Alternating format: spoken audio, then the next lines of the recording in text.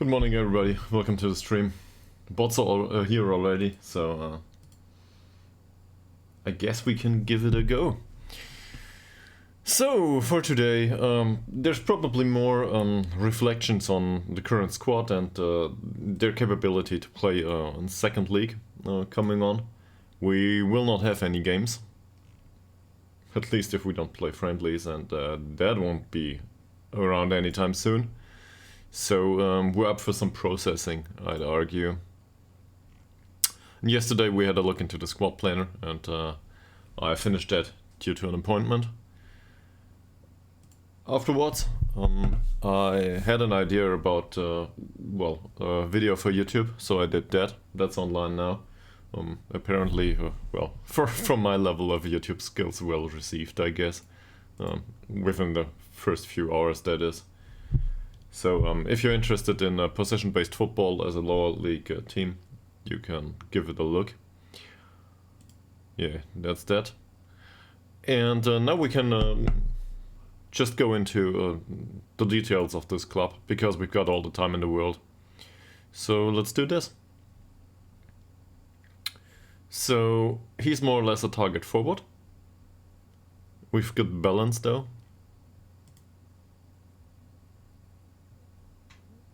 And he's got a decent finish, decent header. Say we develop him as a target forward. He's got really obvious weaknesses elsewhere though. And he curls ball.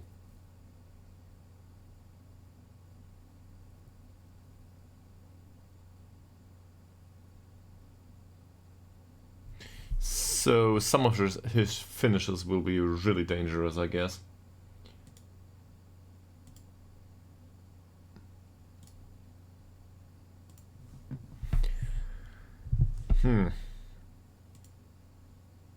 Let's try to fit him into deep lying forward.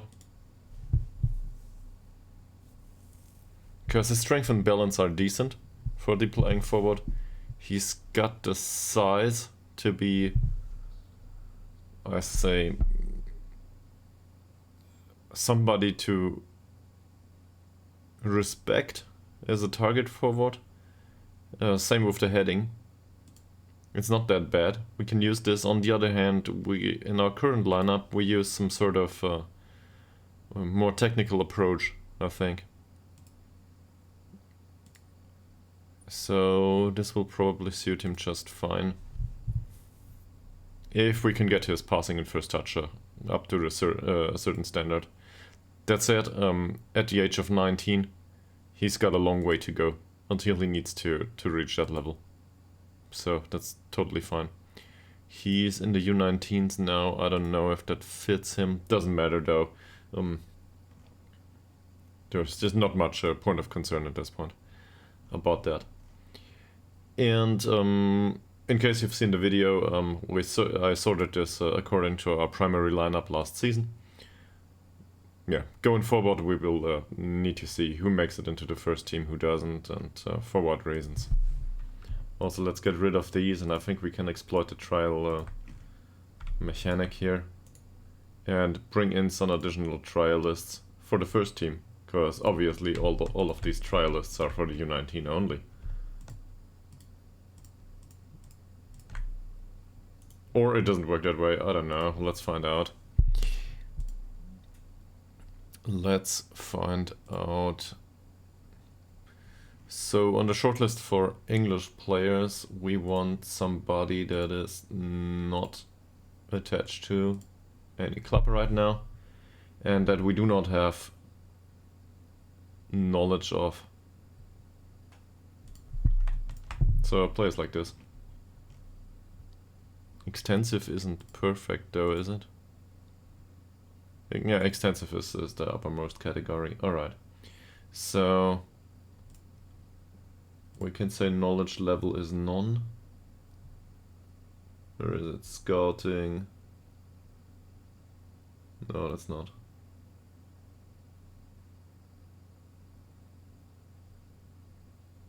The knowledge level was around here somewhere. There it is.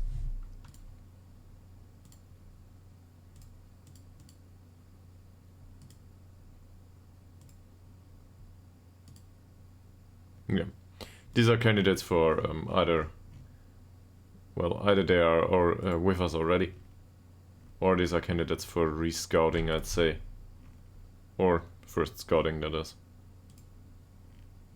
And we should probably start with those that we have no knowledge of, none to speak of. That's the best opportunities to find somebody.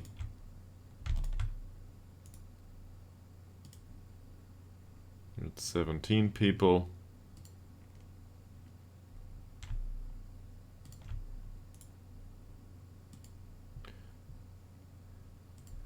Wonderful morning, Mr. Mikabillion, and well, I botched your nick. Yeah, anyway, welcome to the stream. Hope you had a good day yesterday. That's a, by the way, that's a nice sun smiley. I like that one. Very interesting. So most of these were cancelled.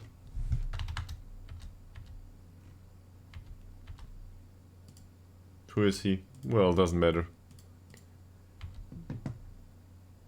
But as you see, we can bring in a few additional things here. So, Mikabillion, as I told you yesterday, I did a YouTube thing. I don't know if you've seen it yet, but it's basically a 1 hour rant about how we played throughout the season and how we managed to get up. That's more or less it. But I thought I could try to fit that into a video and do a how-to on possession-based football, even though I'm not a big proponent of possession-based football. In any case, yeah, I did it as one take, no cutting, nothing. I have no idea how to cut videos, so yeah, I just made another thumbnail and thought about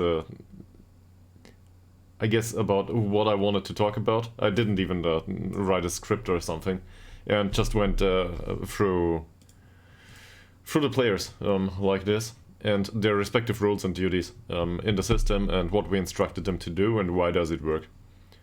So that's it. That's the entire video. Took me an hour though. So it might be a bit more, how do I put this, in depth, that th, in depth, in comparison to what you usually get on YouTube. And I think this is the only niche that one can supply videos, I don't know, towards, I guess. Because YouTube is full of this information that comes in without, how do I put this, without any context, I think. Not pointing fingers at anyone specifically. It's just something I realized that works well on YouTube, and on the other hand, I don't want to do that. Not yet anyway. Maybe, I don't know, maybe my character will decline going forward. Who knows?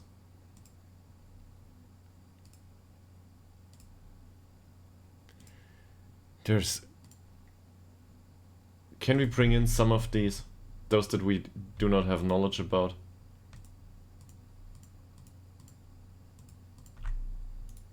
Oh yeah, trials are probably, yeah. We're probably at the end of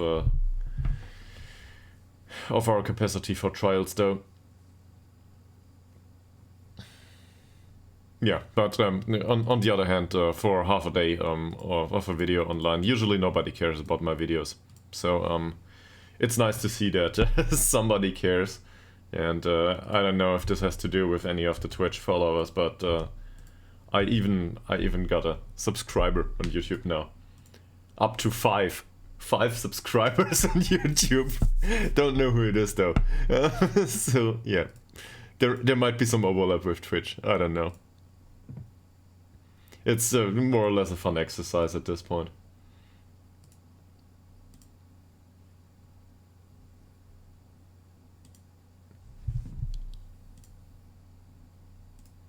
Is there any news from your side with, I don't know, phones and ring groups and management? Or shouldn't I ask?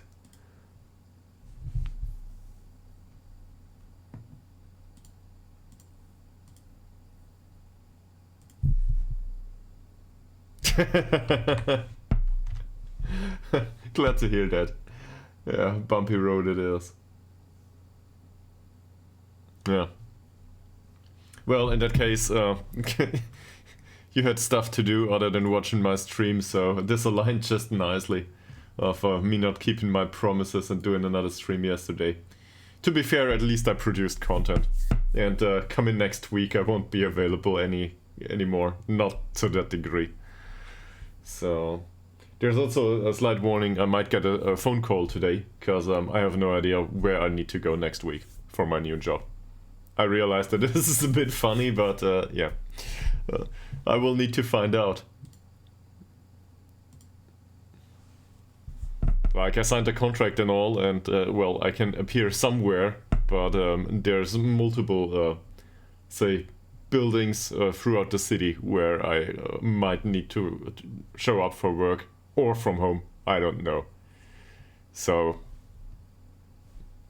hopefully I get an answer. Because there's... I think I aptly put it into the mail as I don't want to be a no-show at the first...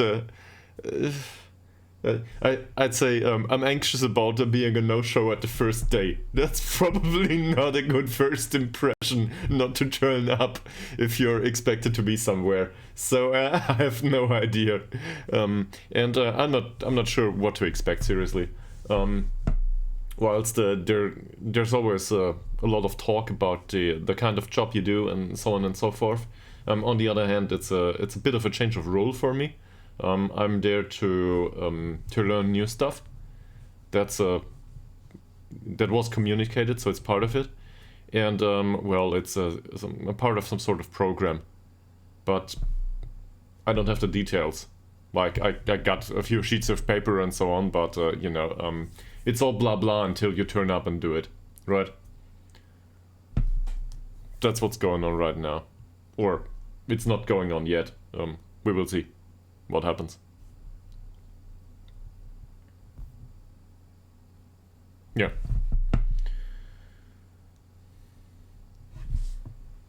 But I'm not anxious about new people or a new job or something, if that makes any sense.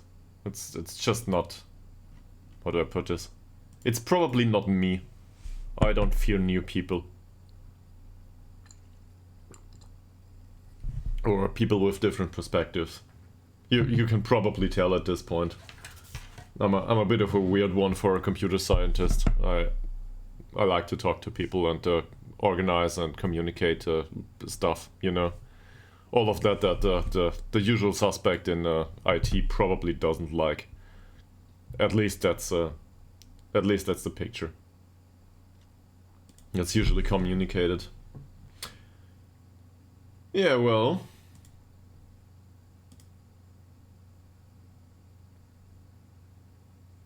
This is all fine. I can deal with this. Oh, we get a new contract. We get a new contract? Why do we get a new contract? Well, in that case... Oh! Oh!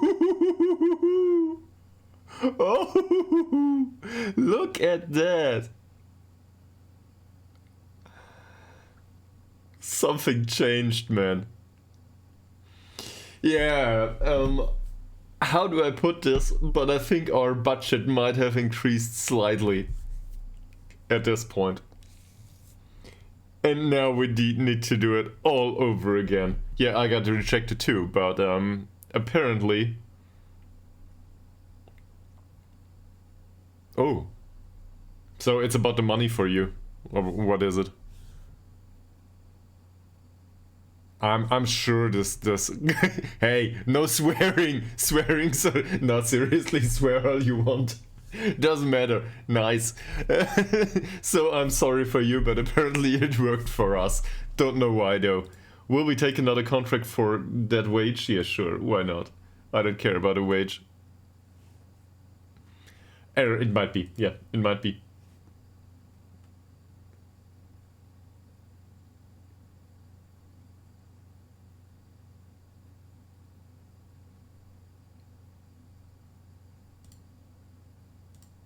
Not much money though. Yes, this is our basic wage, basically.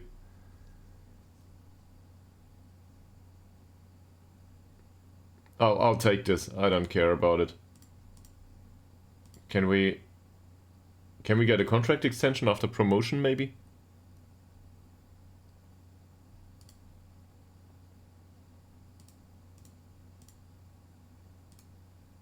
That's very acceptable. Great.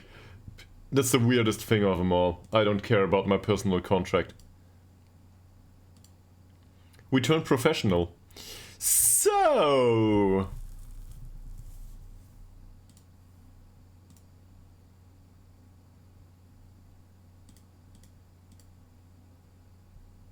yeah, that might need to change.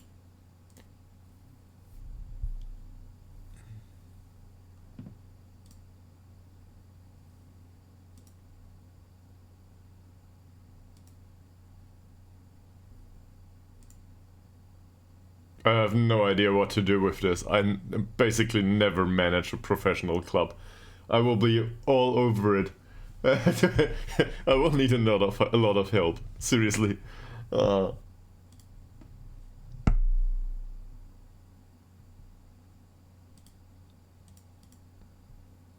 So apparently, next goal is being in First League, Premier Division. Yeah, well, thanks for the encouragement. First of all, we need to get rid of the huge player base here. Most of these will not play.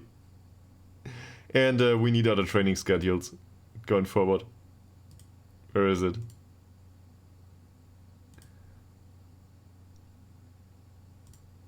Yeah, so as a general schedule, can we maybe get a clean one?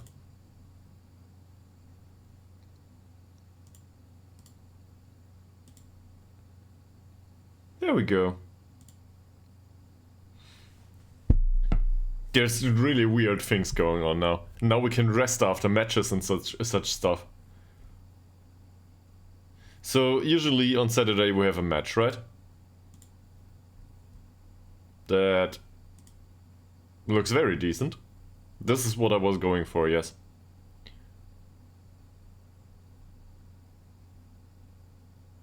Yeah, we will. Yes, yes. So I'm aware of how it works usually. That said, we have more match preparation now here. So on this day,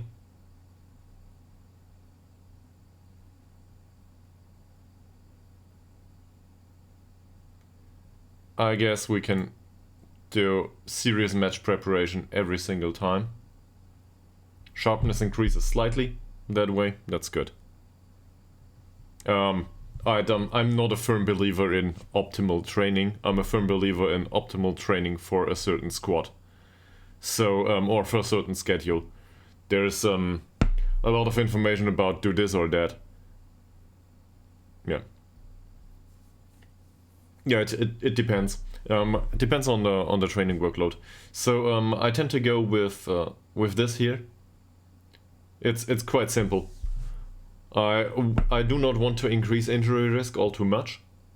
I do not care about the condition too much. As long as it's only reduced, this is fine. They recover some condition by themselves throughout the days, but it might have to do with the fact that they have no extra sessions as semi-pros, so they always get a rest at the end of the day. This is also probably why match sharpness declines for them. That's something that's direly needed under any circumstance, I think. Match practice. We need match practice. Just because we need to increase sharpness. And we cannot do a third? No, we cannot do a third. So that's how it goes. This, I have no idea. So, lighter sessions are teamwork, I feel.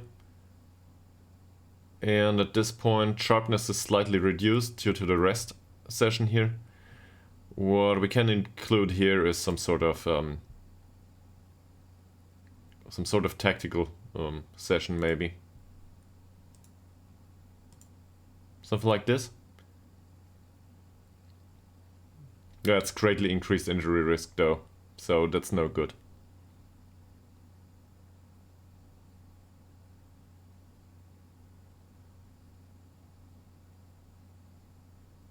Oh, that's due to the match practice though, is it?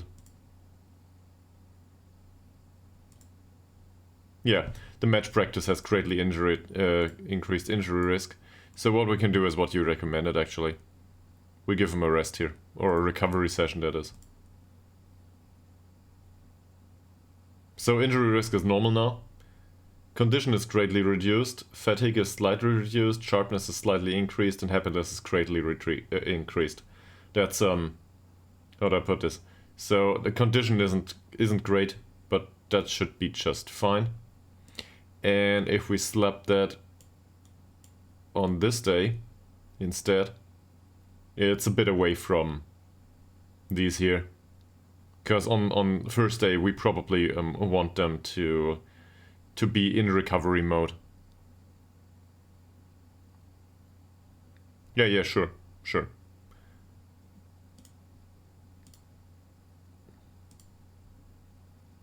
Where is it? So we can do an additional recovery here. Always, with the match practice, always comes recovery at this point. Because... Yeah, they can, sure. That said, this is about splitting training groups, and it depends a bit on how you do overall as a team. For example, here, the recovery session isn't mandatory, but it's a good idea. On Sundays, though, so who's got the best condition usually in the team? And the best condition in the team usually after the match is with the goalkeepers. The goalkeepers are not unfit. They are not, how do I put this? They can train on Sundays. The rest of the player base is grinded to the bone at this point. So goalkeepers can train here. So if we include goalkeeper sessions here, they should be fine, right? And with goalkeeping, we can do specific sessions, but our goalkeepers are more or less average in most things.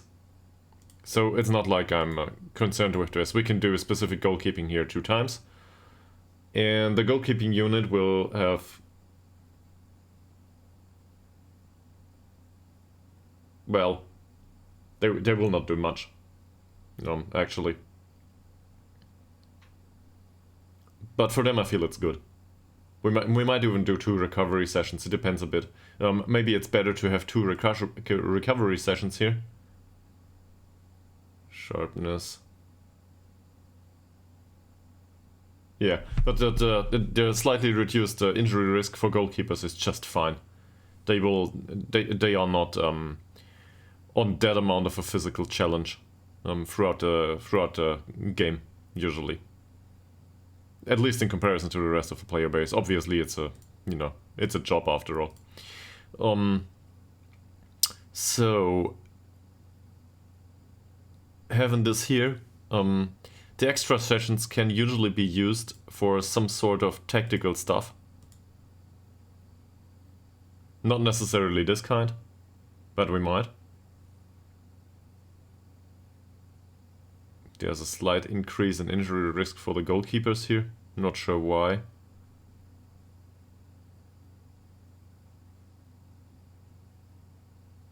Oh, apparently this is part of the session. Okay, well... Same with defensive shadow play. Yeah, I need to try a few things here. Because I'm not familiar with how to set this up. So we will try to figure it out live on stream. And we might need to adapt it throughout the season, obviously. I'm not too worried about a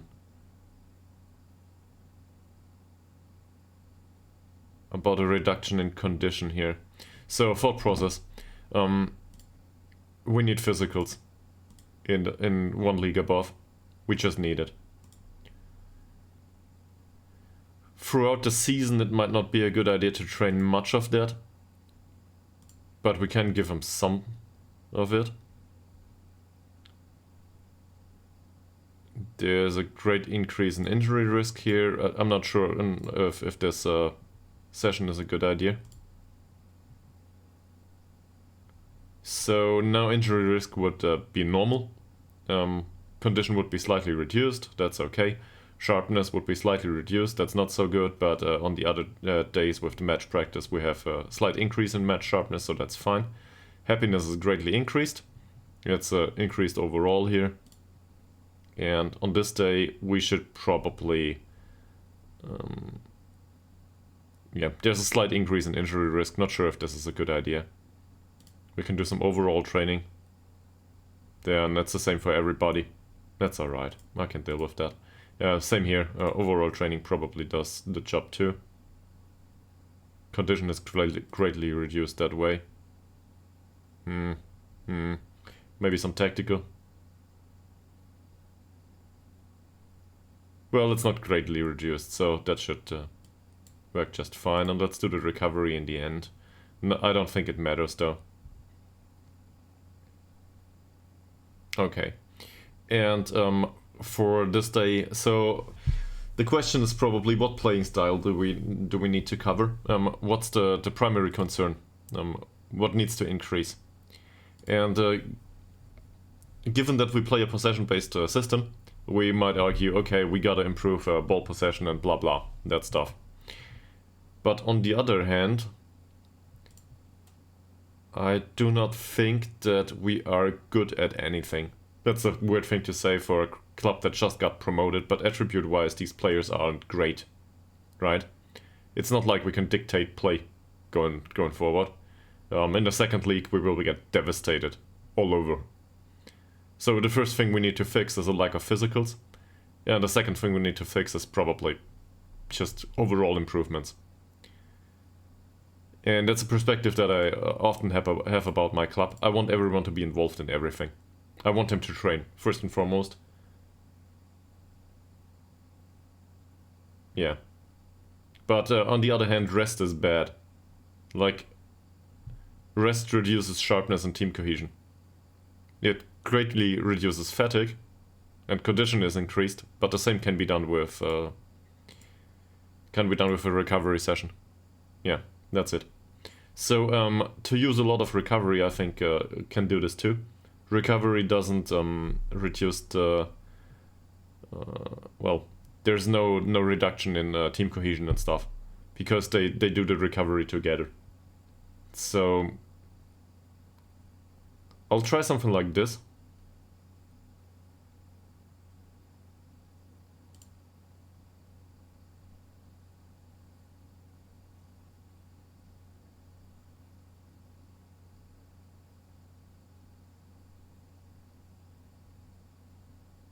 I think we'll try it for now like this. So this is not pre-season training, right? This is throughout the season, and we will probably slap in a few set pieces somewhere. Pre-season will look vastly differently. Pre-season now we can really do some physical exercise too. So this is I would say this is general training with a match on Saturday. Okay. We don't need the old schedules anymore, so this can be general now. Great, we have two schedules named general. Let's get rid of this. Yeah, and let's get rid of the others too. Because now everybody's professional. We don't need the old schedules anymore. They can go. Yeah, well, obviously we will need to find a solution for this. Yeah, just trying to figure it out. But I think this is reasonable. Something like this. Maybe it's even too low. And to use a lot of recovery sessions to not get this kind of stuff here too high, that's probably also reasonable. One other thing that needs to be resolved now immediately is staff. Or I wouldn't say immediately, but it's something that's worth looking for. To look into the staff, and we need major improvements now that we have turned professional, right? So what can we do about this? Well, first of all, we still need a head of youth development. It's really annoying, but I'm not aware of the contract circumstances just yet, so we will need to figure it out. Well, this is the small the small village club, and it will be a rich village after I'm done with it.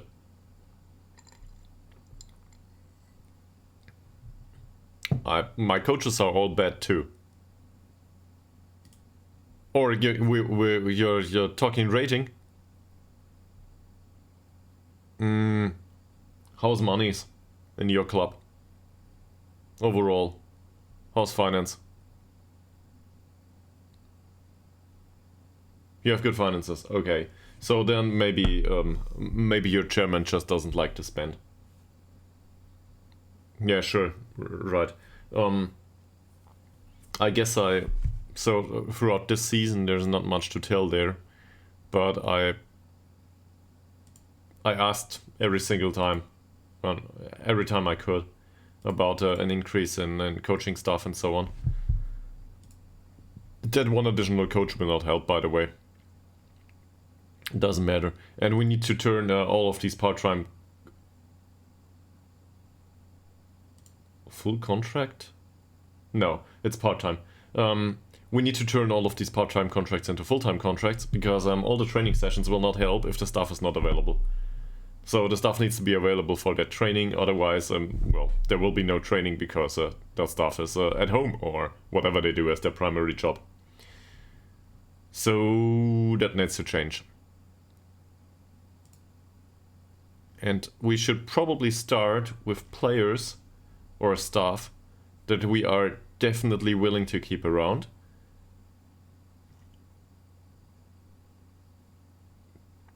So where do we start? Is there anyone that's really good that needs to remain with the team under any circumstance? Do we have a star player? Well, Hellström. Adam Hellström was unwilling to extend his contract though. And he's got an agent. Yeah, great. Let's tackle this from the other side. I think Nila Vassell needs to remain with the club just for the the sheer fact that he's the hidden core of the squad. I want him to play him going forward. Even if we don't play him in the first team anymore, say we find a young box-to-box midfielder that's really great, and Nila Vassell needs to go, we still want Nila Vassell around the squad, right? At least that's my perspective. So, like, I wouldn't say he deserved it, because, well, there's no deserving a new contract, but let's see.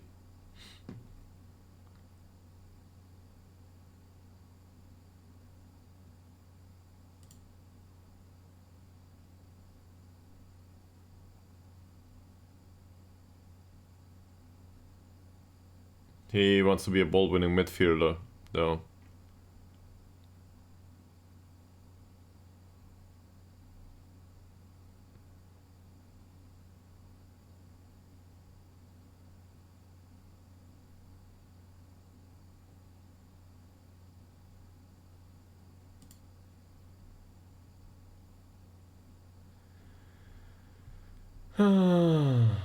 Okay, so 190 to 250 per week is what he expects. I do not know if this is a normal wage at this level. It's probably low for a full-time contract, is it?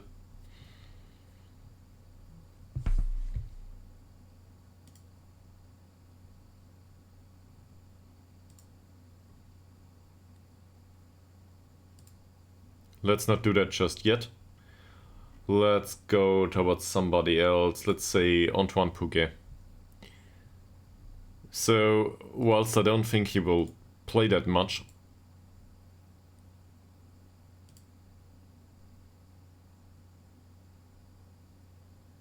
well, he might.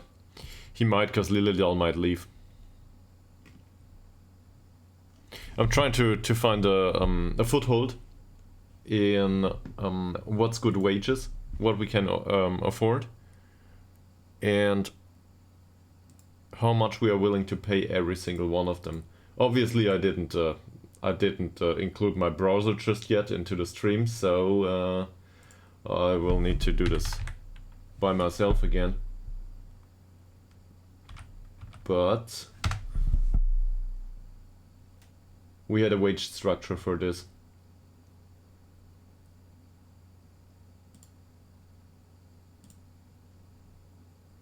I think we can also keep some of them on a part-time contract, even though it's stupid, right?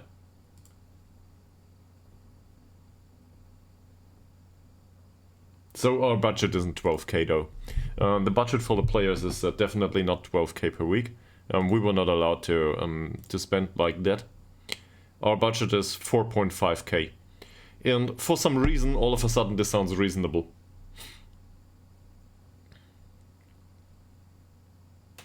We went with 1.5 to get promoted. Let's say for full-time contracts, we double that and go with 3k per week. This implies for important player, a wage of about 250.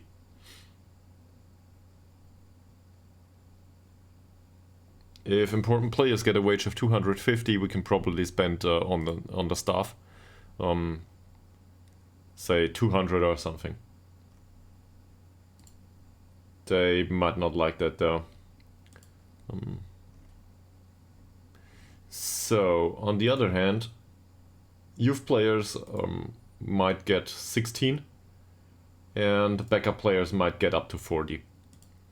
Let's use a backup player. Who's a strict backup player that needs to be retained at a club? Well, let's just look into the mentoring groups. There are players here that are definitely backup and nothing else, like Jonas Anderson. In fact, emergency backup it is, and that's fine with me. He might even be kept on a part-time contract. Still wants to be emergency backup. So, in his case, he has high ambition. I expect him to have high wage requirements. 120. That's a lot.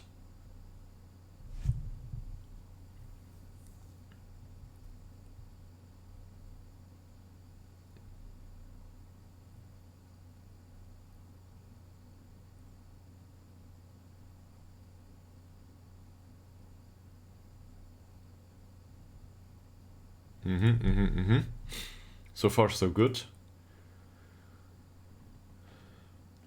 Oh, 120 is the minimum wage. There's a minimum wage here. That means my entire concept goes out the window. And we need to plan with 450. Yeah. So, we cannot offer him less, but obviously we can reduce the clauses, right? That can go. We can keep him as on a half-time contract. Yeah, it's all right. It's just fine. I also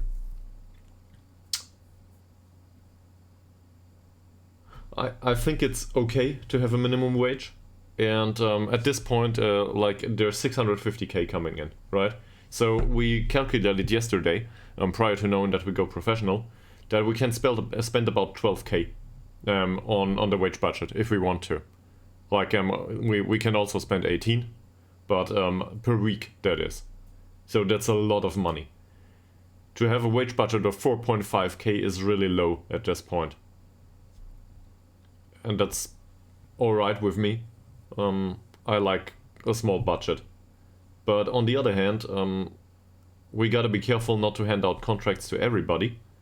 That said, a mentoring player doesn't serve as anything if he's around to mentor his group half the time. So we need to give Anderson a minimum wage contract at this point. So he can earn his 500 euros or what it is per month. 450.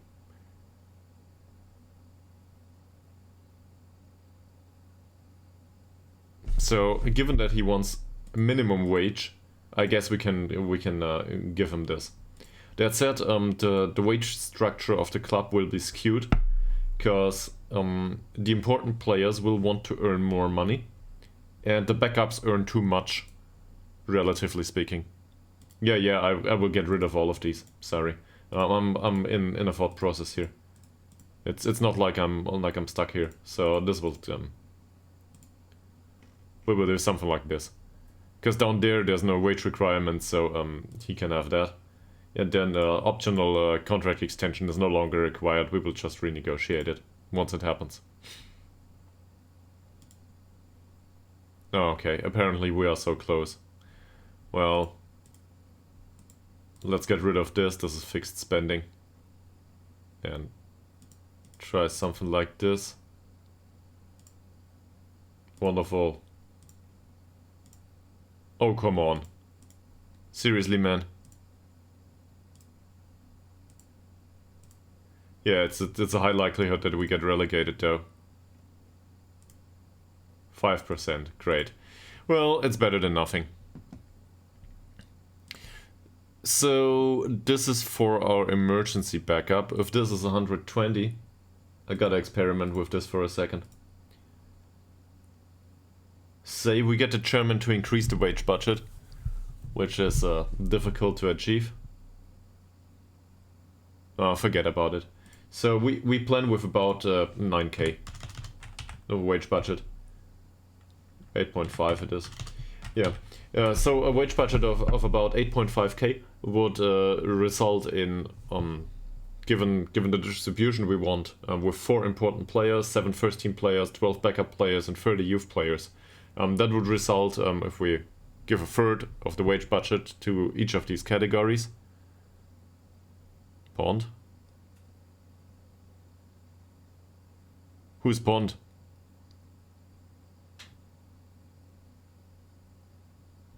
I'm confused.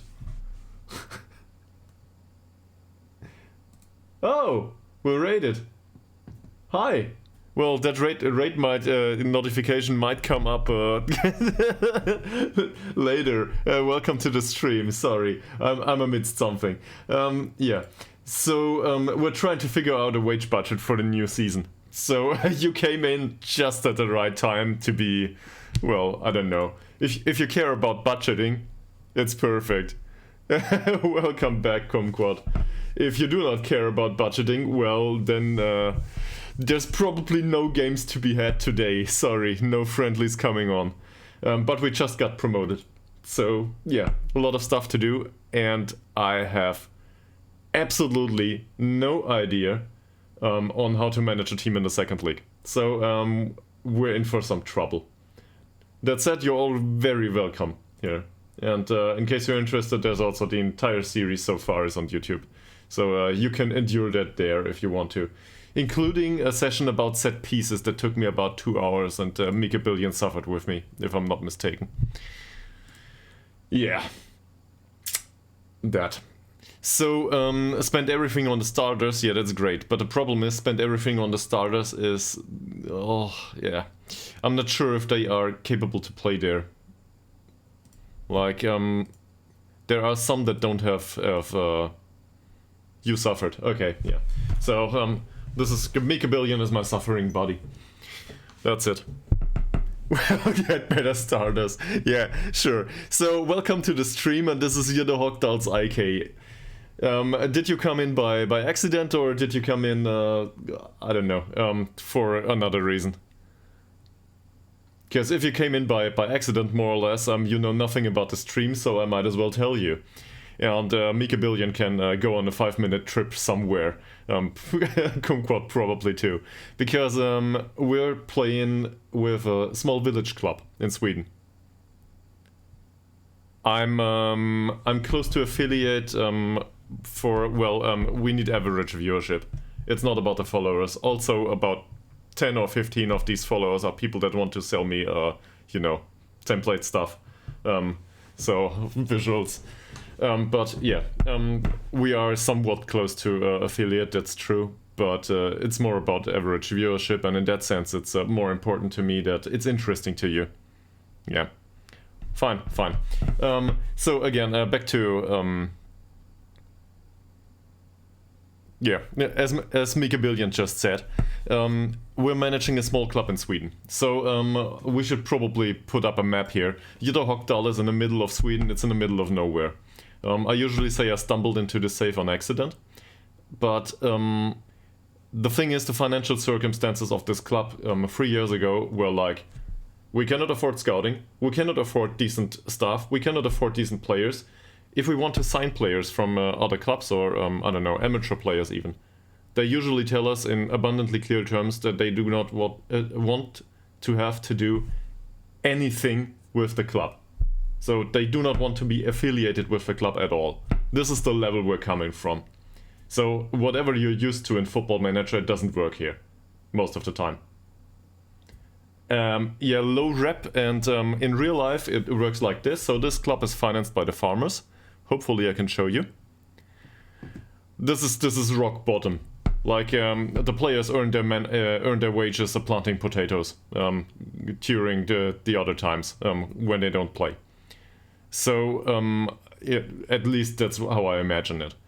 And if you look at club finances, it was always sponsorship income, and then throughout the season we went broke basically, and then the same all over again. So this was not sustainable. We needed to increase income, and there's nobody in this village that comes in. So there's imagine you have a village with 500 people. You do not have players generated that are worth anything. There's not enough population in that village to produce youth. So in that sense, somebody put it like this, we need to bring in players, and they have a preference for bringing in players from England, but this is more of a repopulation effort than it is about a football. Because the village, doesn't reproduce fast enough. Especially not to have a player base for a football club. So that's part of it. The vision here by the supporters is to bring in English players. Now, I don't know if any of you ever managed in England, but the wages there are slightly above average, in case you can remember. And we are in Sweden, in the middle of nowhere, and nobody within Sweden wants to play for us. Imagine the troubles finding English players. Yeah, that too, sure. But on the other hand, given that I'm German, I can laugh a bit about it. With a tear to an eye. But that's politics. Let's not get into it too far. So in real life it works like this. They sign English players. They offer them trials. They come over and they sign young English players without a family or a girlfriend or anything that didn't make it in English football for low wages, and then they play within the Swedish leagues in fourth league. We just got promoted to second league, so things are a bit different, but we needed a lot of financial reconsolidation. So whatever you think might work with bigger clubs might not work here. Yeah, things are going really well, but this is a result of long-term sustainability, I guess. And you can see that in the financials, because we sold some players and we got a repeated income and a lot of clauses. So last season we didn't sell that much and we missed out of some clauses. There's a bit of stuff here. Most of these are sell-on clauses and some income for good players. But it's probably best if I show you the transfer history. Usually we try to bring in loan fees. This is small-scale money for us, but we need it. And sometimes we can sell players for a decent amount of money, like these three. Turngren was a signing from AIS, if I'm not mistaken. Ytterhogdals Holmström came in on a free, and Oliver Swan was on a free transfer previously, and we sold them. We just resold them. In fact, Oliver Swan we bought back later on for cheap, and Ytterhogdals Holmström got released by his club, and Simon Turngren, I don't know what happened to him. He's still with Trollhättan at this point, but most of these are a steal. But so basically we're picking breadcrumbs, right? In terms of players. We're trying to find players that come for absurdly low wages on part-time contracts. Now we're full-time. We just turned full-time. Like, you came in immediately afterwards.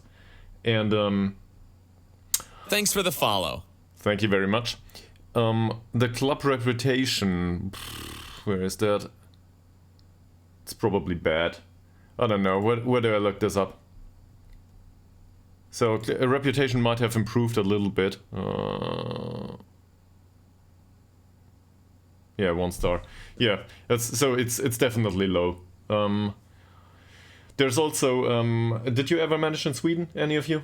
So Mika Billion did. So I will dive a bit into this. You usually are used to preseason, some matches, some break in the winter, and then again the rest of the season. Sweden's different. Sweden's full of snow. So the preseason is much longer. Preseason is with like you have 12 months, and in the middle of preseason somewhere there's cup games. That said, cup games have a group stage, so you have some weird group action going on. I can show you.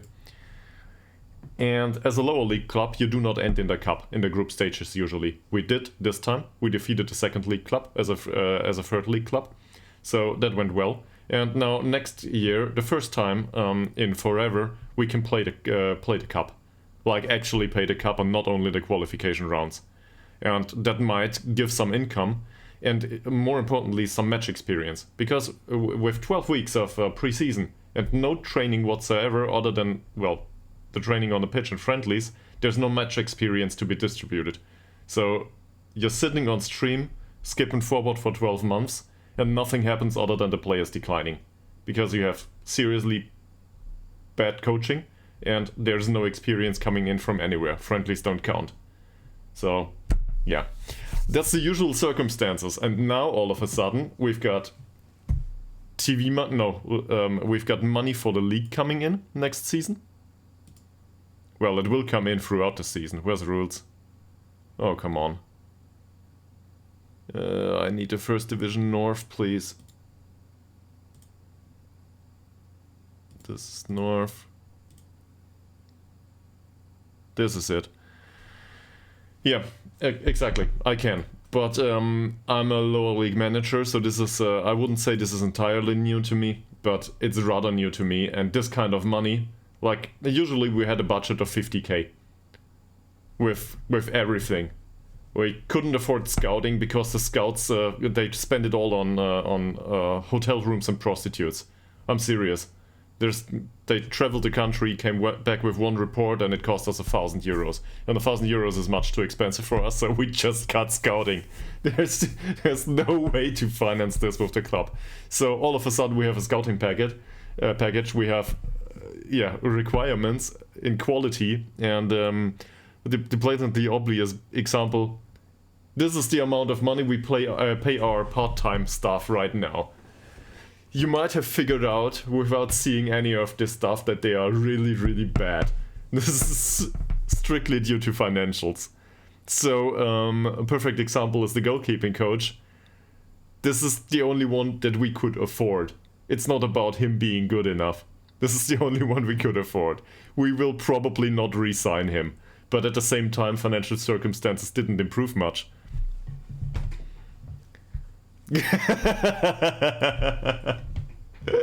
the one spending money on hotel rooms and prostitutes. Well, I might put an advertisement in a newspaper, and that's probably the only way that goes for Ytterhogdal. We've been joking that there's no internet there. I don't know though. I can try, but so with rechecks, it's the following. They need to be rock bottom on a mental account. Let's just let's see. So we've got a short list here of English players. Let me get rid of that filter. So this is a short list of players that got released in England. We just keep that short list because well, we need English players for the club philosophy. Yeah, this is I do. They're not paid well. This is all bargains. This is our money making approach. We're a lone army basically. If we can help it, that is. It's like I don't know, Chelsea or Man City, just without the oil money. That is. Quite the opposite. Yeah. So this is our way to generate money with the players. We need to sell players to gather some income. Well, we needed to do it prior to this. Now all of a sudden there's money from the league. But if we go down, we are broke. Yeah. So it's something like this, but even worse, because we need to sell players even, to pay the staff, even the non-playing staff. So they need to be paid from player sales too. So, in any case, you can probably see there's 107 players that might be interested in a transfer or a loan. If we increase this, so about 2/3 of every player, that's a rock bottom. That's players that got released in England in Vanarama North and South. So these are basically not the end of the quality scale, but way down. And 2/3 of them do not want to have to do anything with our club. This is the level we're talking. And now we need to find players that are appropriate for second league in Sweden. Because quality in Sweden is not that bad. So most of these are rubbish. So we need to pick the breadcrumbs here. This is what we do. Yeah, okay, enough talk about this. So now you've got an introduction to the safe, and there's a lot of how do I put this? There's a lot of being a wise ass about something going on here from time to time. Like, oh, this one can develop. I don't know if he will make it in the team. Oh, we get some money for them, for this guy. We wanted to play him. Well, we get money for him, so now we need to loan him out and find somebody else. This is generally how it goes. For just as an example, where is he? I'm looking for a specific player that's out on loan. It's not Peter Goodwin. Warlin. There we go. This is more or less a box-to-box midfielder for us. From skill set. Like, strength is a bit missing, and he's got some flexibility, as you can see. A player that you could start. We got him in 1 or 2 seasons ago. Apparently 2 seasons ago. And he would be able to play as a backup. But the thing is, they pay us money for him. On here. Like, really cheap money. We're talking an entire whopping 15 euros per month. But then again, we need money. Every single bit. So we loan him out. Because he's capable to earn some money. And we've got somebody else. Where's Hellström? Oh, it's Hellberg. This is Mr. Hellberg. In case your eyes don't bleed yet, well, they might do now. He's fairly pro. He acts as a mentor for our club, and he can come on in basically every position on the pitch after we won the game. Yeah, sure. But on the other hand, he's not an improvement to the current quality of the squad, is he? And he will not develop into anything useful. So we keep him around. Why is that? Well, we pay him a whopping 9 euros per week. So this is how it goes. And that's not to say that we don't have quality players, right? Some of these players are decent. So, for example, Dylan Morgan's a bit old. No, he's not the one. Where's Lowe? So Nathan Lowe is a bit old. We play him as a Metzala. He came in and made an impact immediately. We have him at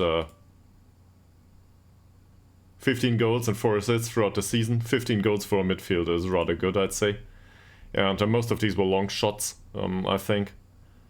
His stats overall are not great, but we created a lot of chances with a possession-based system. In case you're interested in that system, well, you arrived at the right time. There's a 1-hour YouTube tutorial on how we played this as a team. So you can go over to the YouTube channel and watch that later in case you're interested in the team and so on. That should give a nice introduction with a little bit of a tactical focus, but yeah. In case you're worried about that, have a watch at that. And so we pay them like 100 euros a week for a part-time contract. And now we're in a pickle, because wage budget. So we come back around to this now, with finances and wages. Because the wage budget says, well, you have 4.5k. Our former wage budget was, I don't know, 2.5 or 3. And now for full-time contracts, we are granted a whopping budget of 4.5k. We spent 1.5, and this is too much for the club. So far, it was too much. So we would have needed to sell some players and, I don't know, get this to a sustainable level of 1.2 to 1.3. Yeah, this youth... the youth players here are a ripoff, more or less. We signed 2 of our youth intake this season, and it was strictly due to personality. So they are €6 per week. At this point now, I don't know what youth players are paid going forward. We should probably try, but if they are on a youth contract already, I think they cannot. And don't worry about all the trial lists. This is scouting for us, all that green stuff, right? So we are not willing to sign all of those. We signed 1 out of 50 or something, and all of them on really cheap contracts. So yeah, now we're trying to figure out who to renegotiate with, and given your previous advice, just find players that just find better players. Yeah. That's good advice if you're managing a Premier League club or somewhere in England. Doesn't work here. I'm not saying it will not work at all. We will need improvements to the squad. But we might have some slight problems motivating them coming to Ytterhogdals and planting potatoes most of the time. So, yeah. That's it. Sounds exciting, right? So, we've got 17 people that are lurking most of the times so far. Anyone's got any questions? Let me know, because we've got a lot of time on our hands. Yeah, you're right, Meek. We will, to a degree at least. But who knows? Who knows? By the way, there was no notification about the raid, if I'm not mistaken. That's weird. Gotta fix that at some point. Or I missed it. I was within, budgeting. Okay. Yeah, cool. So, yeah. Yeah, true. I tend to close the chat at the start of the streams. I have OBS opened, but I tend to close the stream at the chat at the start of stream, because it's really annoying to stream into the void and there's nobody in there, and well, you have a look at the bots and the 0 viewers count. So I tend to close that and just do my thing. In any case, we should probably talk about Ytterhogdals for an example. He's 25 now. I do not know about the level that we need to achieve though next season, so maybe we can have a look at some players up there. And maybe some of you are aware about the level required in First Division Elite. Hopefully we have some scouting knowledge at this point. Well, we don't. But Mika Billion told me...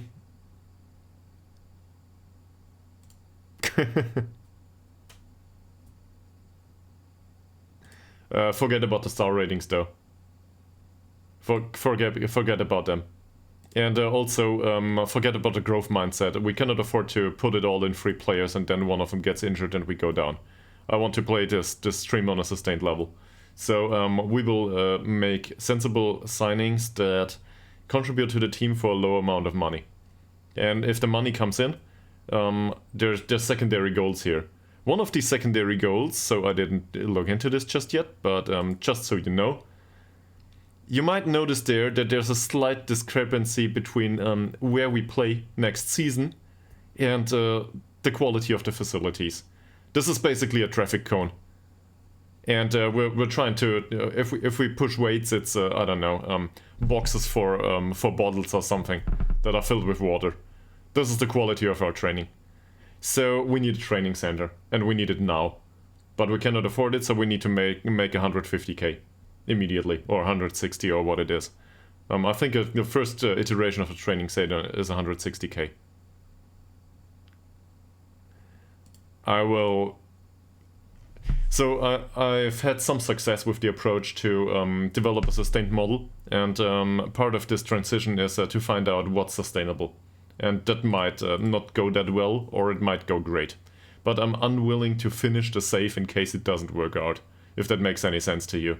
So I will need to suffer through it for another 6 months if we overspend. And if you've ever done that on Football Manager, if you've ever overspent and then the budget gets reduced every single time and you need to go on with it, then you know that it's a pain in the ass.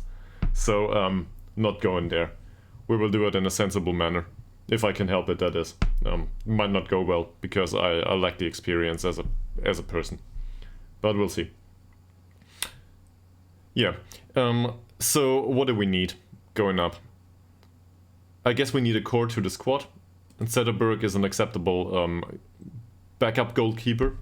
Also, we want to keep him around. He's got good staff attributes. For our level, this is good. So, and this is, in fact, this is great. He doesn't want to be staff though, he wants to play. So, going forward, I guess, on a strategic level, we want Edward Zetterberg to be around. I've tried for like 500,000 times at this point. We can probably probably confirm that. It's a monthly exercise to try to get him to be a goalkeeping coach, yes. So let's say we sign him as a backup or emergency backup, doesn't matter much. He plays enough. 120 per week is minimum wage at this point, so there's no use debating about that.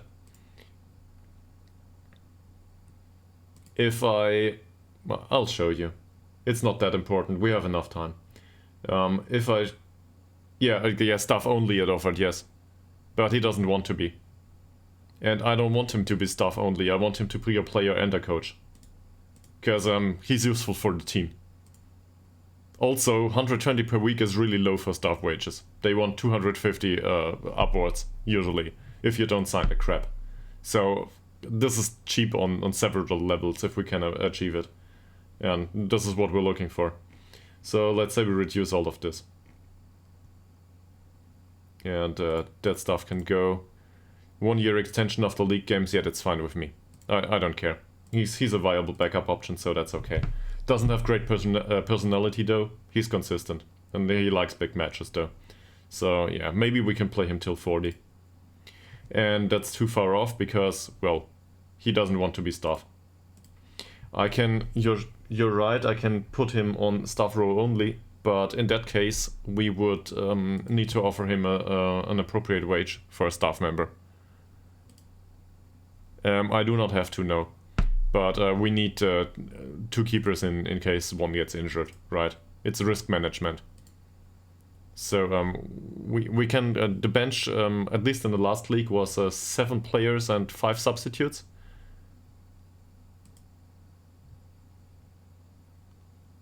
I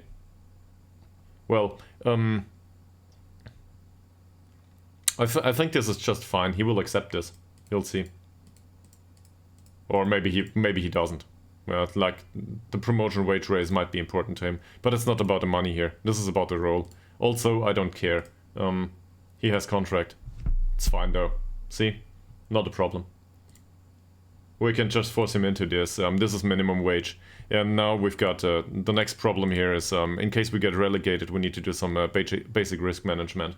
So he will probably not accept this, but we will still try to get a relegation wage drop in here. Yeah, every little percent helps. So in case we get down, in this league, this will not be sustainable. So that's part of it. That said, we've got Zetterberg on a minimum wage now. That's okay. Even though minimum wage is 120. I'm not happy with that. Also, one possibility going forward would be to play with part-time players in that league and just see if it works. So that's part of the approach going forward, maybe, for some of these players. Yeah, good luck with that. Good luck with that. Let's have a look into... it's not all about finance though, but I want to show you... Where is it? Sponsorship income for the league we are going towards. This is sponsorship income for the league we are fitted in right now. Gavle was a pain in the ass when we played against them. They get 75k sponsorship income and it's the worst. We just defeated Östersunds, which get in the cup, which get 575k sponsorship income. Our sponsorship income last season was about 20k. So you can probably imagine how much money will come in, and well, they might not spend it in a reasonable manner, but yeah, the league gives 600k. In fact, once you make it to the end, you need to make it to the end of the league. we can spend some and we can go into the red, sure, but there's a problem. If we do it for more than one season, we cannot deal with the next season after getting relegated at that point. We deal with it now. It's not responsible to spend it all and then for a second year too, if you don't get that second year. So don't spend it all. Also, we don't get 650k, we get 450k because 200k are needed for the new training center. We need to bet on the training center, I feel.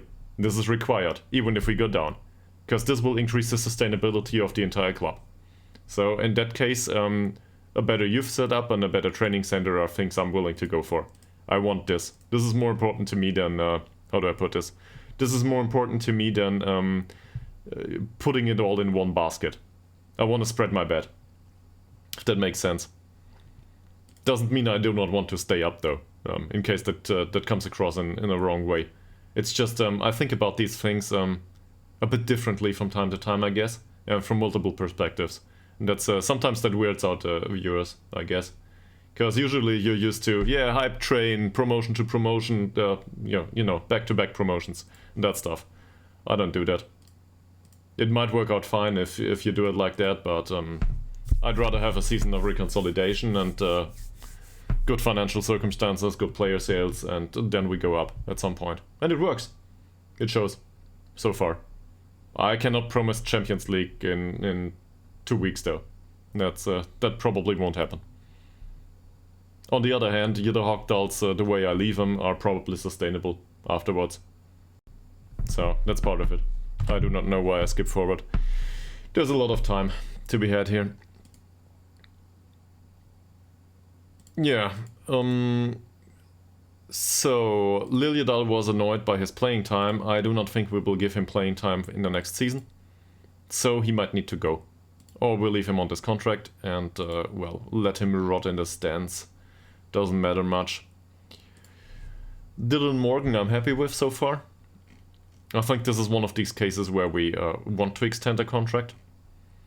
He's not great, but he's fast enough. He's got decent technicals, and with the experience in the other league, he might make it there. If we're lucky, he signs for cheap. That said, for cheap is debatable at this point. So our budget is 4.5k, as I was going on about previously. Thing is, for a reasonable distribution in the player wages, we need about 8.5k of budget weekly. Because the minimum wage is just too high. I'd rather pay them like 50 or something like this, but it doesn't work. We're not allowed to. I don't know, probably has to do with labor rules or something annoying like this. You might be familiar. Yeah, anyway. So let's see if he wants a new contract. 300 to 375. Yeah, okay.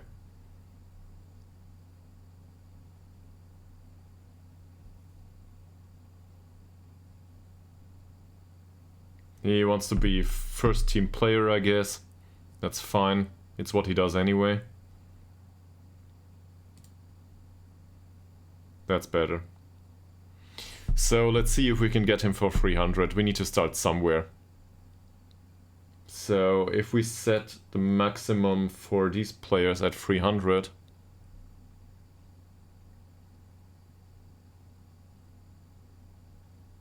that top half team was... how do I put this? They were an absurdly bad morale, and they played some players that do not deserve to be on the pitch there. We were lucky with the players they selected. So this is to deduct this from one performance is difficult, I feel. Let's see how the next season goes. I'm not taking the opposing stance at this point for I don't think I am at the other extreme, right? I agree with you to a degree, but I do not want to deduct from small numbers. That's a logical fallacy. Just because it worked once doesn't mean it works all the time. we've got enough other games where it didn't work, and the squad wasn't much weaker back then. So to deduct it from that one occasion is too much, I feel. There's a middle ground to be found there, and we're trying to hit the middle ground. Doesn't sound exciting, right? But it works overall. So we will do this.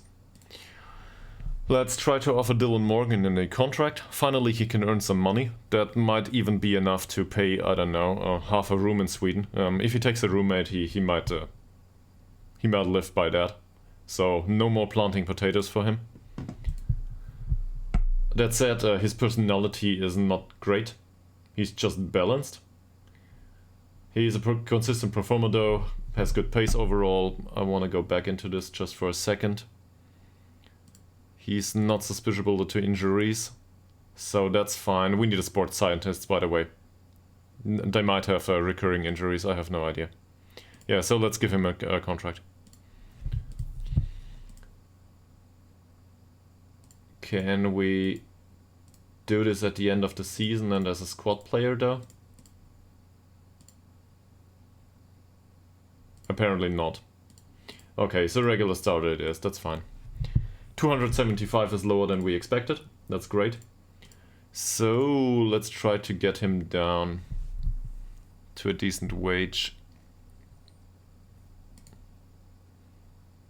This he can keep. I'm very happy to pay a goal bonus. And to be fair, the top division promotion wage raise isn't that much of a concern. If we go up, we can pay him that way. That's I don't know about how do I put this? I don't know about the increase in quality and in wage, but they will have bigger bonuses at the end of the season. So that's okay. Let's see. He will probably not agree to this, but this is part of negotiations as it is. 220 maybe. You can have the loyalty bonus. We can reduce that later on. That's something I always do. You probably do too. I renegotiate contracts all the time. Until they are happy with it. Well, or until I am happy with it. 20% is much, but...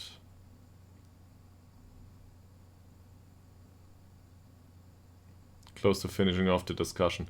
So let's reduce the appearance fee and give him a bigger goal bonus. I'm happy with that. This is a lot though. I don't like that. I call these adhesion contracts, yes. We have a whopping, I don't know, 20 or 30 players that are on a €6 per week contract.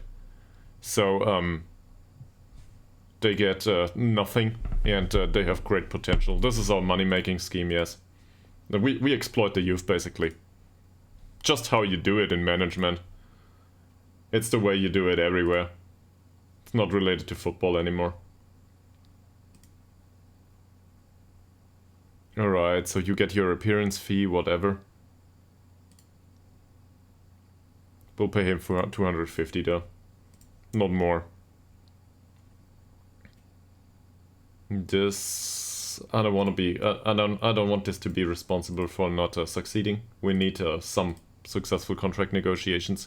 We might regret it going forward. But that's part of it. We will need to see where this ends up. And now we change the offer.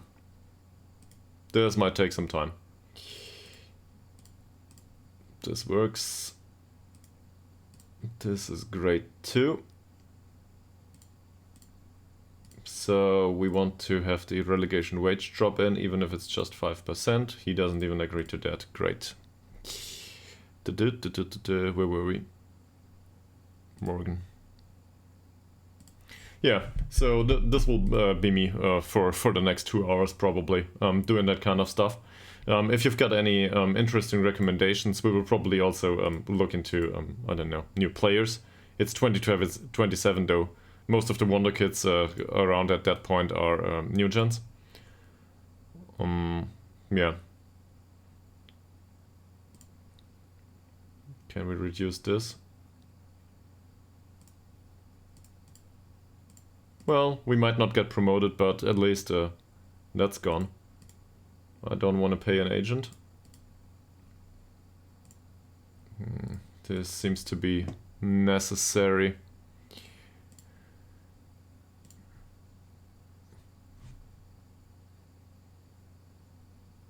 Given that Mika Billion is from Sweden, is there anything you guys know about Sweden? Anything you want to share? Don't say IKEA. That doesn't work. Doesn't count.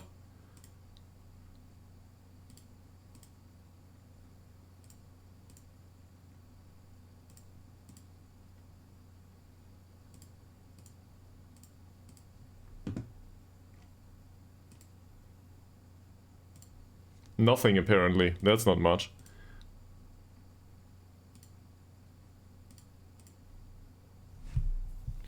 Well, in that case, we'll just keep doing what we do. So this was it, right? There's not much else we can do. We can reduce the goal scoring fee at this point. I guess in case he scores, we don't need to pay him that much. Fine, that's it. So what's the effective wage here? Let's see once more. Effective wage is 275. Okay. Let's get rid of all of these. So we dealt with Sederberg and we dealt with Morgan. These two will be around in case they agree to it. That's fine. Any other priorities, Mr. Mika Billion? You probably have. And knowing you, your priority is probably up here. Where is he? Here he is. Jonathan Bengtsson. He is highly susceptible to injuries, though.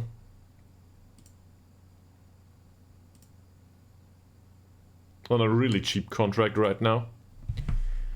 Do we want to re-sign this guy?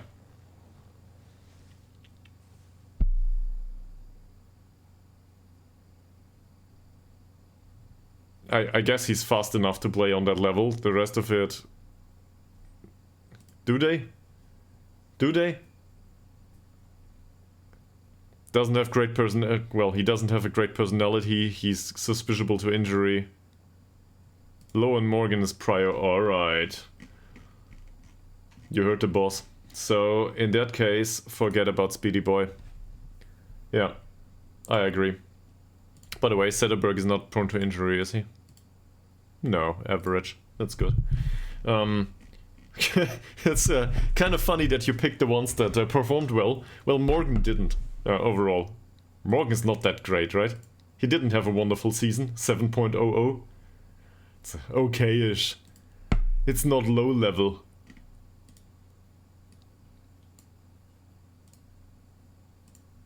This is what a good season looks like. Anyway, so I guess his priority, yes, for another year, not for 5. Yeah, I think so too. But let's start with Nathan Lowe, because this will be yeah, his Malte Ekman. It is, and I think we need him. Yes, he's perfectly capable to play on that level from a technical point of view. Him, not so much, but on the other hand, if he plays on that level, that's probably the best he ever played. Let's see, he played for Dartford, Kidderminster, South Shields. Basically, he's been all through Vanarama, North and South, and that's it. And below, Northern Premier League. So there's no potential left in him, probably. Yeah. You see no reason to get him on a full-time contract? Oh, I get it, yeah. That's not a bad argument.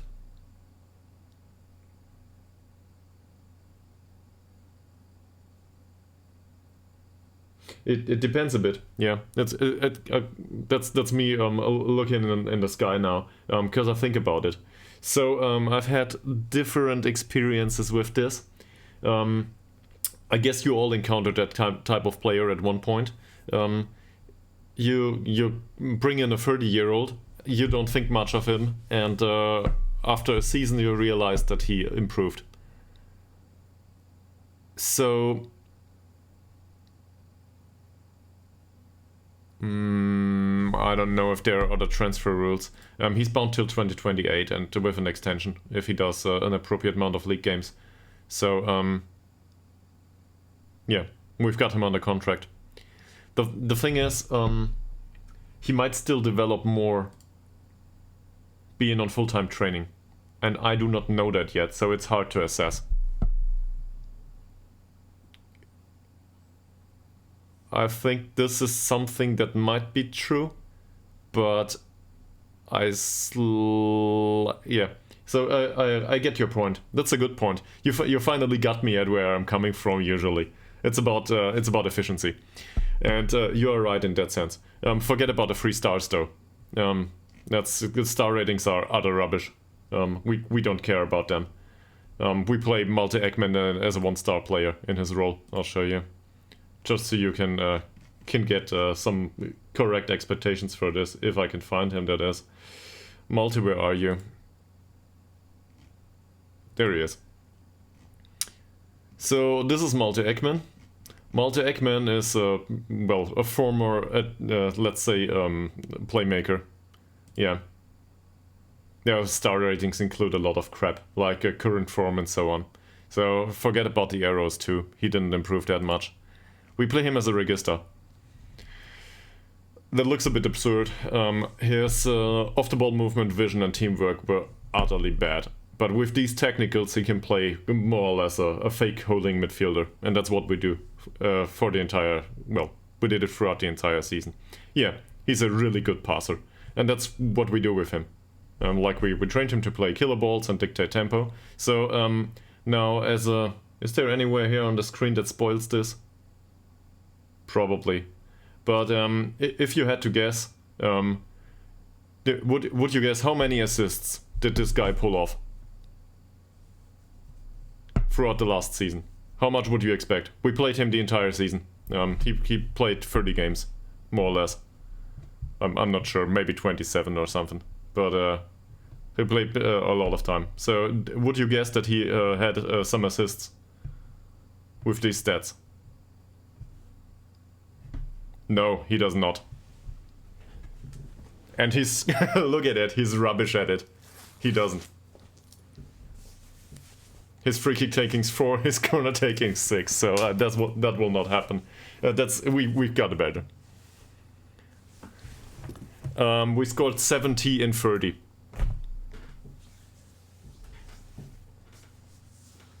That might include a cup game. No, it doesn't include the cup games, I think.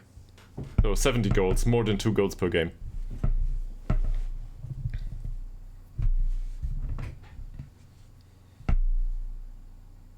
Okay, so this is great. This is a wonderful guess, because it shows a point. You are absurdly wrong. That's not to say his passing is bad, but the assists didn't come from Malte Ekman.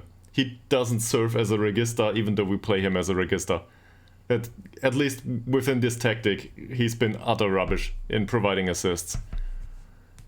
And so you might argue, okay, so you don't know how to play him, right? On the other hand, we don't have a holding midfielder. And throughout the season, he has a passing completion that's really decent, and he plays a lot of progressive passes. So it's not about the assists. It's about the pass prior to the assist, or the pass creating the situation. And this doesn't go down in the statistics. So in that sense, he's a very viable addition to the squad, and I know what he's worth. I don't know. I'm not sure about whatever it is in hockey, right?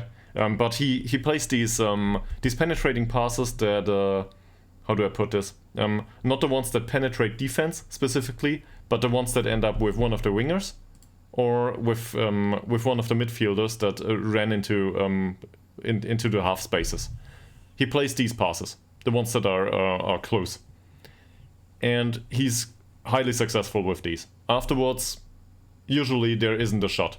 There's more passing coming, because we work the ball into the box. But these passes are really important, and he's always available for these. So in that sense, he's a really, really worthwhile addition to the squad, even though he thinks he doesn't work as a regista. He does, though. He does. And also, he's got a decent long shot. So, he didn't score a single goal this season, but he took a lot of shots on goal. We should probably try to remove these from his game. Yeah, but who cares? It's, seriously, it doesn't matter. He's 23, and he's got potential in him too. If we go up a league and he trains full-time, I think he can develop into something that's worthwhile. Remember, we got him as an attacking midfielder. So, in case you didn't notice it yet, his physicals are utter crap. This was all in the grey area once he started with us. Well, besides the jumping reach and strength, which is really required as an attacking midfielder, so, yeah, who cares? This agility, he never was any better. So, as an attacking midfielder, he doesn't do. That's why we retrained him at all. That said, as a register, I think we can say that there's some trend that's slightly positive here, if you want to put it that way. So, this is not on full-time training yet. This is just due to match experience. And if we look at the attributes overall, over the entire time, his balance increased by a whopping 4 points. That's decent. I think the rule of thumb is 5 points is what you can get out of a player in a Premier League club. If you want to improve them, everything else is trash. Not worth it. So to have an improvement of 4 points is a lot. Same with composure, that's good. He didn't improve as a player overall, but none of our players do. Not on that training level. It's just about retraining them to a specific role. And that works fine. He might even learn about teamwork going forward. So, let's see how much money he wants. Important player? Yeah, that's probably fine. We will not play him as an attacking midfielder though. I do not give away these promises. Regular starter it is. Oh, come on, man.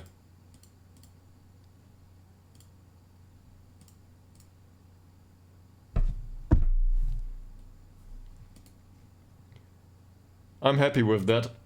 I'm really happy with that. So he wants to be an important player? Sure. Let's get him down to minimum wage and try to see what we can get out of him. Get rid of all of this. Because I'm very willing to play him. As Mika Billion said, he's important to the squad. I'd rather have the loyalty bonus in than this.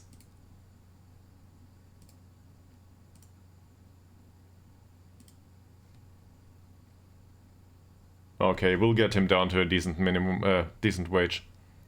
Let's leave the loyalty bonus here.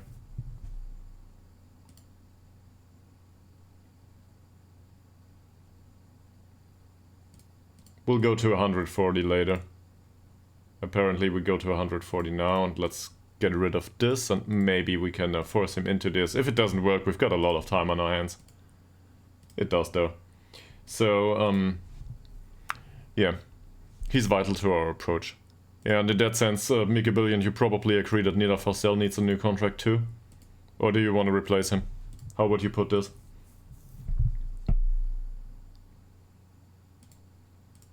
Asking the easy questions.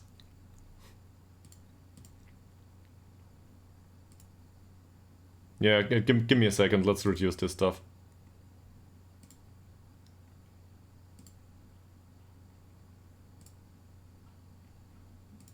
Piece by piece. Do we go for 0?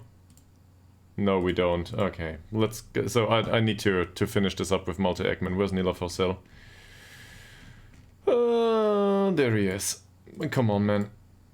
There is Nila Forsell, not playing as a winger. He's box-to-box midfielder with us. Just to show you to the rest for a second. His performances throughout the years have been decent. The entire time. He's never been a great player. He's always been a reliable option. That's hard to get on this league level. So I avoid the word consistency at this point. I think reliable is better. I'm not sure if he is that consistent. But he's a good passing option in midfield and a hard worker.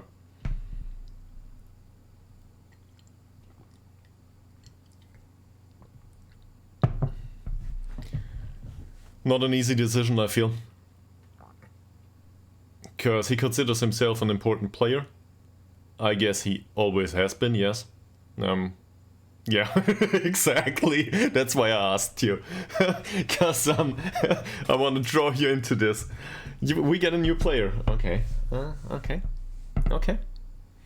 So, to be fair, we have some potential coming on. Oh, forget about this. there's some potential out on loan that comes in.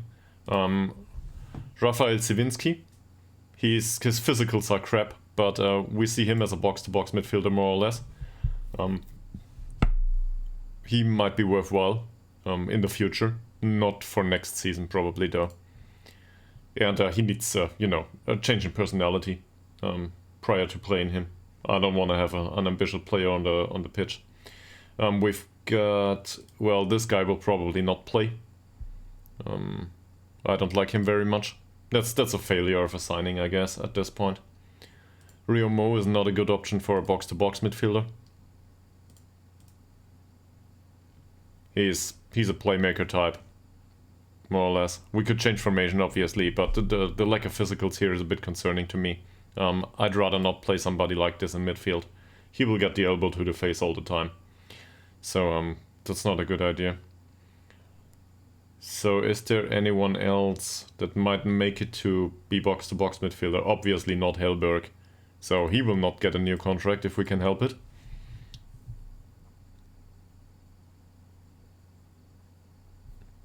Sure, we can do that.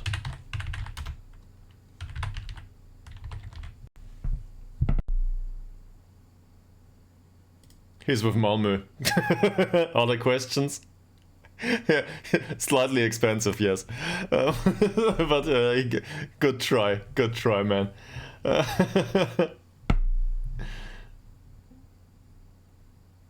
Yeah, let's see. So, he plays for Malmö at this point, yes. He was out on loan for 2 seasons, and these days he plays. Not on a great level, but he plays. That's it. What else? Well, we've got options for midfield that might develop into something just due to the personality. Yeah, some players just stay there. Well, we poached a model citizen somewhere at Pitio actually. So yeah, with an opponent. But that might be also an option going forward, but not to hold the league next season. He will not develop that much. That said, we want to train him full time, right? So we can care about the potential all we want. Where is he, by the way? This is comparison only. So the report says he might have good potential or he might not. We don't know.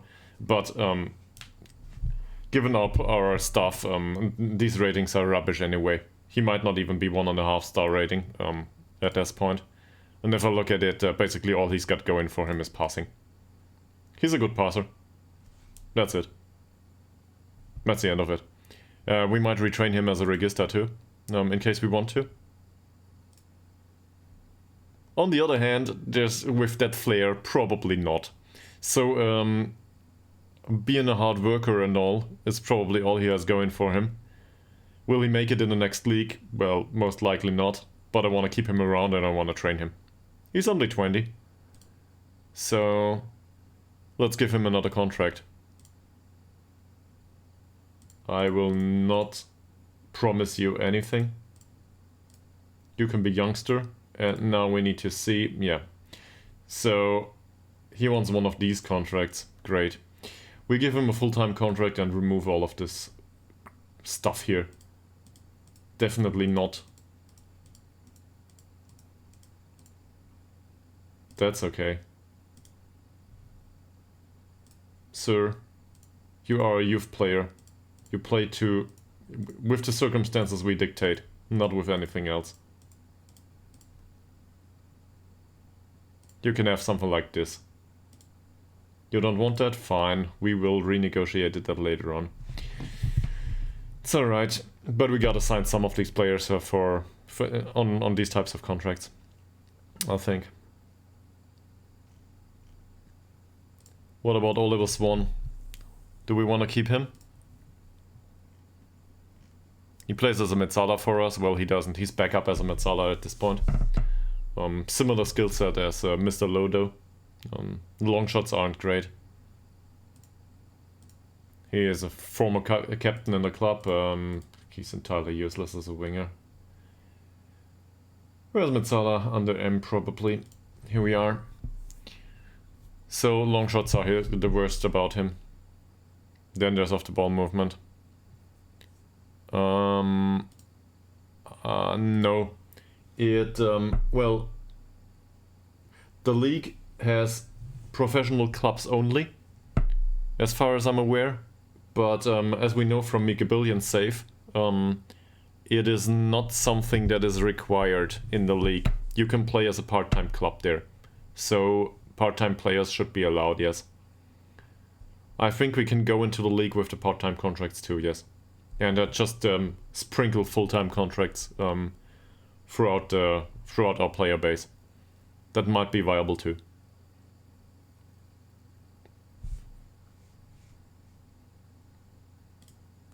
If this is your idea anyway, I guess so.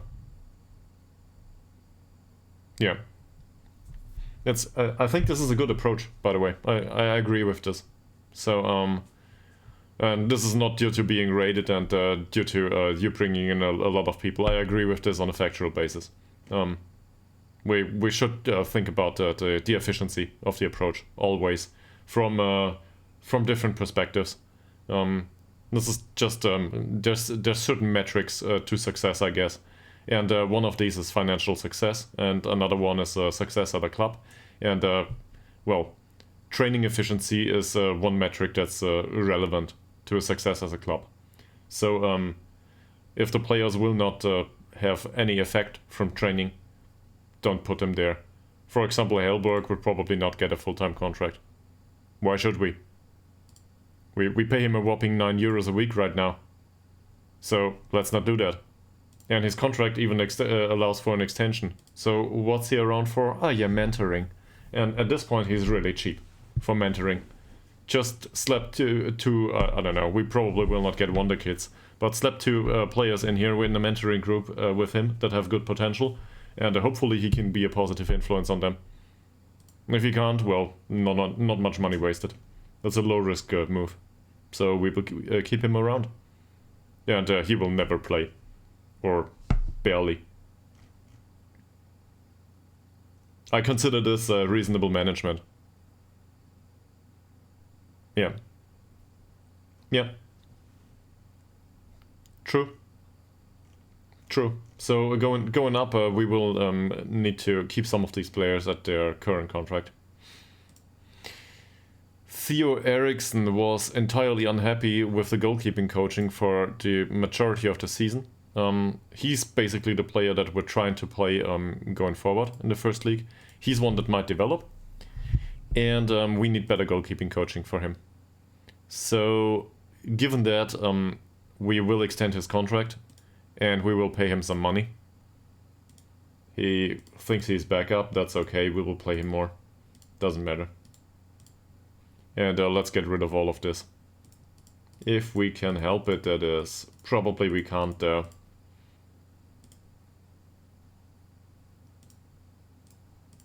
Cool. Let's keep all this. The yearly wage raise is entirely absurd and I don't care about the rest, that's okay. Yeah. So now let's give some relegation wage drop to him. Oh, come on. These guys are really annoying up here. Usually they take that, but everybody expects that we will get relegated next season, so that's part of the story. That's important to him because he thinks he's a backup. Yeah, that makes sense. I wouldn't want to get rid of that money either. So in that sense, appearance fees should be reducible until 15. Well, he wants additional money apparently. Great. Yeah. And that this stuff can probably go. As I thought. Also, I wanted to reduce the fees for one player. Who did we do? Was it Lowe? Was it Morgan? Ekman? One of those had a loyalty bonus that might have gotten reduced further. Don't tell me these 10 euros don't make a difference. I know.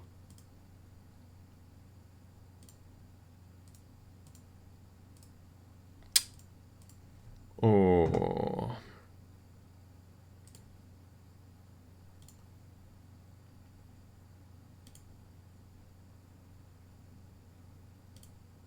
Well, okay, that's fine.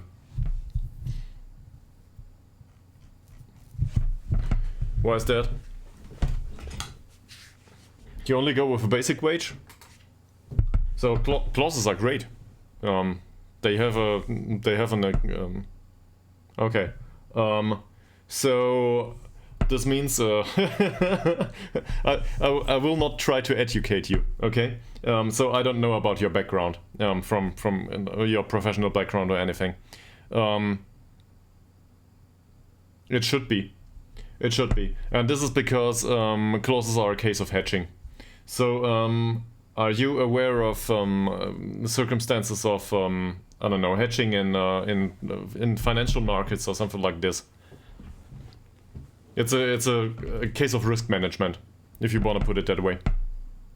So, the comparison is to go with Robert Merton here. As an investor, everybody wants to state their specific everybody wants to hedge their specific state variables. Now that doesn't tell us much about the state variables, but you can think of state variables in Football Manager, for example, injury. So let's say Dylan Morgan here. Hopefully his contract. Who did we do last time? Low? No, I think Ekman was the one we needed to renegotiate, right? Okay, so let's say Malte Ekman is prone to injury. Just assume he's highly prone to injury. In that case, offering him a basic wage is probably not a good decision. Yeah, but that's part of it. You're buying insurance, in a way. If you offer him high clauses, his effective wage will go up, but you can keep the base wage down, because the player does have less reliability on his income, and he knows that he's prone to injury, so he wants some sort of premium, a risk premium basically. He wants to get that risk premium. Just like if you are on a part-time, if you are on a limited contract with your employer or something like this, you want to have more wage because you do not have a fixed contract. You do not have a contract for that is how do I put this, without an end date. So you want more income, and it's the same here. If the player is prone to injury, or if you only pay him with clauses, he wants more money. That said, this allows you to hedge your state variable. And the state variable is we might spend on that player, though he might be injured. If he breaks a leg because he's highly suspicious to injury, he's not worth anything, and we pay the wages. If appearance fees are higher, that risk is hedged to a minor degree. So there's a trade-off here. And it's a case of how much insurance are you willing to pay? Is it worth it to you? If this is your star player, and he is like 30% of your entire wage budget, then you are very willing to self-insure. On the other hand, if this is a youth player on a nothing contract, and you don't care about the €5 per week on top on the base wage, he might get injured, he might not, you don't need him for the team, then appearance fee and clauses don't matter to you. On the other hand, he will not play that much, so who cares? But it's a trade-off. And there's no easy answer to this, because the state variables decide about if it's worth it or not. Same with a loyalty bonus. So Malte Ekman is 23. His loyalty bonus might get paid because we want to keep him around. That said, if somebody else another club comes in and offers us 20k for us, it's not our decision. It's not ours. The chairman will decide that we will sell him. We don't have a saying in this anymore, or a say in this. So in that case, his loyalty bonus might, get paid by the fee, and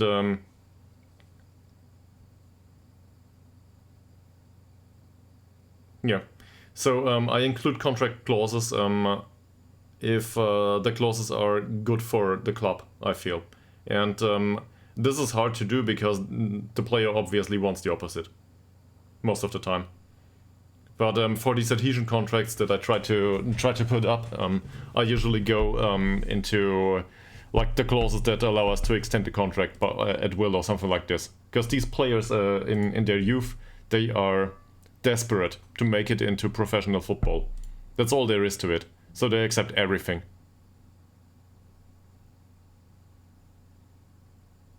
Oh, yeah. That makes sense. Yeah, I get it. No, I've got a different approach to this, I guess. But it's not so much about injury proneness or hedging requirements per se. I like to include clauses in the contract because I'm willing to offer for performance. So let's try to reduce this, but I don't... Yeah, we've been here. I don't know, maybe the loyalty bonus can get reduced, but it's not that important right now. Let's see, the base argument, you know this. You've heard of this. So here's Anton Ishak. Anton Ishak is a wonderful example as a striker. You might realize by now that his finishing is a whopping 4 points. So, how high is the likelihood that he will score? Not that high. Is this a player you want in your squad? Probably not. But this is not the topic right now. It's a matter of fact that Anton Ishak has been a decent servant to the club. It's not so much about the goals though. That said, he played 15 matches, most of them from the bench. He scored a whopping 5 goals.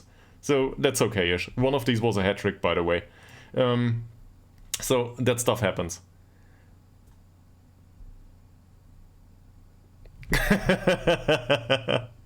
Yeah. There's other attributes. Stormtroopers. Alright, so he's a stormtrooper. I learned a thing here. Yeah, that's true. Stormtroopers is good for it. That said, he goes where it hurts for the opposition. So this is fine. With a player like this, I'm perfectly willing to offer him 50 euros per goal. I don't care. He will not score that much. It's alright. We didn't do that, if I'm not mistaken. He doesn't get anything on bonuses. But if another striker came around and talked to me about this and wants some money for his goals, yeah, you can do that. And if he scores that much, whatever. Because the goals are one metric that is highly reliable. In case of, it's a good proxy for league performance. Goals scored, right? So, yeah. I feel my argument might have been dropped here due to the Stormtrooper term, but still, there's assists as well as goals scored is usually a good clause to include if the player wants it, because that's a proxy for performance in the league.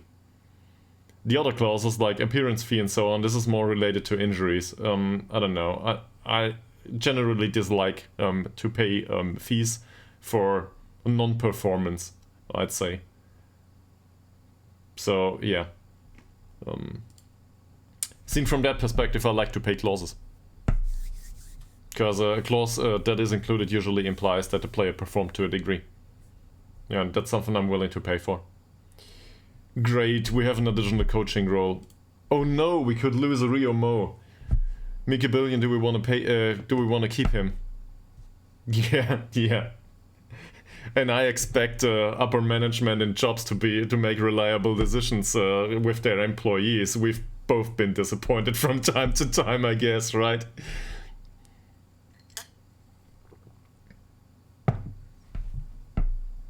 I don't know. Probably because I'm a hopeless idealist at some point.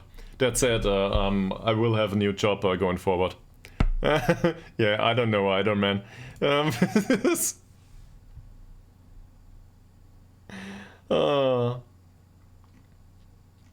don't know. We've got other options, right? No, I don't play him at all. That's the problem. We brought him in and thought, hey, maybe he can be a regista in case of, Malte Ekman, because Melander is utter rubbish. But on the other hand, at the age of 22, fairly determined, he's damn expensive for that. So, I don't think I want to keep him. Wonderful way to put it. Alright, so he will get released. That's it. Or we decide otherwise later on. What about Pouget? Do we want to give Pouget a full-time contract? And yes, he's French. Don't ask. Here we go. He's French.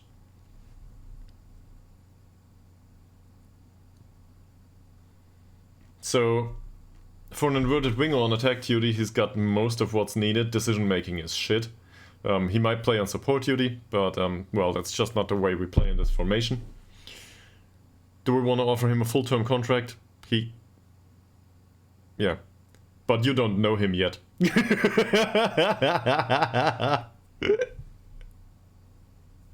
I'll show you the problem with him. This is his performances throughout the seasons. And it's not like he's any worse attribute-wise. So I would argue at this point that this is about personality. And we can clearly see that too. You base them on attributes? Okay, so the attributes you would want to base them on is hidden attributes. He's got low professionalism, well, probably. I don't know, I don't use the editor, I consider this cheating. But we know a few things about him. He's balanced right now. He's media friendly, so he's got a shit personality. This is a new gen. So personality might be all over the place, but it's not a good one. And we know that because his professionalism and ambition improved for him being in a mentoring group. Where is he? There, with Hellberg. Hellberg is fairly professional. We know that Hellberg has decent professionalism, decent pressure, and decent loyalty. We don't know about ambition. Ambition might be all over the place for Hellberg. No, it might not be. Ambition is between 1 and 9, if I'm not mistaken, for Hellberg. I don't know the exact value, obviously, but I know from Hellberg's media handling and professionalism that he's reserved. He can't have that high ambition. He has good professionalism and loyalty, though. He's a wonderful mentor. In that sense. Antoine Pouget improved his ambition being in the group with Hellberg. So at this point we know that his ambition is shit, because, well, Hellberg's ambition must be bad, due to him having this personality. We know that Pouget's professionalism is not good enough, because he's balanced. We know that his loyalty can't be that good. I don't care so much about the ambition. I want the professionalism. That said, his ambition is really low. So that's why he doesn't develop much, given that he had some playing time.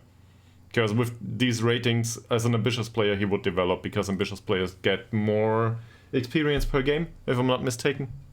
So more experience per playing time, whilst professionalism is about the efficiency of applying that experience to attribute points, if I'm not mistaken.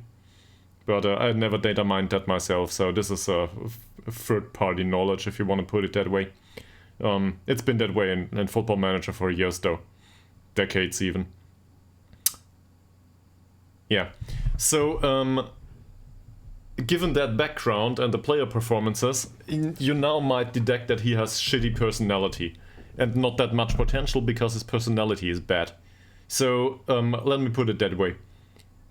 I expect him to be a reasonable addition to the squad at the age of 25. He might make it at some point. With the personality? Why? As long as the personality is bad, he will not develop much. Because he will not perform on the pitch. Performance on the pitch is not only about the attributes that you can see. It's also about the attributes that are hidden. And if you ever had a model citizen with crappy attributes, you probably know. In fact, we have one in the squad. Not only one. This is a former model citizen. We didn't play him much. He's still he's utter rubbish. Like, there's nothing here worthwhile. We played him as a box-to-box midfielder. He still got to 6.7 rating most of the time. And decent passing. Okay. Yeah, it depends on poor, though. Balance can be a very poor personality especially for players that are not new gens. You know, because SI doesn't want to get sued, so everybody with a bad personality in real life is called balanced. Doesn't matter if they have 19 controversy, it's balanced. Yeah. Unambitious works fine. Unambitious is not... I think unambitious is not specifically a bad personality. It depends on the media handling and on the rest of the attributes. Because an unambitious player can have decent professionalism. So I wouldn't count that as strictly a bad personality, even though it's red. It's not about the color coding in game. The same can be said for fickle is one of these personalities. A fickle guy is really hard to deal with, but on the other hand, this is only about controversy, and a fickle guy can have good ambition. You might not like it, but ambition is a positive attribute to have. So fickle players are usually good targets if you have a mentor for them. Yeah, where was I? Anyway, so I think Puget is good as a development option, but he's not a great target to be developed. That said, his personality changed. And he feels he needs a new contract anyway. In fact, how many of these do? Yeah. There's a few players that think they need to train full time, I guess.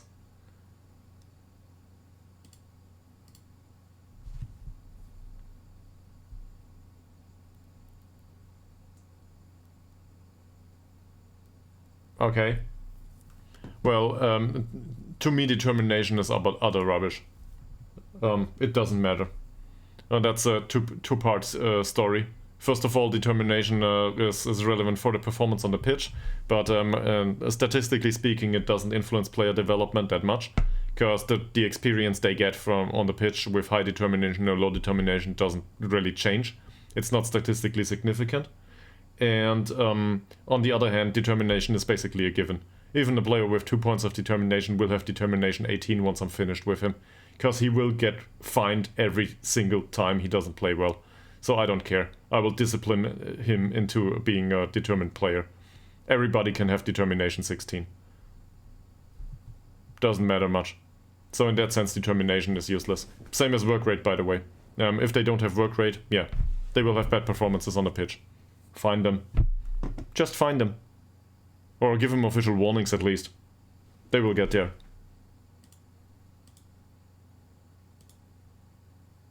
There's no reason not to be draconic about it.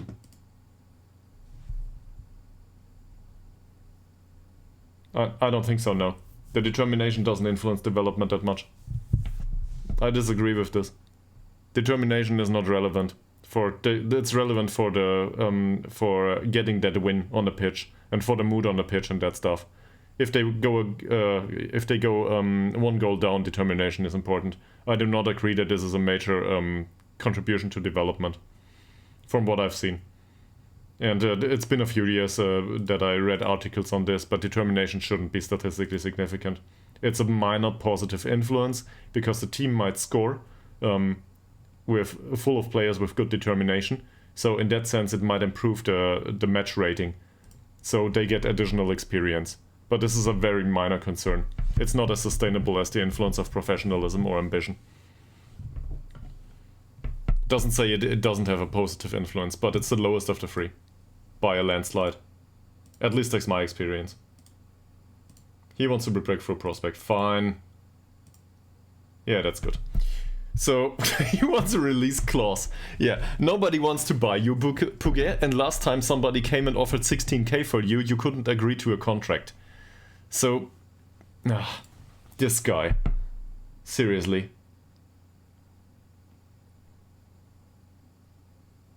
I will not have this, and I will not have this. Go away.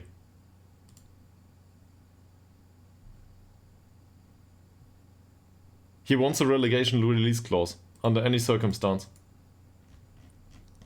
For 1.5k. I guess we can give that to him. We just don't get relegated, it's easy. Yeah.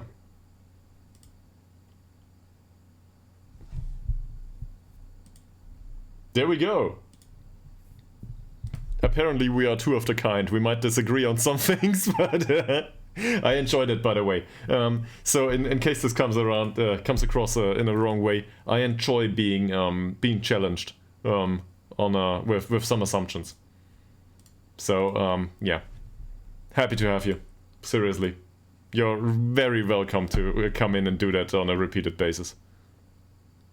Okay, can you provide some source to this? Because I'd rather look into it if I can.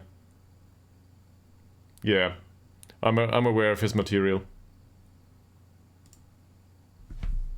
But I would need to freshen up on that particular matter.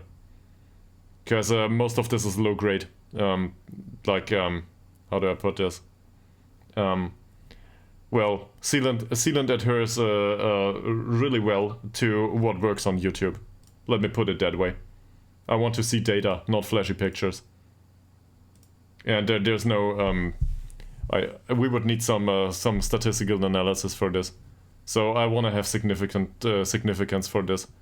And I don't know. At least a t-test or something, whatever. So I don't know about the confidence of these results. And about the amount of data mining that went into it. So yeah, we would need to look into this.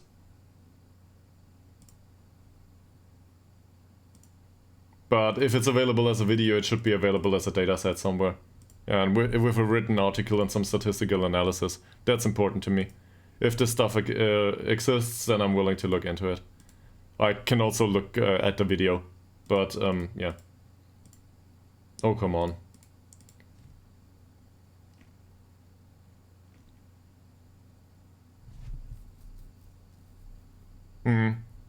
I could. Yeah, sure, I could. That said, it might even get more complicated because this might have changed throughout the installments of Football Manager. Maybe determination was a crap stat as I described and it got changed throughout recent years. I do not know. And I'm not the person to say that things can't change. Or I can't be wrong, right? I can be very, very wrong. So that's totally fine with me.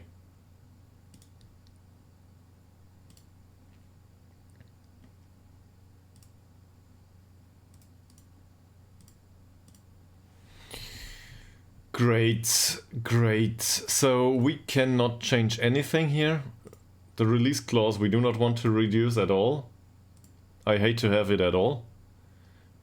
But this is the way it is for him. Okay. Yeah, so that's good. I think that the last time I looked into it, it was like a multiplier of in the magnitude of 5 to 10% better in determination, but professionalism was like 50% more. Magnitude of development was like 50 or 60% more, and it depended a lot on the player circumstances too. If a player that is very ambitious, exactly. So I'm willing to go to ambition now. If a player that is very ambitious plays a lot, it doesn't matter much what the training circumstances are, because the match experience is much higher that he gets from playing. So that gets distributed at some point. There's some sort of overflow effect with spare experience, so you get these green arrows everywhere. This is what ambition does. Whilst professionalism is more about efficiently spending it on the attributes that you train them in, if that makes any sense. Oh.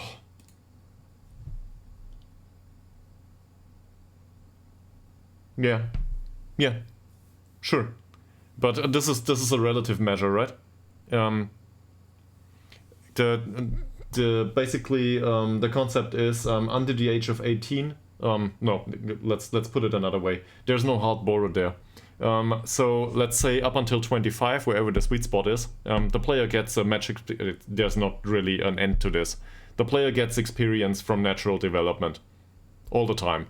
Even at the age of 30, he gets some experience. It might be once every 1.5 years, but he does. Not from playing, just from being a player. And most of this is distributed between 16 and 18, or 16 and 19. but there's diminishing, like a diminishing return for this throughout his career, let's say. So that breaking point at the age of 18 is arbitrary, and it might be different for different roles. For example, a goalkeeper plays much longer usually than, say, a winger. A winger at the age of 35 is he failed his possession at this point. The breaking point is different for every player, and it depends on the circumstances. At least that's what I got from it so far. Yeah, exactly. So a 16-year-old goalkeeper, you could argue it's not so much about or an 18-year-old. It's not so much about the playing experience. He has a lot of time. Doesn't matter. His natural development is enough. That said, on the other hand, if you can get a 16-year-old out on loan, doesn't work that way. I know they need to be 17 usually. So you can get him out on loan and get additional match experience. Great. That comes on top, on the natural experience, and it's strictly needed. Yeah, exactly. So it's but it's about the relation between the two, right? Because at some point there's a switch. Why not? Yeah, but there's a switch there. At some point, the player needs the match experience to develop at all, because his natural development will not be sufficient, and to put some insult to injury there on top, it's also about the level of league you play in. Because if you can get them out on loan with a club that has decent facilities, as you put it, or the level of league has good experience, then it might be worthwhile to do this at 17. If all you have access to is crap, because the player is crap, then it doesn't matter. The match experience he gains there will help some, but if the facilities are bad and, well, there's nothing to be had here. That said, if he has high potential, you can just keep him at home. Doesn't matter. Because his high potential will show eventually. Doesn't have much to do with playing time. He might even be 20 at this point. But that's a rare occasion. Usually these players don't exist. That's highly unlikely.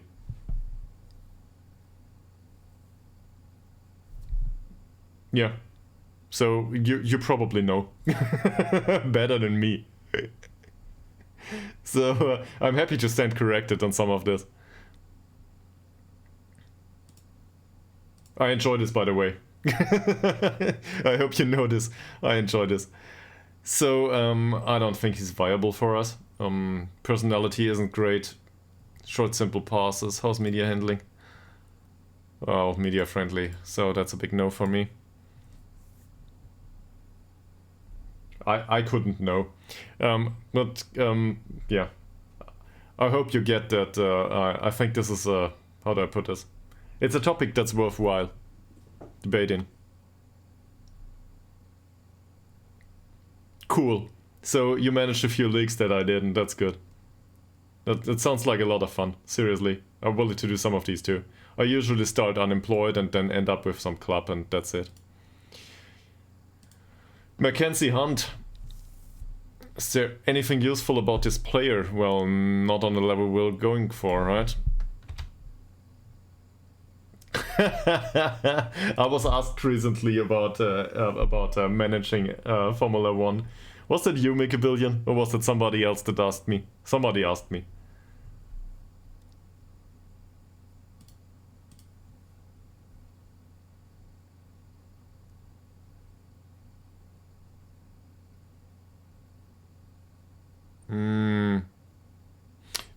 To answer your question, Conquad, I think we were never required, strictly speaking. The supporters want us to. It's not a requirement, it's favored. That said, this is part of the save, you know, how I go about this. I try to adhere to it. So this is let's say it's part of the fun.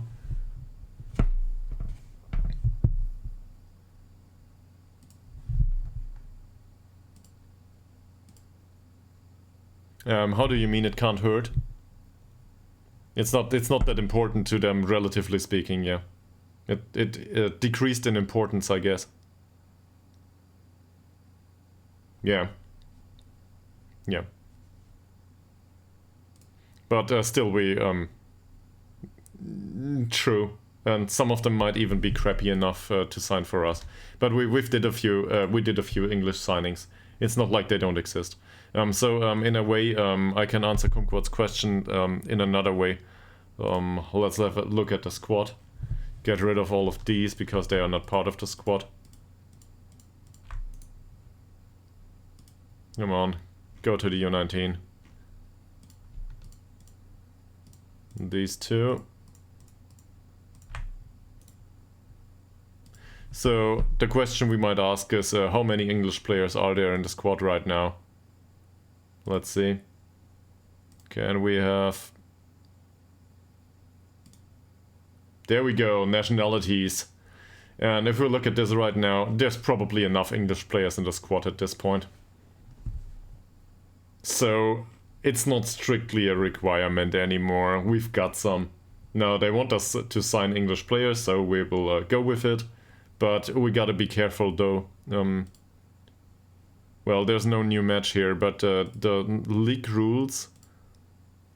In fact, that's a good point. Do the league rules still require us to play Swedish players, homegrown players? Are there homegrown rules?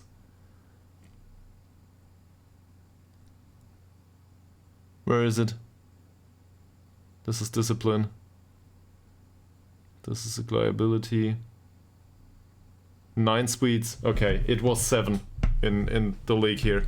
So, is it Swedes or is it homegrown in Sweden? That's a big difference.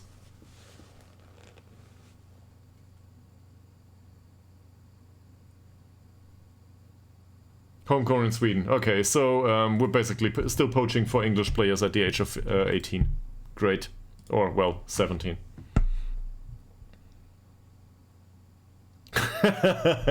A lot. Also, it doesn't matter, because they can have Swedish nationality, but not being homegrown in Sweden. So it doesn't matter anymore. They are not homegrown just for getting Swedish nationality. So it's not a solution. The solution is to have them to homegrow them in Sweden for 3 years, prior to being 21. So all of these are useless to us in a way.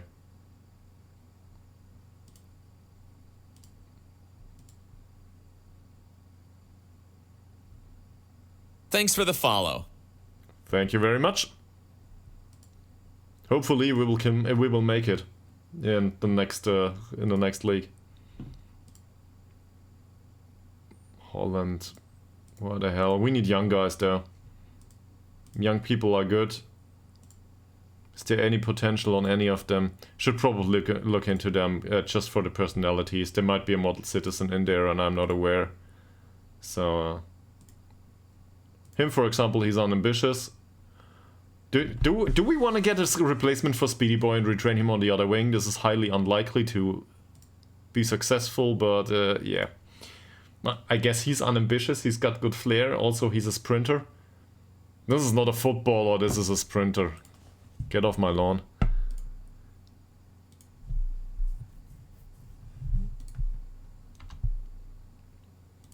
Troberg, lighthearted. Look at that. Ouch. Michael Little. Nah. Duncan, deep-lying playmaker, unambitious. This isn't bad, strictly speaking.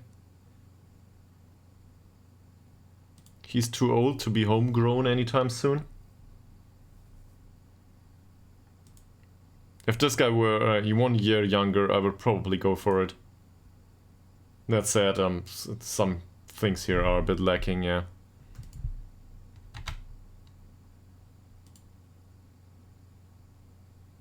He winds up opponents. Great. He's a snail.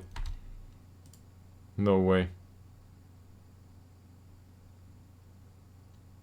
We've got better. My favorite personality in the game, not. He's perfect. He's everything you do not want to have as part of a team. Fantastic. So definitely not.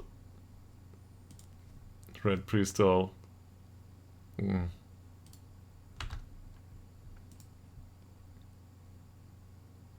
We don't play with a ball-winning midfielder anyway. And for box-to-box, there's too many deficits here. Well, with this name, we gotta sign him, right?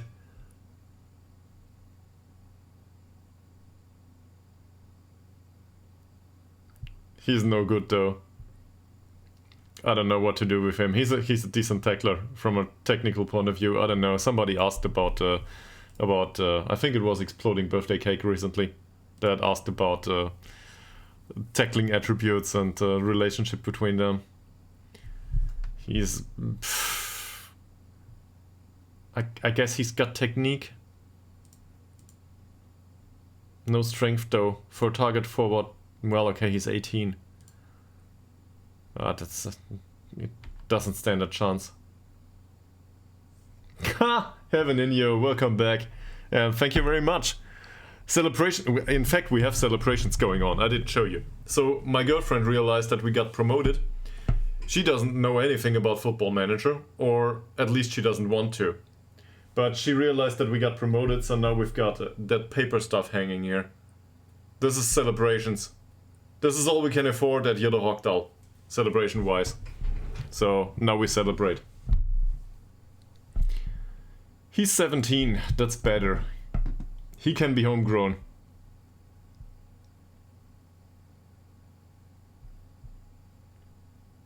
Any ideas for a role for this guy? So this is horrible.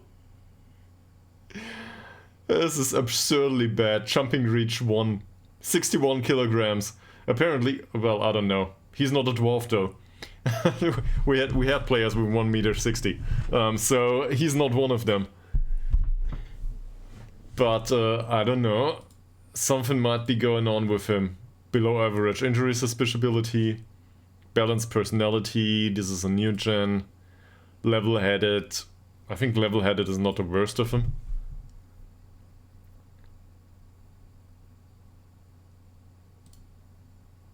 It's not about getting him to the first team though, is it?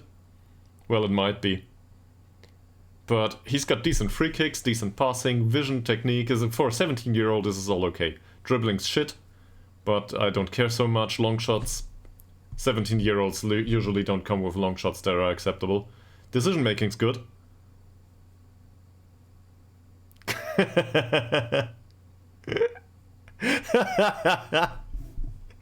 I don't know. I don't think so. Off the ball movement's bad here. But he's got teamwork, he's got flair, he's got decisions. His balance isn't 1, it's 5.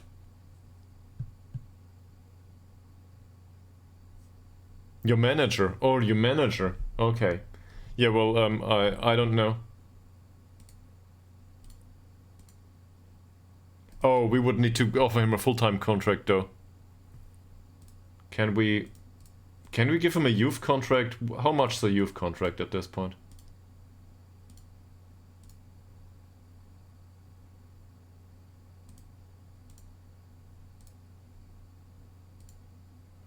You gotta be kidding me.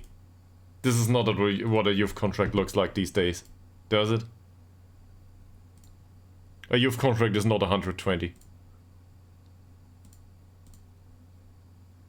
This is where I find out.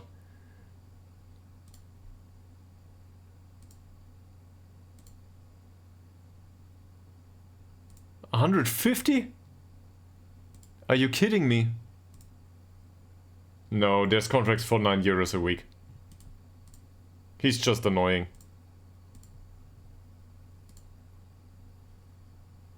Okay, forget about it.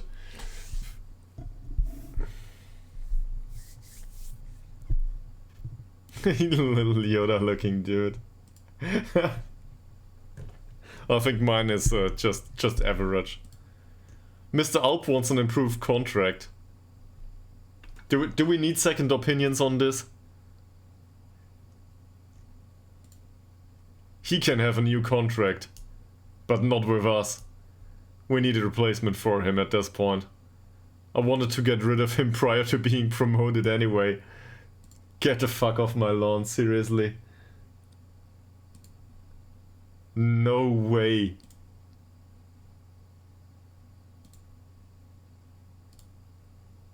Unable to resolve this, fine, we will talk to him.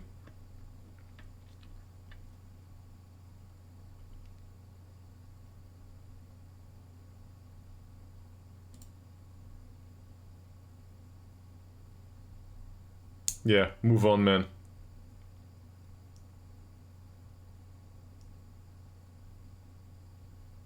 There's no way he will get released.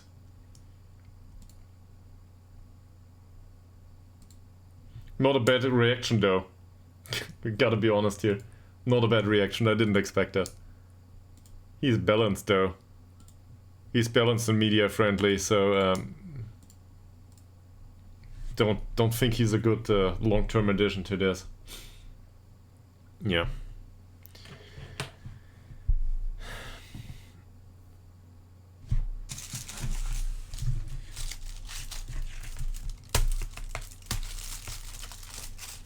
So that's something we probably should decide on too. There's players that need to go, like at the end of the season, and Alp is one of them. This one, on the other hand, this one might get a new contract.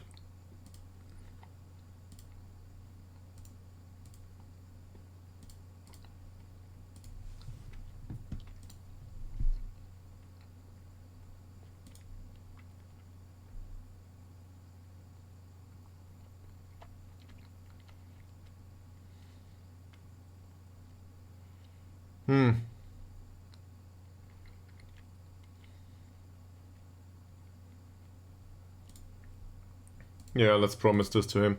We want him to have a new contract anyway. So this is a 21-year-old, he's fairly pro, former Resolute player. He's media friendly and reserved.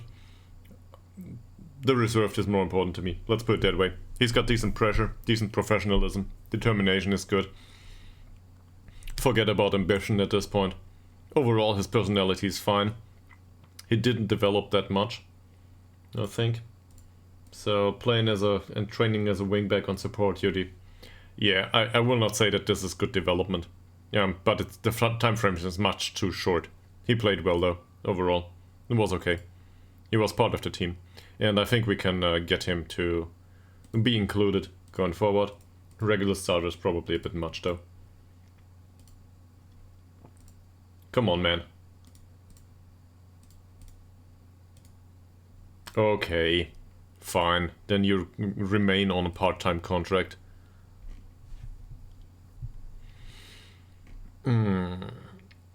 So, Ishak, for example, can probably go. We don't need to extend his contract, whatever. What about August Tillander? Tillander is transfer listed right now because, well, his wage requirements were way too high. He wanted a part-term contract with these conditions.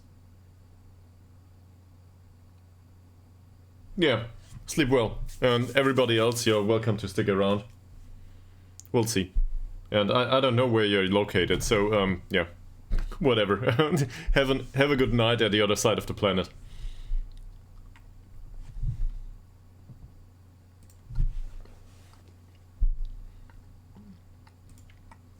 Okay, so we should talk about healthcare and weapon laws at some point.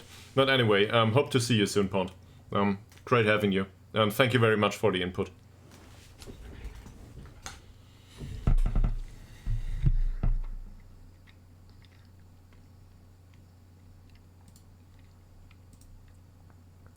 Okay, doesn't want a new contract.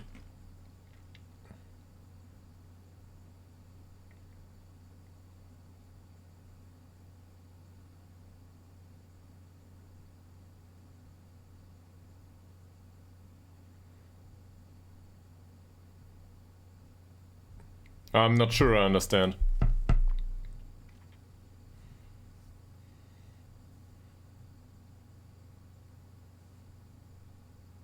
Oh, I get it. Okay, yeah, I get it. Yeah. So, yeah, okay. there's not much going on with us. That said, I've got some experience with that kind of environment, but not really. Like, first of all, in Germany we've got reasonable weapon laws, and then second of all, I studied in Würzburg in Germany. Within a few years we had somebody with an axe murdering people on the train, and we had somebody with a machete in the middle of the city murdering people. That's about all the experience I can share. I was not around there both times, but that's way over the top for Germany.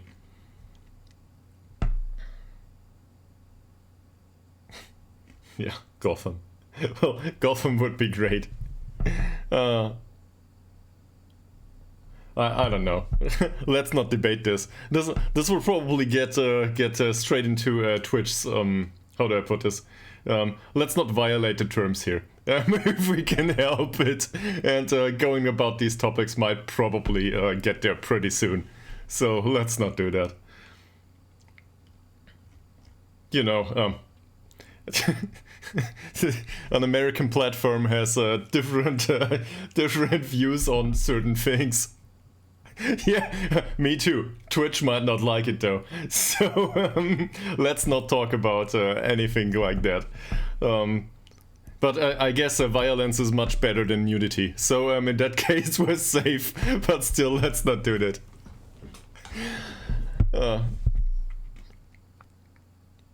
Okay, so we had Dirk. What about Carlson? Carlson needs to go.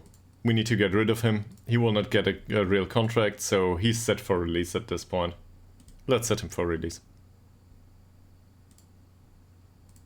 We need to make some decisions here. Rio Mo, I don't know, means set for release. I've got rid of this.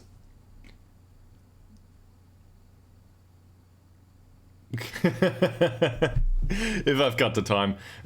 That's part of it. I will need to see going forward how much time there is for streaming and especially for watching.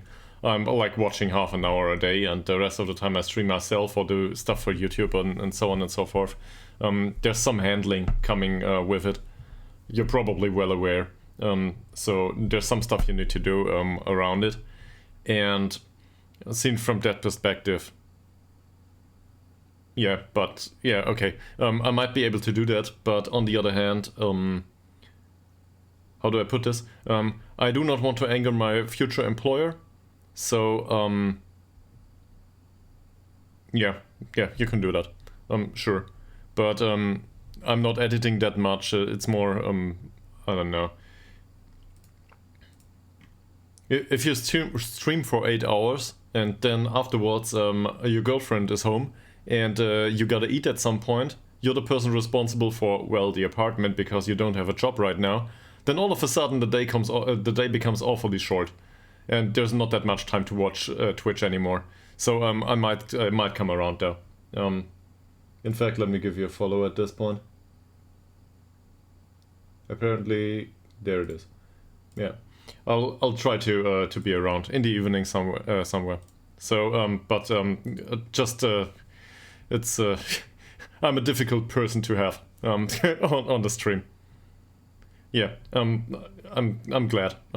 Also I have mentioned that already, but I really enjoyed the discussion. So you're very welcome to come back here and continue to poke me with details about how things work in Football Manager because you know better, and that's fine with me. So that's great. I enjoyed that a lot. I want Nila for sale. Mickey Billion said we will find somebody else. Okay, we will find somebody else first. That's the spirit, though. This is so in a software development team, I would like to have you in the team. From that perspective, because you strike me as a person that tries to get the facts right and then make up the like the results afterwards, not the other way around. There's enough people in this world that already know the result they want to have, and they skew the data so it shows their result. So I'd rather have it the other way around. be open to new things. It's good, and I like that a lot. So it's not about a single person or who's right. It shouldn't be. And yeah, well, you know that from work, I guess. Every one of us does. There's always the odd person that just defends their spot in a company or in the social hierarchy.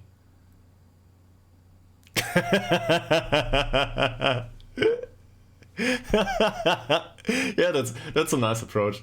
Sure, that's a way to put it. I like that. Seriously, I like that.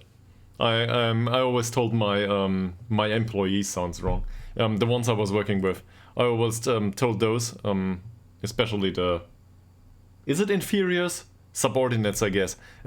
Those that were in education and so on. I told them but co-workers is on a similar level. You know, the ones you are responsible for. So I always told these to make incremental changes and to improve every day. That's all anyone can ask. And if you do that on a sustained basis, you get good results. Right? So I told them that quality is the result of good incremental approach overall. And this worked just fine for basically everyone so far. Well, in German it's untergeben, Untergebene. So these are the subordinates, I guess. Don't know. About away games, I have no idea. This is always a miracle to me in Football Manager overall. I want a box-to-box midfielder. I will not send a scout out specifically. This will result in, you know, horrible things.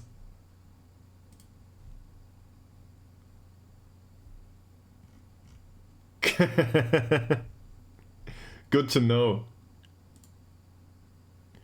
Rodolphe Morin, we need to sign him immediately. At the age of 15, he's grown a beard.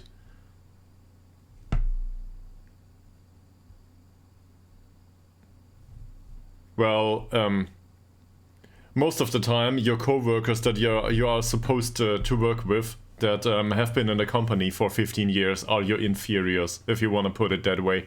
But management doesn't realize it. On the other hand, there's people with really a lot of experience that do their job just fine. So, yeah, whatever. We would need to be very specific about this, and probably not a good idea.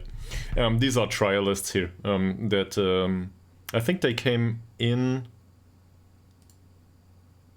These are all good. These are new gens from our own youth intake.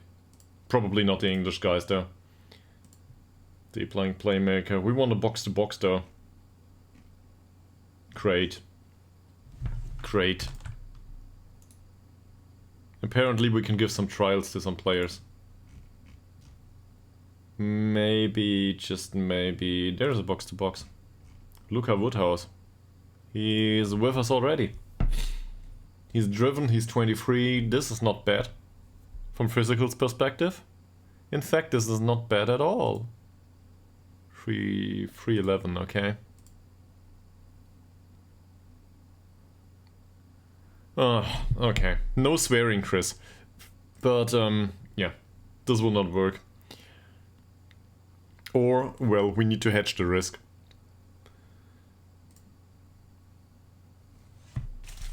Let's finish these trials and then we will see.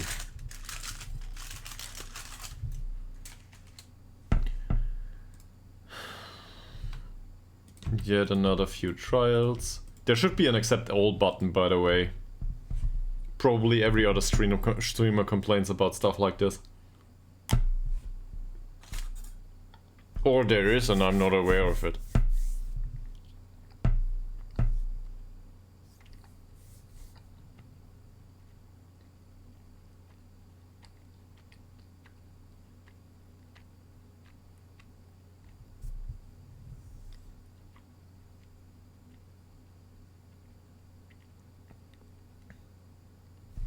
Do we want to keep Wolfsund?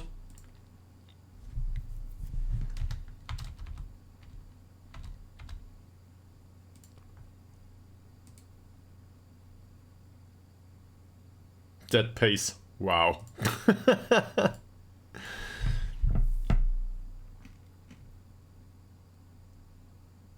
Let's see.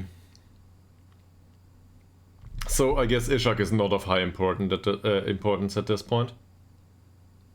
He's unhappy with the treatment of August Tillander. Great. Per Friendson is a prospect for the future, and I think he needs to train full-time. That we can agree upon. So, given that we have the possibility to train him full-time, he's 20 right now, he's got contract until the end of 2028, so he'll be 21 at this point. So, these two go out the window. So what we do is we trigger the clause. Now he has contract till 2029. We skip forward a day and then we offer him a new one. August Tillander kept complaining about the fact that he, he wants to have a better contract, on part-time that is. Let's remove him from the transfer list and have a talk. Because I think we can have a talk with August Tillander and keep him at the club. And he's a first team player. So...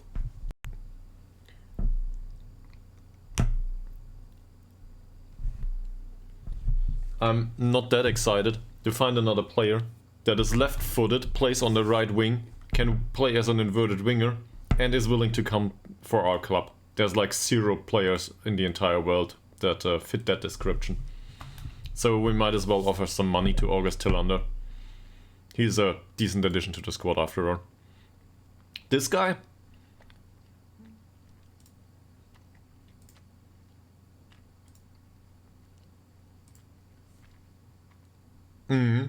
It is. It also takes some time.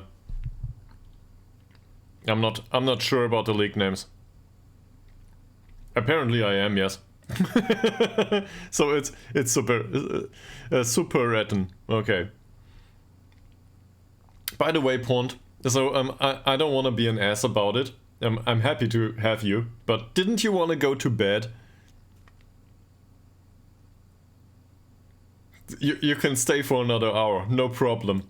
But don't blame me if you are tired for work tomorrow or something. Okay. Yeah, not sleeping is not healthy. That said, this is not health advice, do whatever you want. You know, we go with the usual stuff. You tell me. Well, if streaming would pay the bills, I'd probably stick to streaming. But, yeah. That's not realistic, at least not for me. This is all interesting and probably we can get a deal here.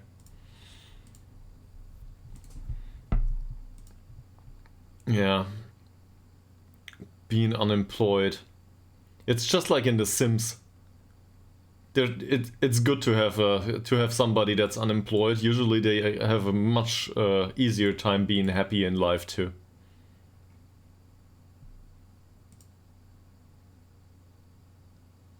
He might make it to 5 league games, yes. In the final season though, who cares? He likes that. I fucked it up. Okay. Yeah, shit. Yeah, well, in all seriousness, sleep is important. And to have low levels of stress is important. So, that's really worthwhile, usually. Mine had too. I lived in a basement for the last 15 years. Like, seriously. There was basically no light. The typical computer scientist one-room apartment, if you want to put it that way. I basically, it was a student's room, if that makes any sense. And then I just kept on living in it. From a financial perspective, good decision. From a health perspective, maybe not so much. So, now that I've moved in with my girlfriend, all of a sudden there's light everywhere. I'm confused. This is natural light. Not like the stuff in my face. I'm not used to this. So, I got moderately used to it at this point, but there's this yellow thing outside if you look upwards, there's this yellow thing outside that tries to burn the computer scientists, and it keeps hunting computer scientists all the time, or I don't know, nerds in general, I guess. So streamers, gamers, computer scientists, whatever, and it hunts us. And once you go out, you need safety equipment. There's these things over the eyes you put on that are black, and you need, you know, a hood and stuff. Yeah, exactly, that thing. And I wanted to write a book about it together with a friend, but he didn't want to. Well, he wanted to, but he's not the guy to do the work. So anyway, it's still around. Nobody recognizes the dangers. That said, with the amount of climate change going on, there's two risks. First and foremost, it might get even stronger. Second, we might have a smoke screen that blocks it. So don't know what it will be going forward.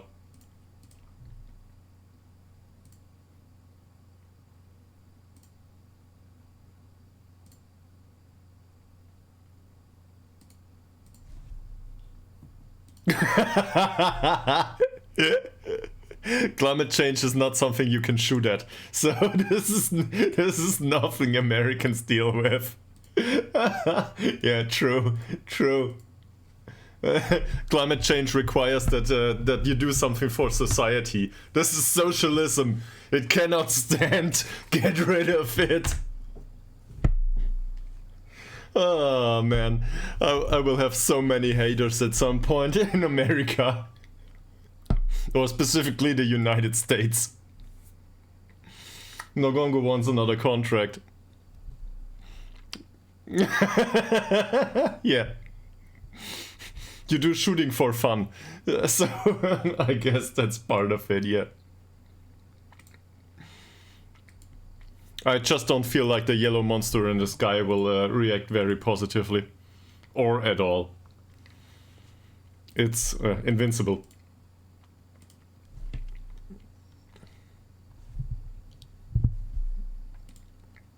So Nogongo can have a new deal, yes. Because Gisla and Nogongo is our, well... Do we want to call this Wonder Kid? Probably not. But the physicals are really, really impressive. At least, bombing heavens... Okay, so, no specific acts of violence are, how do I put this? Violence is bad, man, okay? Always. In all seriousness. It's always bad. But given that I am an atheist, in heaven you hit nothing but Christians, probably. So in that sense, it's... I don't know. It might be debatable. That said, keep your religion and it's fine. As long as it remains in your house or something. It doesn't matter much to me.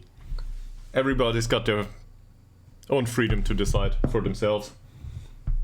That's great. It really is.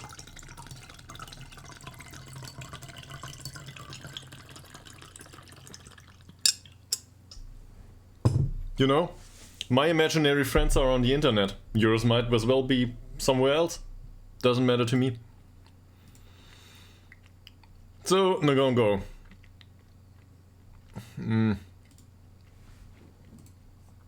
I would argue I'm more or less a pacifist, but there's an end to it at some point. Like, I don't know, Putin level. Probably. Or that, I just can't remember that name. You know, that guy with the orange face and the tiny hands, you probably know who I'm talking about. That said, I have no idea about American politics, so who am I to judge? I support... that's a wrong way to put it. I support the independence of specific nations, or I wouldn't even say nations. I think nationalism as a whole is a bad concept. So you're talking to a German. We got this hammered in the back of our heads for 20 years education. So yeah, nationalism is bad, man. Okay, it always is. Now, being together as a society and doing stuff together that works for everyone and is good for everyone, that's good. Usually. If that comes with an idea of nationalism for you, okay, fine. But usually nationalism is not a good idea. And in that sense, I wouldn't say I strictly support one country or the other. But I think violence is not a good option. On a footballing pitch, very different story. Yeah, true. We can find parallels in football, actually. So I'm very happy that the football fans turn out for their specific matches and beat each other. Like hooligans and so on. As long as they keep beating each other between the city clubs, they do not beat up the, I don't know, the French or whatever. So that's good for me. I don't know if it is as simple as that. I'm not akin to social sciences and so on, but it sounds reasonable to me. And I'd rather, how do I put this? I'm very happy that we have no conflict within Europe so far. Well, that changed previously in recent years, but at least it's not like traditionally Germany and France are at war. So I'd rather not have that in my lifetime, if I can help it. Well, they might geographically or politically, because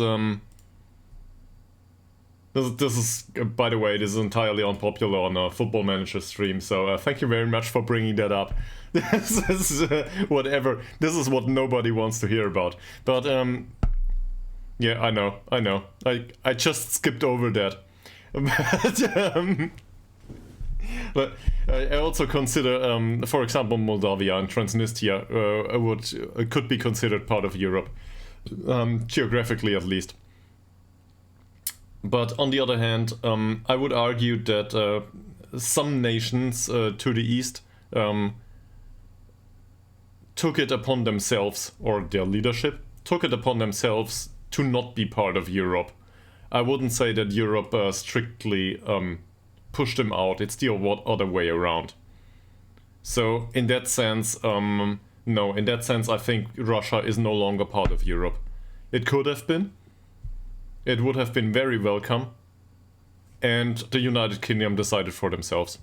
They made their own bed, if you want to put it that way. So sorry about everyone from Great Britain, and a lot of my watchers are from United Kingdom.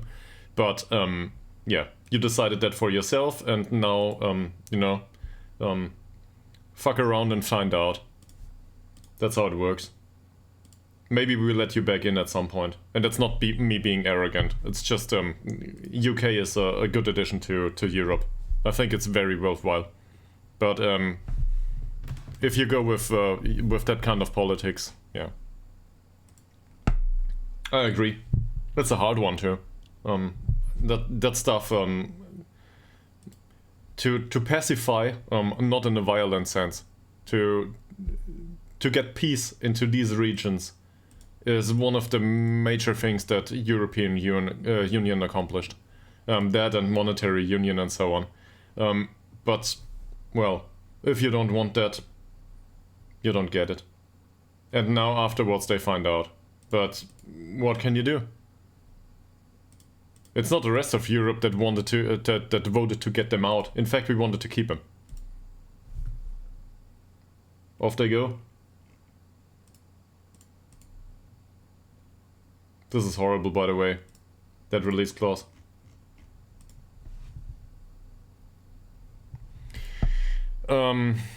It's closer to their image of Europe. And their image of Europe might be very different from what the image of Europe is in, say, Spain or Portugal. I don't know. Who was it that said predictions are always difficult, especially if they are if they are about the future? So I guess we should be careful there.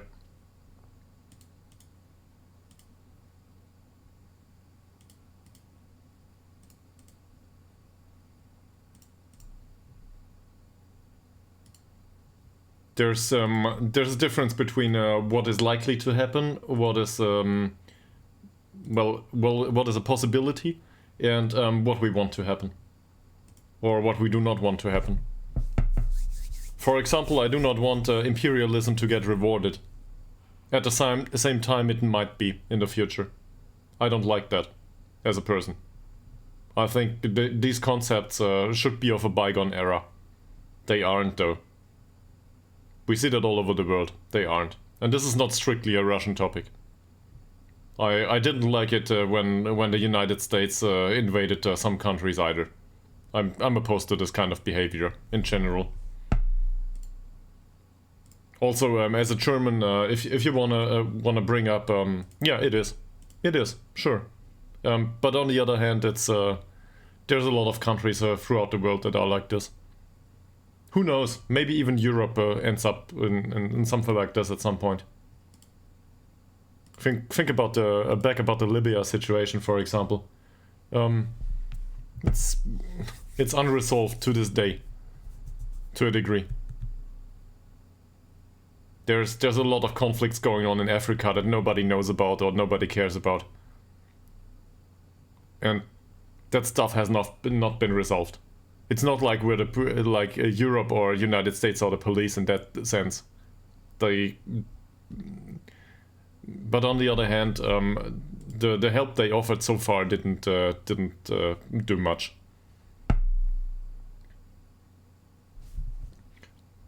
In all honesty, I'm not qualified to think about it like this.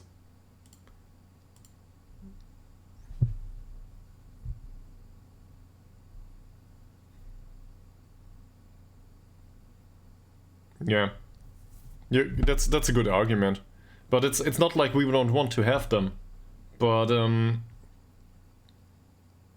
how do I put this?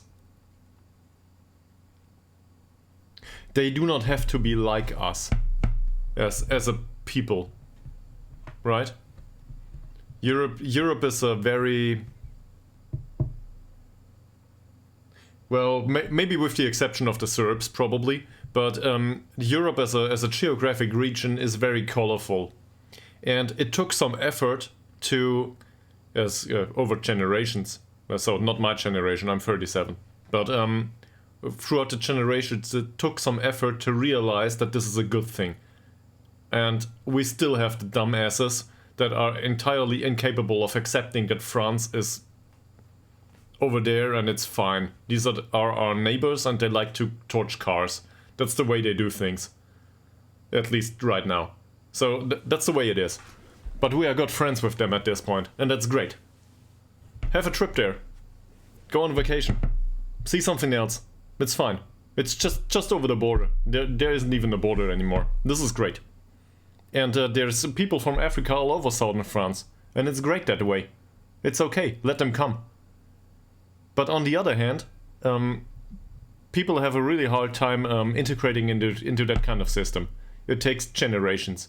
So it might be a bit, even though Ukraine wants to come in there, as far as I'm aware, it's not the same opinion for everyone. And there might be some cultural clashes. In a weird sense, the bunch of refugees that are distributed all over Europe at this point help with respect to that. Because they see other culture. And this is hard for them. And I wouldn't want it to be that way. I'd rather not have war on this world at all. But on the other hand, they see something different, and now they can actually they can form an opinion if this is great or not for them as a nation. Once they go back, if they go back, which I do not strictly I don't know. I wouldn't say refugees need to go back to their countries. Everybody's welcome. Seriously. I would even welcome an American gun nut. It's fine. As long as they accept that we have different laws here. They might even discover something that's called healthcare. I don't know if you are aware, but this stuff exists in Europe. Anyway, so in that sense, I'm happy the way Europe is. That said, the things with the United Kingdom or so on.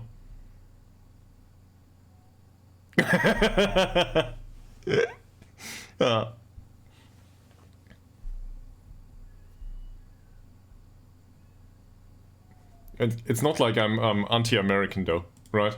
I've never been there, sadly. But, yeah. I would love to go at some point.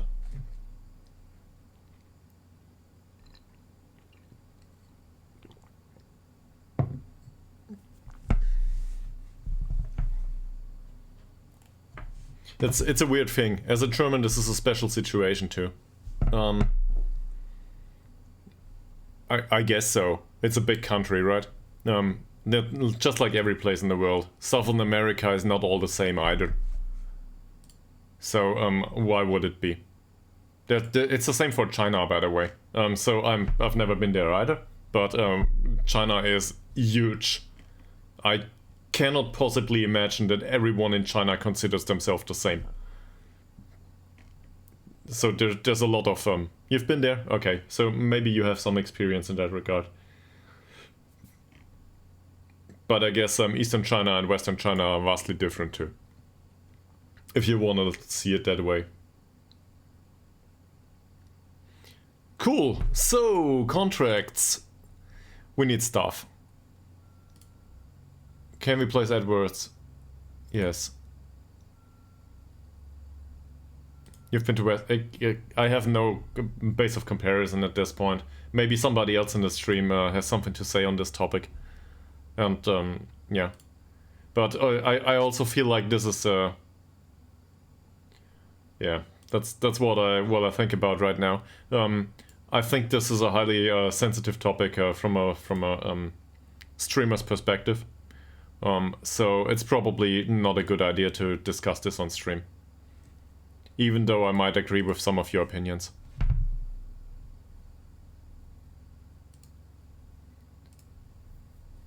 Well, yeah. And don't get me wrong, I'm a concerned... no, that's a bad term these days. 20 years ago I would have phrased it that way. 20 years ago I could have said I'm a concerned citizen. These days I'm not a concerned citizen. These days I have my thoughts about certain things. But usually it's peaceful thoughts. And I wanna change society for the better.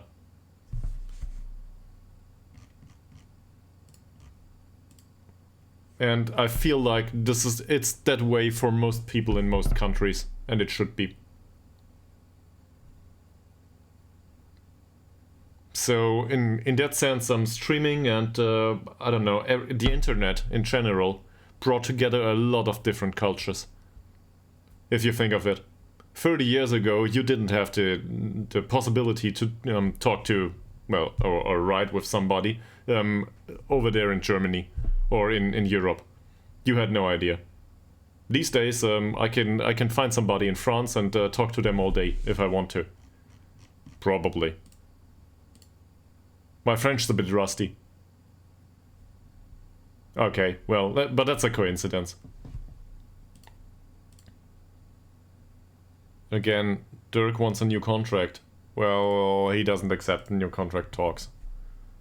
He can go, don't care. Okay, whose contracts are set to expire? In Frankfurt, that's not far off from where I live right now. Well, or where I lived. These days it's a bit further, but yeah. Frankfurt is a big, ugly city. It is. Not as ugly as Paris, though. Anyway.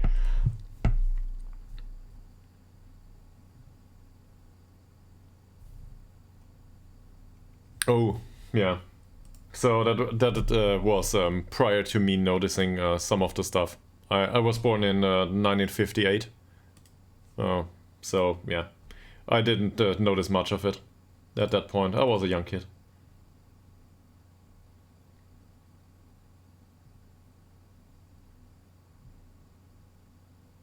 Oh. I was, yes. Sorry, 85, yeah, 85.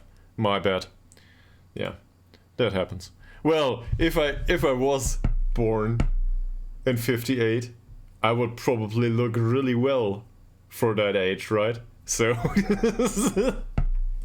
this is decent. No, I'm not. Okay, so Alp can be set for release, right? We don't need him, strictly speaking. And we need another left back. I will delegate. Mika Billion will find another left back for us. Isak Augustsson. I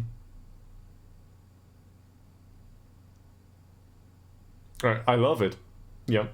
No, it was a mistake and I stand corrected. That's the way it works. So that's great. Thank you very much. Seriously. So now it's live on record.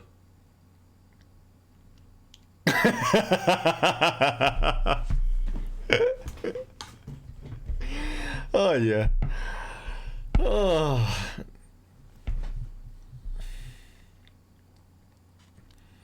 Where are we?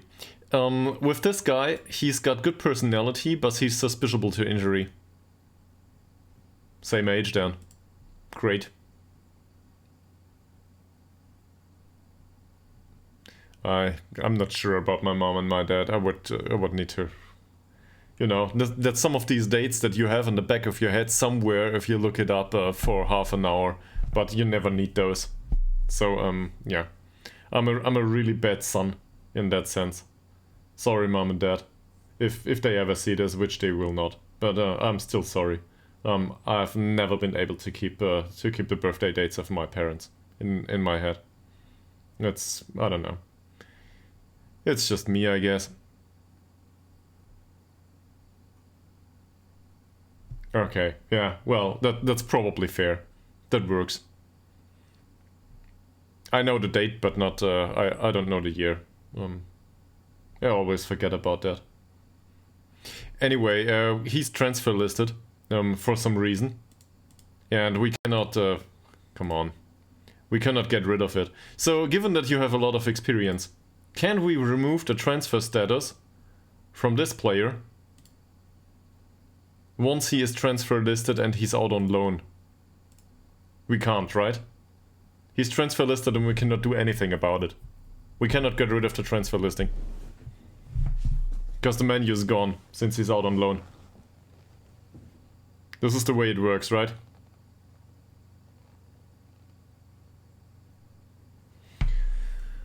Yeah. Fine, so, don't know. Will we release him? Yeah, okay. Thank you very much. This is one of these things. I do not...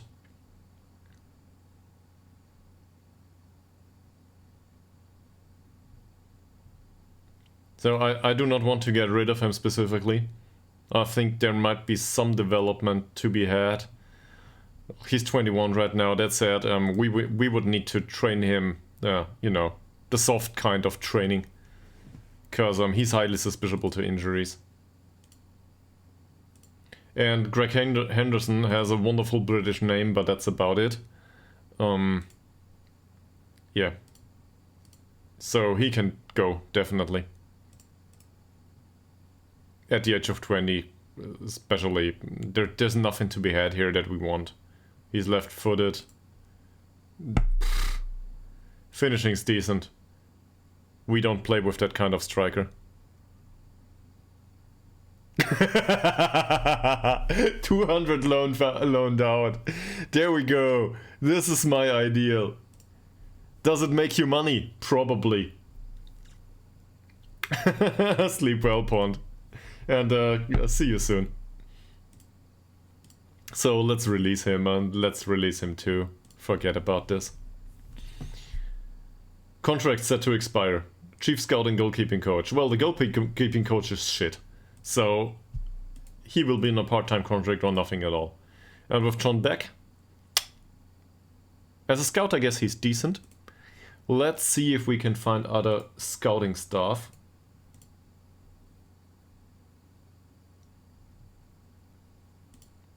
No fantasy figures on this stream.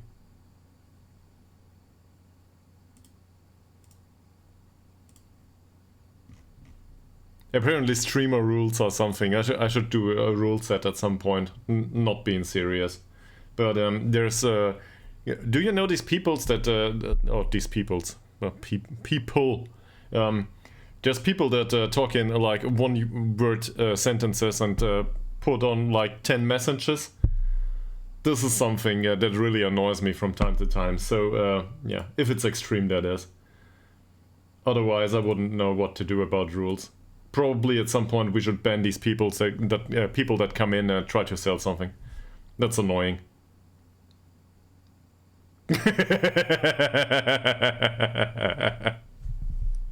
Good try, good try. Yeah, but you know, the kind that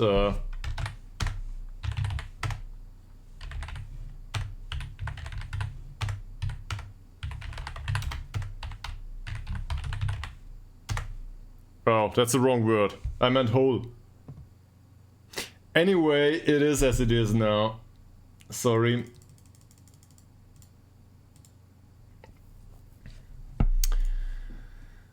Also, no punctuation usually. Scout, mental attributes, so... There's not much better to be had.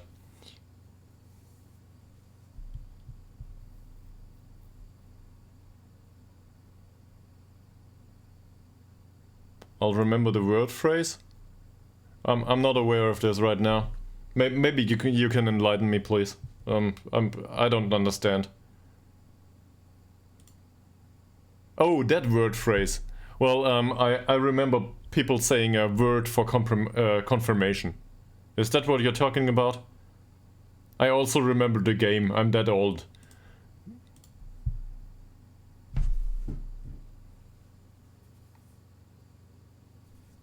Yeah, I get that. Even though I'm not a native speaker, I think I get that. Yeah. If we look at this might be a good addition for the scouting department. That's all over the place.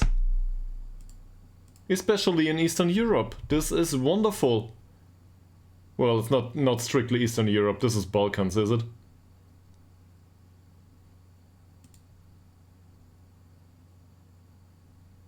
I think so, yes. Pay the man. He can be scout for us. If we can pay him, that is. 275 is the maximum.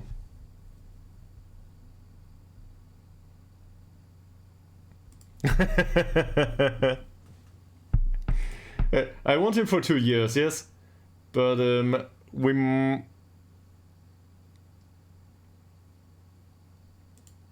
we'll try. We'll try. I don't know, man.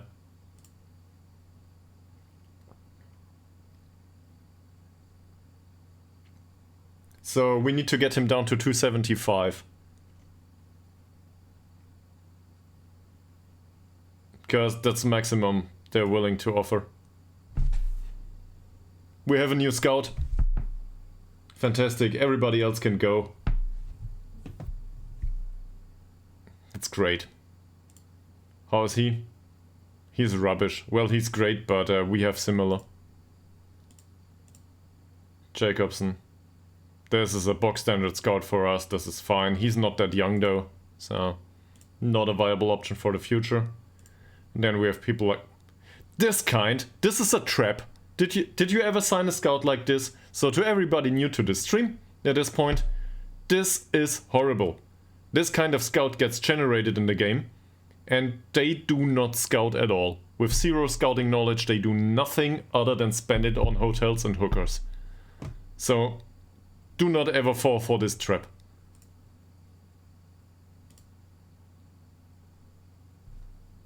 He's one of ours.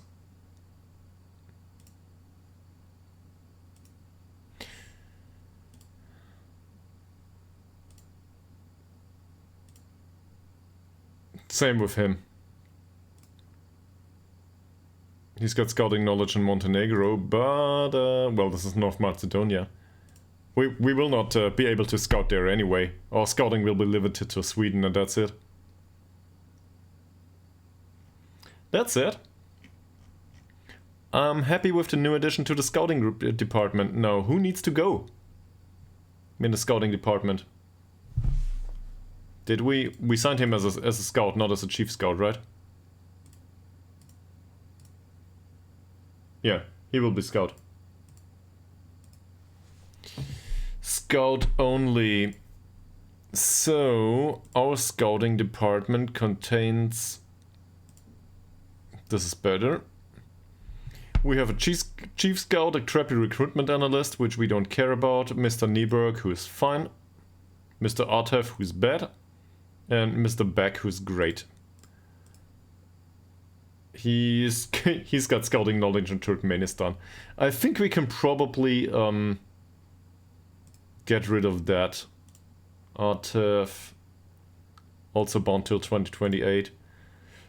Beck, he's bound till 2027. I'll think about this. So first of all, I'll take a bathroom break. This stuff happens. I don't know. Get something to drink, grab a snack.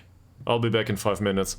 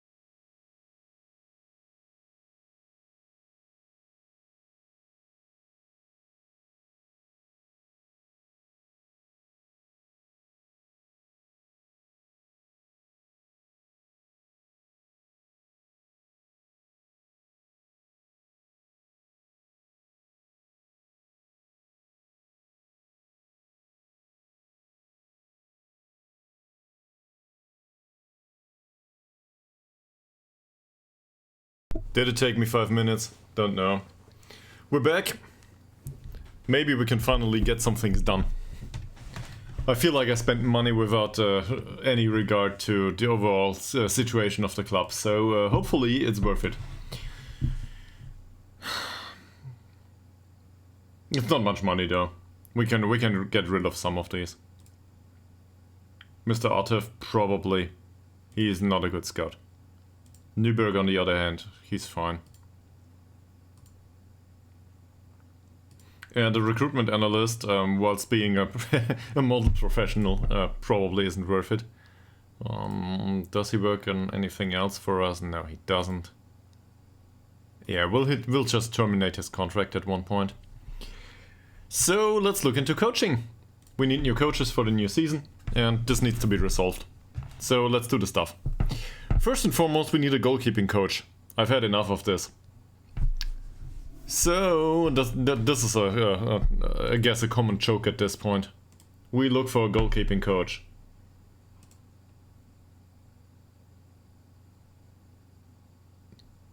Oh. Yeah, I might as well clear it here. It's good menu design, by the way. You need to open the sub menu to get rid of the attributes. Wonderful. So we need a coach for goalkeeping.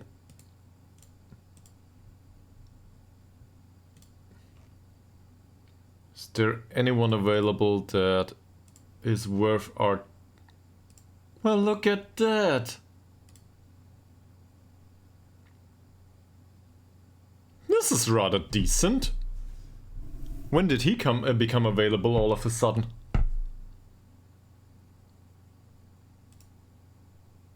He was with Hasselholm. Cool. How about this guy? It's more or less the same. Your bet is probably on point. That's it. We've got the monies these... Well, okay, we do not have the monies these days. I stand corrected. This is slightly above our capabilities, so definitely not. Forget about him.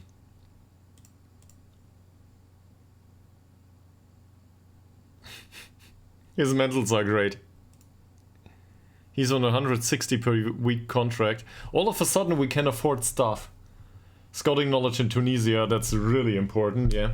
We need that. Absolutely. We need that. Also, some of the coaching categories are bad. I'd rather take somebody like this. So let's look into the others here.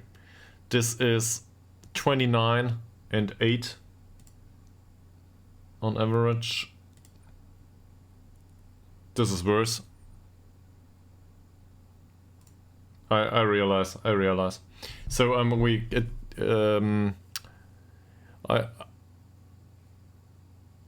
I think we need to make sure that at least the training is 2-star going forward for everyone, and then we'll go from there. Just like previously, an incremental approach, but the incremental approach requires a certain step now. We need some improvement there. 625 is too high though. That's the way with goalkeeping coaches all over the place.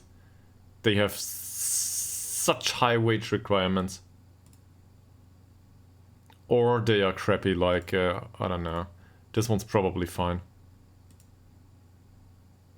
Richard Lindgren.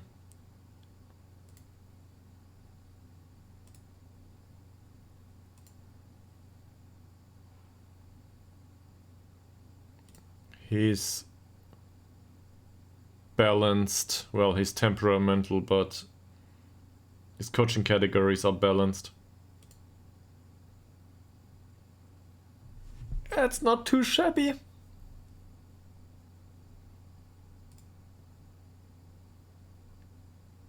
Who's Matthias Holm?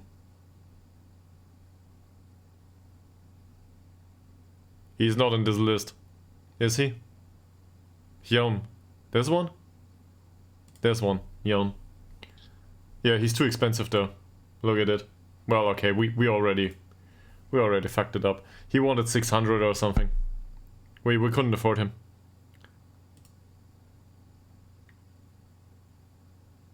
Yeah, it's all fine. So he's fairly pro. This is 22, this is 30 together, so that's decent. The coaching attributes are shit, but mentals are okay. An average of 30 is fine, for our level that is. Also, he's on a 120 per week contract.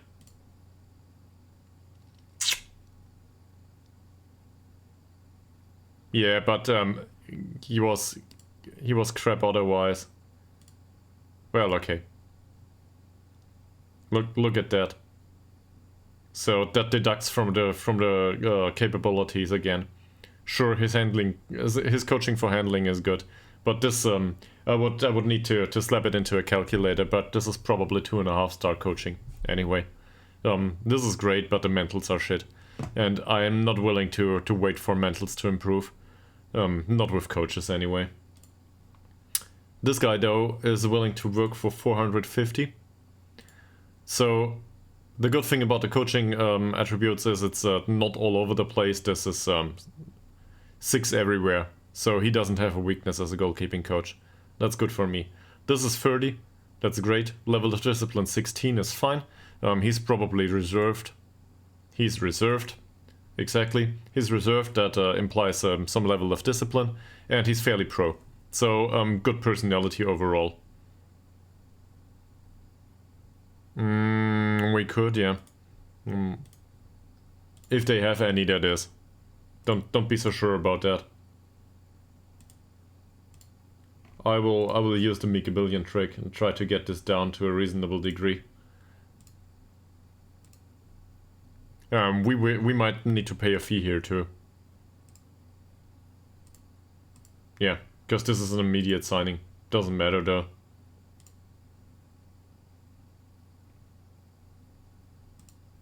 He's really expensive. You know me by now. My heart's bleeding.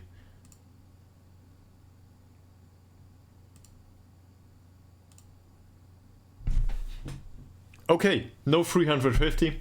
Fine. Let's sign this guy for 2 seasons.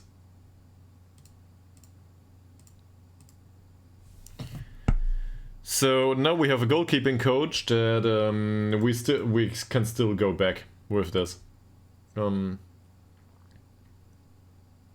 Let me bring up the coaching calculator here for a second.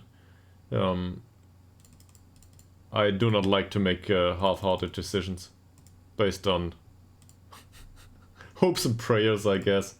He's 2-star only.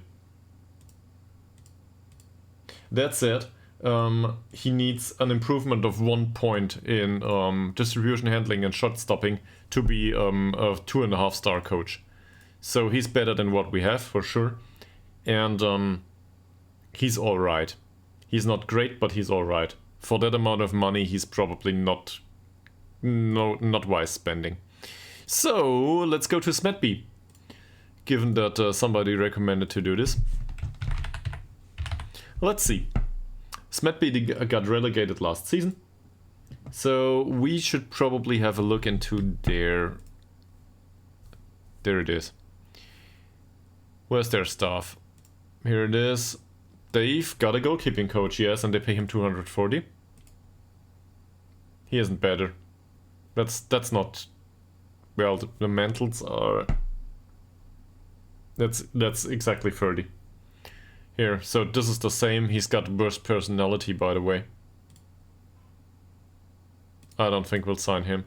But we can go about it like this anyway. He's a shitty physio.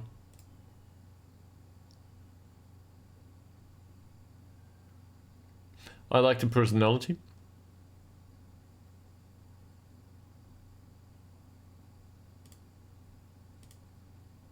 You, sir, your contract runs out. By any chance... Nah. I would have liked for him to have better working with youngsters. We need somebody as a head of youth development. Victor Björk, fairly pro.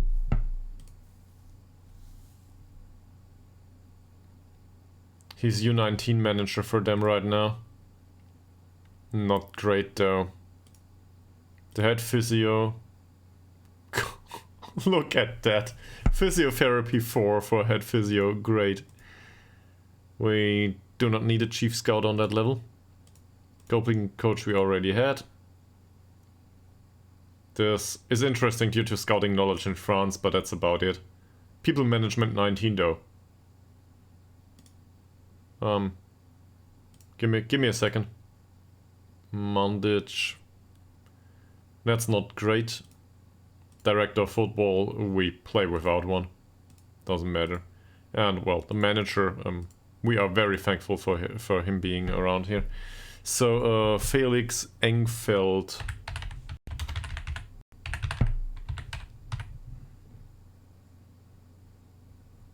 There it is. Well, if he exists, that is. Engfeldete. Yeah, looks fine. Still searching. I guess he doesn't exist.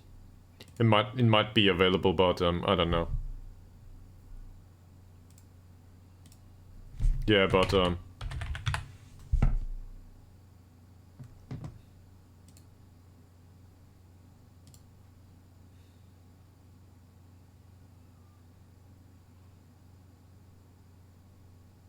they do not have a head of youth development.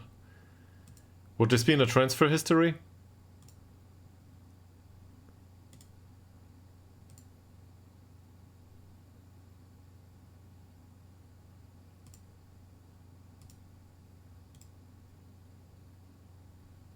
There he is. He's retired. Cannot select him. He's gone.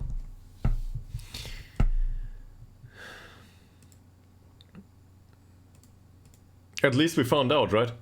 That's fine. Okay. Back to stuff. So yeah, there's people like there's footballers that retire at the age of 18 and then retire in their footballing roles at the age of 19 because they do not find a new job. That's just part of it.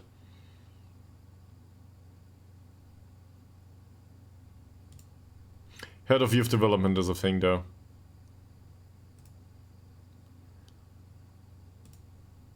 Oh, I'm not looking for players, I'm looking for staff. Where is it? Here. So, we're looking for a head of youth development. Like, seriously, we need one. And I don't care much about... We need somebody with a decent personality. So obviously we can have a look at attributes for a head of youth development. It's mental, it's all mental, right? Yeah. I did? Oh. Sorry. Sorry. Accidents happen. So this looks much better. He also brings scouting knowledge that we like to have, but a driven personality is not what I'm looking for. Media friendly and driven, that's not a personality I like in my youth. Don't tell me that this is a positive personality, I do not agree. Busk, this is shit. Arvidsson. Our current head of youth development is Spirited. Spirited is a great personality overall, but we got unlucky with him. He's got really low ambition apparently, because half of the players that he brings in are unambitious. So yeah, we were unlucky with that Spirited one. And now we need to get rid of him. That's better. Fairly pro from Denmark. Okay, who cares? Outspoken and level-headed.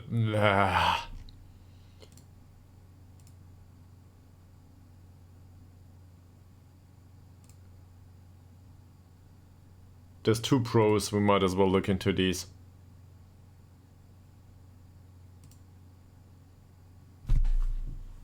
He's great! He's wonderful. We might find somebody that's better, but this is not bad. Professional, evasive and unflappable, so very high pressure.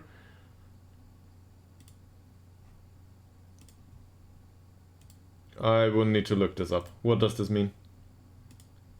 So he's a new gen, considering he has one of these eggheads. He's... where is it? He's professional, he's evasive and unflappable, and his determination is 11. This means he has ambition 1 to 20, loyalty 1 to 20, we don't care. Pressure 15 to 20, professionalism 18 to 19, sportsmanship 1 to 20, temperament exactly 15, and controversy 1 to 14. Wonderful. He's a good addition. I don't care about ambition at this point. Forget about it. I want to sign this guy. How's the other one though? The other one's not good attribute-wise, and yeah. Okay. So, under professional we found somebody that's really good. There's no model pros available. There's no model citizens available. Is there a resolute guy? Nobody. And that's about it. So, there's only one choice. Let's go with him.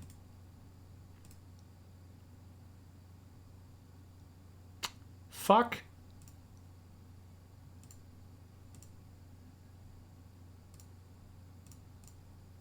Great. I would love to offer him whatever he wants, but that will not be sufficient.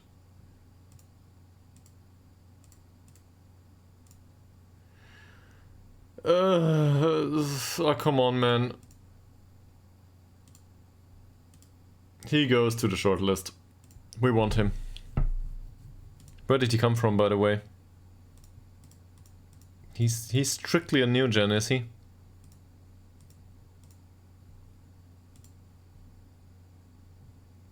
Well, apparently he was born in Iceland. Great. And then he did something else for 42 years. Yeah. So we gotta get back to this guy. As a head of youth development, this is good. Like, this is not wonderful due to the stats, but attributes can always improve. Personality is... that kind of personality is hard to come by. By the way, is there somebody else with that personality? Even in other roles, it's probably worthwhile to look into this. Technical directors, loan managers, coaches. Not great. So, what do we need next? Medical stuff is probably worth looking into. That said, this is rather good.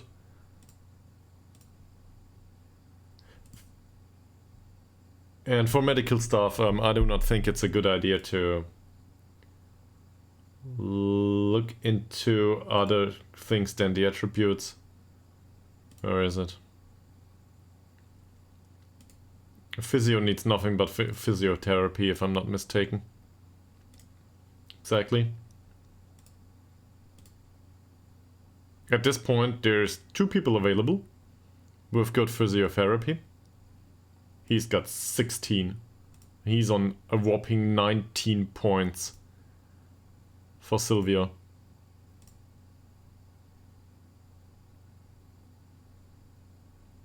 I don't think that's worth it.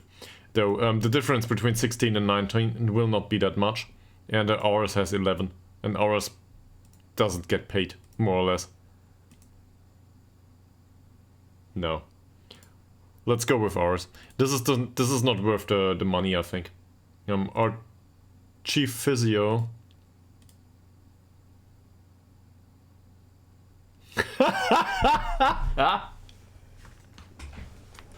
Forget about new stuff. Let's do it like this.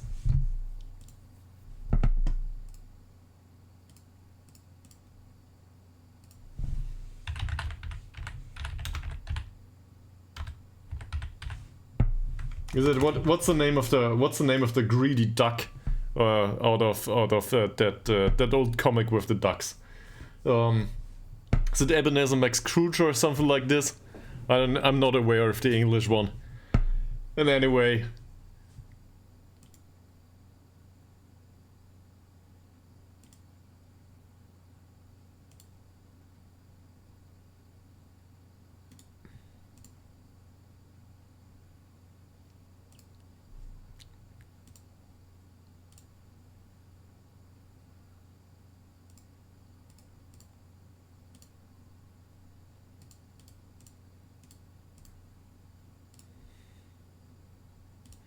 Yeah, he can have that. Or on the other hand, we can just do it like...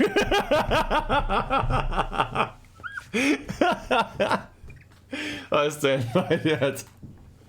This is fine. This is my revenge for real life. This is my revenge for real life. I will do to everyone what they did to me. No proper pay. All the work. That's it.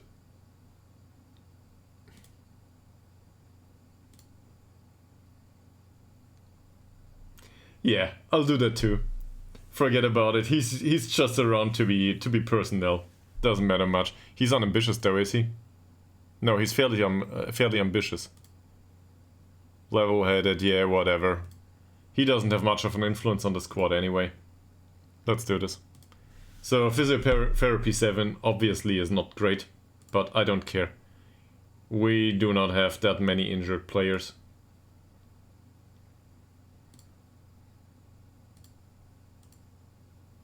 He earns 9 right now. Great, you can have 9. Wonderful, that deal has been extended. About the scouts, we will need to get rid of one of them, and it will probably not be Nieberg, it will be the other one. Or is it Nyberg? Whatever. So we lose scouting knowledge in Turkmenistan. That? Or we just find another scouting member. I don't know, with the board or somebody. Maybe we can get another one. Apparently I'm a heartless bastard at this day. So.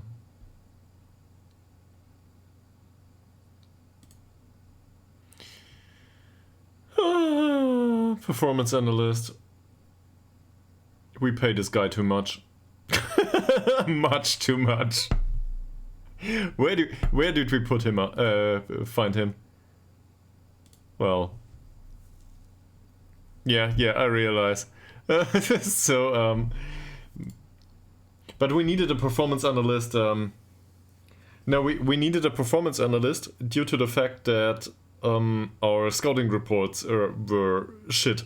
So, I don't know, it was required at some point. I'm not sure for what though. That's why we signed him. In any case, we can probably have a look for another performance analyst at this point. We are allowed one, at least. What's important attributes for performance analysts? Probably analyzing performance. That's not the right one. This is where we go. Analyzing data and tactical knowledge. Great.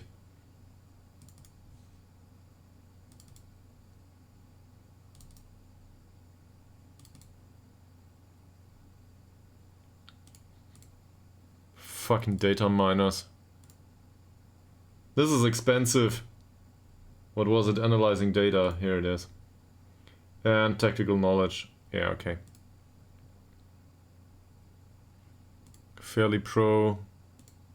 It's the rest of his personality, by the way. Outspoken and confrontational. Yeah, that's something I like in the club. He's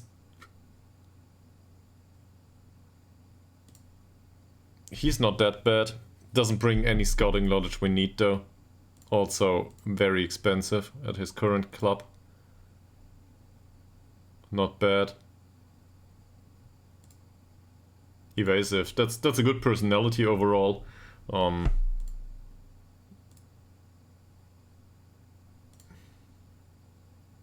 Yeah, I feared so. So I don't think this is worth it. That's a problem. I don't think they contribute too much. I would like to know what they do if they get better. He's fickle. I don't think performance analysis is strictly needed. What's available for coaching? So let me put it that way. If we can get them all to renegotiate their contracts to be full-time coaches for 2-star coaching, then we can make decisions going from there, right? So we keep them. We do not need to re-sign other coaches. We pay them whatever they are paid here, maybe with the odd euro here and there, and just keep the entire money and put it into a training center.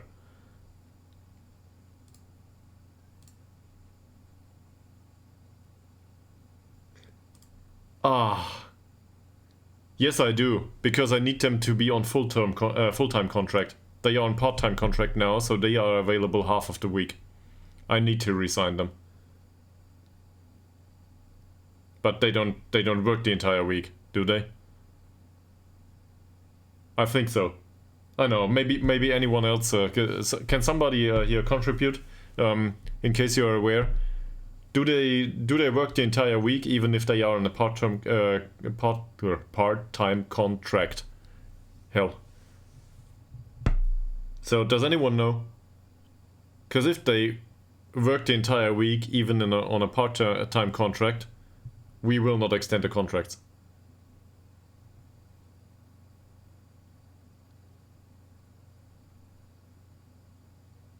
Okay, at least that's the what I think it is.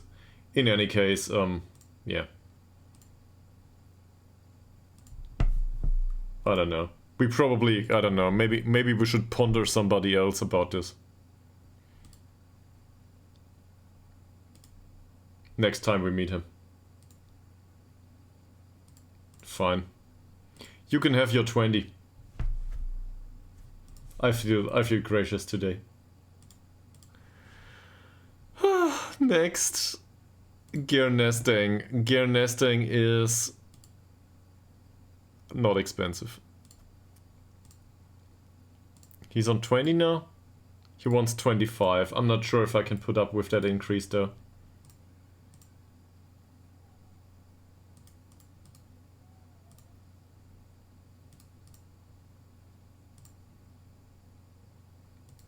Ha, perfect.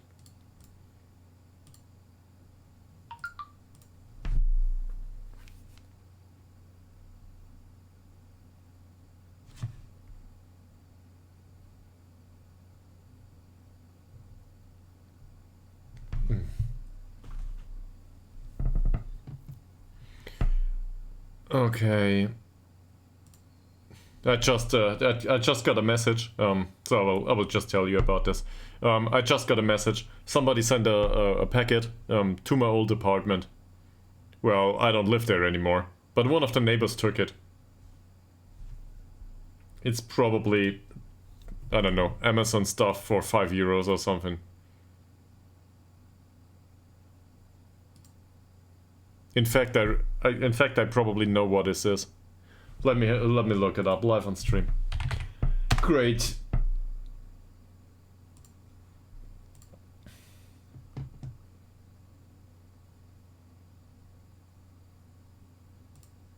Fuck. Yeah.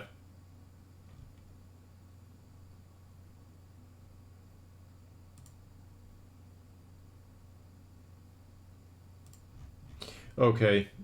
There might be. Yeah, it's something I ordered. In fact, I ordered 3 things and Amazon. So I changed the address, and I deleted the. I think I deleted the old one, but I reordered something, a pair of shoes, and also some other stuff. So nothing fancy. I need a new backpack and new shoes because well, being. I wouldn't say being a skater. So owning a skateboard, your shoes probably go to waste at some point. So that's a recurring expense, I guess. I need new shoes from time to time, and that's something I ordered. But I send it to the old address, and well, I don't live there anymore. But there should be they shouldn't be able to deliver it there because I put up there's some sort of thing you can do that the packages get sent to your new address instead, and that didn't pick it up for some reason.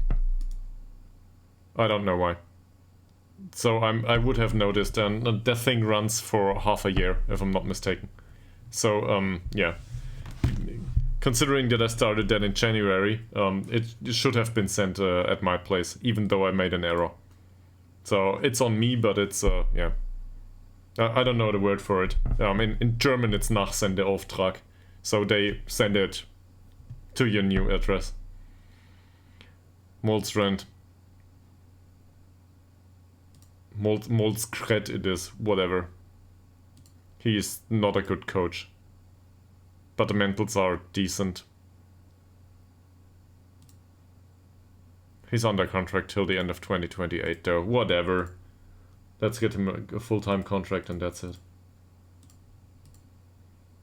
Sir, you need to accept your lower base wage.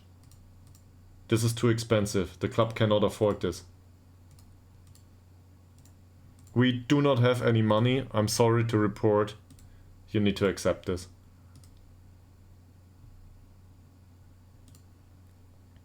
We already did nesting.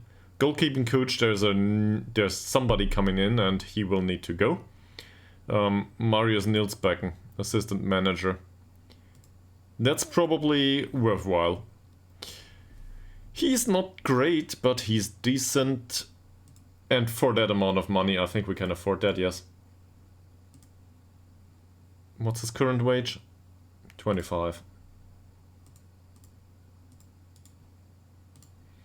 So let us get him down to 25. No wage, no increase here.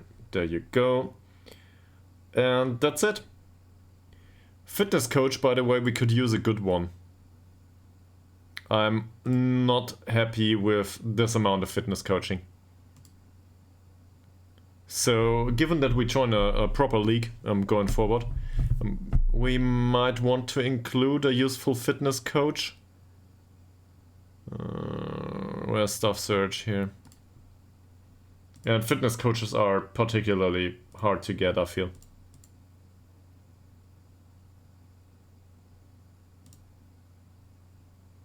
That looks fine.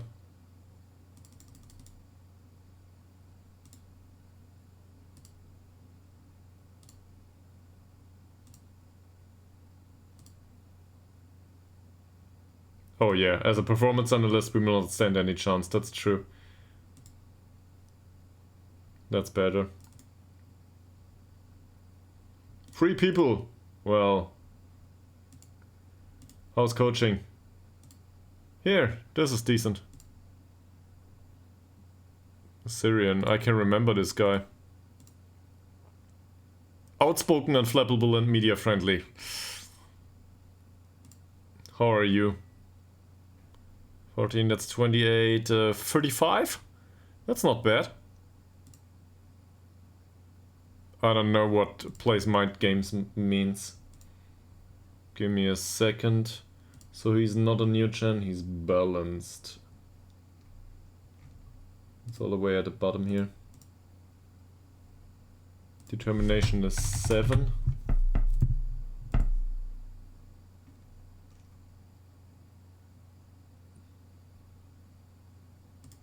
I don't even know what mind games is. Plays 9 games and media friendly.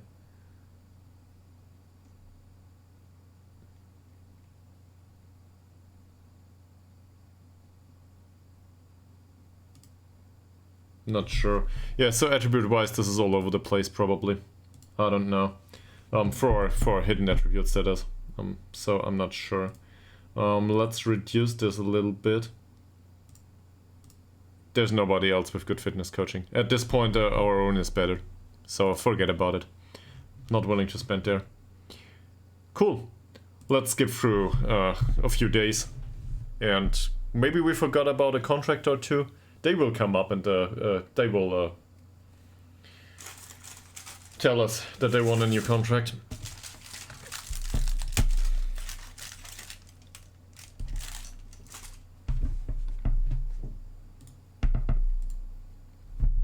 Scouts allowed has been increased. Great, we do not have to fire anyone. We can keep our scouting knowledge of Macedonia. Fantastic.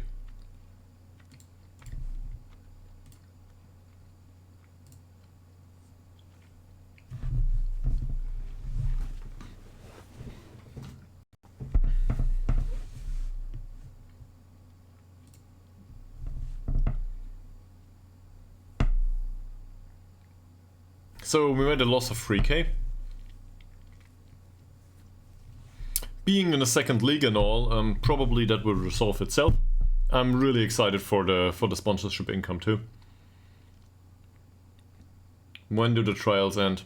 There's 30 trials that end in 2 days. Let's do this. So I hope everybody is excited for young players that might not be worth it for this team.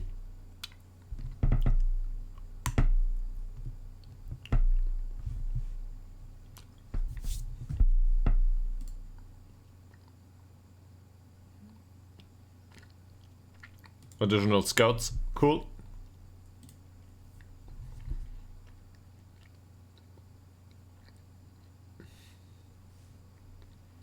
Why do we get messages like this?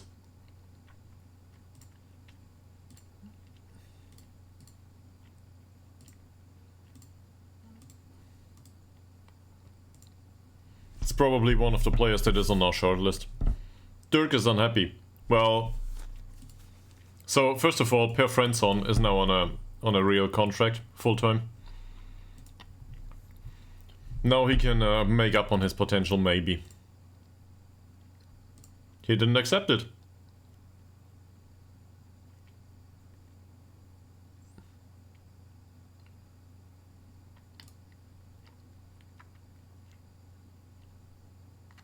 Or I'll be asking for a transfer. I don't want to be insulting just yet, but this is annoying. So we will do this the hard way. Here you have your extension. Because we've got a clause. And I think he has potential, so we might as well trigger the extension first.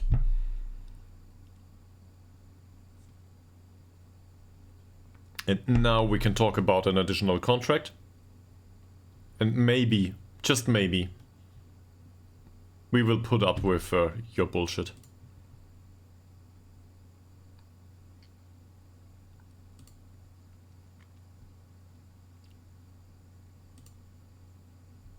For some reason everybody's happy with us. Yeah. Squad dynamics, not much to tell. This is all unimportant. Okay, we will do these two. So first and foremost, Antoine Dirk is not a first team player for us, strictly speaking. Well, he has been for the last season, but I'm not sure if this is a good idea going forward. That said, it's not the worst idea, and we need him to train full time. He can be squad player if he accepts it. He doesn't, he wants to be regular starter. Fine. And then we need to agree on conditions. Right now his contract is till the end of 2029, so that would be 1 additional year. That's fine, as long as we can get him to agree to conditions that are more favorable. And last time he wanted some sort of wage increases and stuff. I think we denied him that. So this stuff he can keep. I don't care. This is small scale money for us at this point. Just think of it. If he plays every single game and we pay him 25 euros, I don't care. It's the base wage is much more important here. And the appearance fees are a minor addition. Doesn't matter much. Sure. So I went a bit too low. Or not, yeah, I granted him too much. Cool. So now we will get rid of that one here. Oh, for fuck's sake. Do I really have to do this 10 euro by 10 euro steps? It's probably not worth it, but you know me.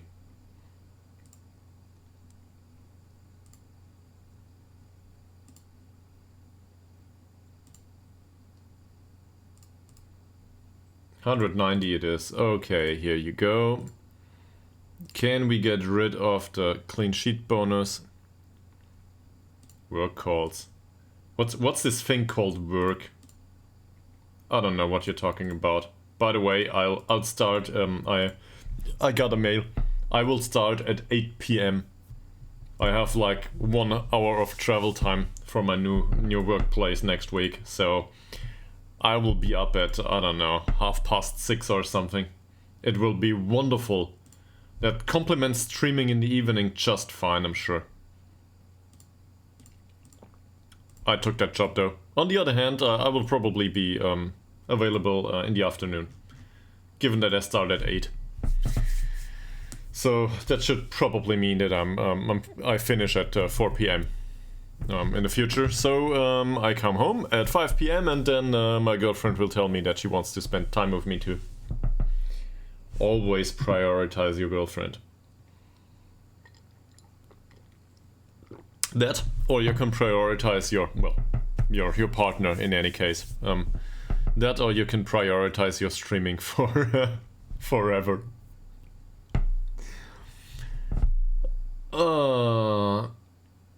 There's a lot of bad loan reports here. 6.13 Peter Modic. I'm not surprised. Oh god. He's got contract. Yeah, they will all come back. Most of them anyway. And we will need to decide what to do with them. That will be fun. Magnus Borgström. Alright. They want us to start him on a trade. What trade? No, it's about quickness. He's not even... Oh, that's one of the new signings. He's 16 years old. Yeah. We should probably start his training at some point. That's true. And also... So what's the worst about him? I guess quickness is a thing, yes. That said, a physical development is usually something that comes on its own with these players. Because he will grow into it, if I can put it that way. On the other hand, it's really important to him, so why not? Let's give him some physical development. Hopefully he can do that. Either-footed and fairly ambitious. That's not too bad. Tobias Nilsson. Does he have traits though? Yeah, he tries first-time shots. Okay. Tobias Nilsson. 15 years old, spirited, either-footed. This is wonderful. And the attributes are shit. So let's try to give him some training as a wingback on attack duty, because this is what he needs to play here.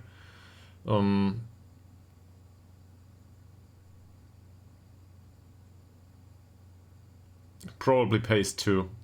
I keep thinking about dribbling, but dribbling includes technique. His technique is good. Yeah, it's pace. So let's give him quickness.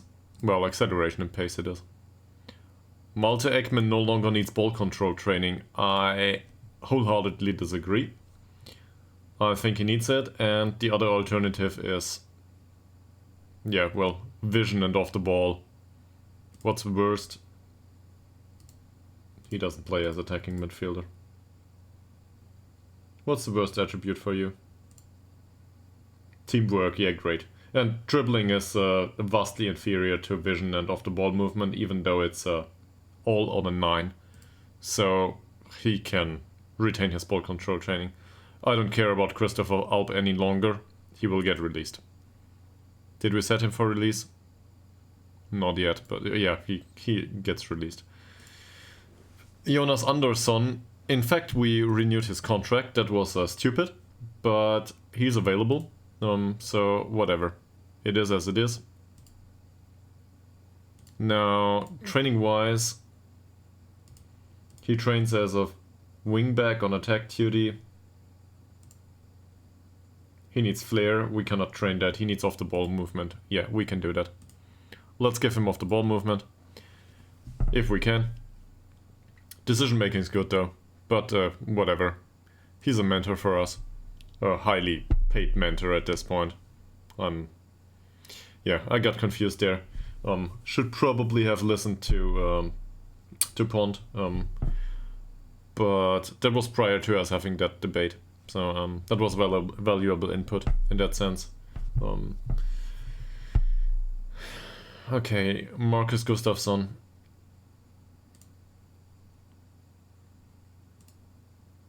I really want to get rid of this player anyway. Good thing is his wages aren't really worthwhile anymore. We don't care. He can train in that role though. Doesn't matter. And yeah, final third training is good.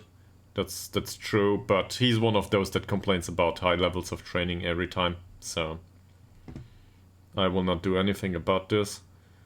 Alp, no, this remains that way. Anton Anderson.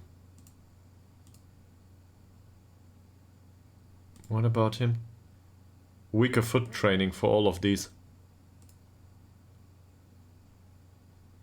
He does not need to train his weaker foot.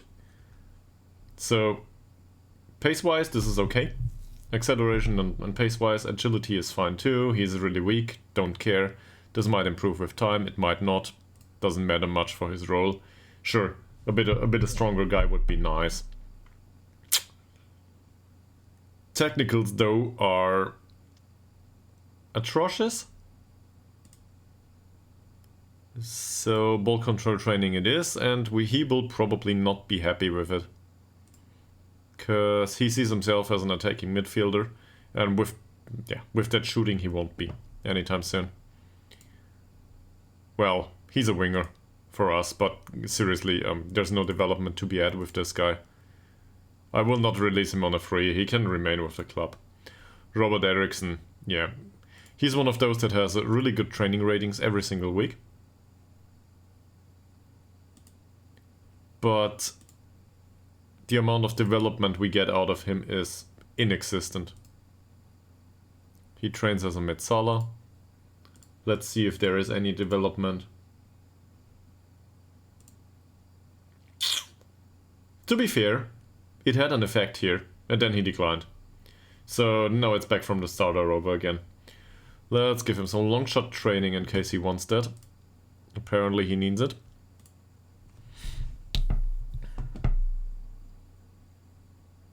That's still better than I expected, but not great. And Malte Antonsson, a sporting midfielder, box-to-box midfielder, we train him. Yeah, so I will not train his weaker foot now. Ngongo seals a new deal, so Ngongo can be planned with. Mr. Ngongo, would you please take your spot on the pitch? There's that. Yeah, so these players are all under contract now. That's good. He's happy with the new contract, nice. As I said, 30 trials come to an end. We need to get through these. So, Kwaku Frimpong.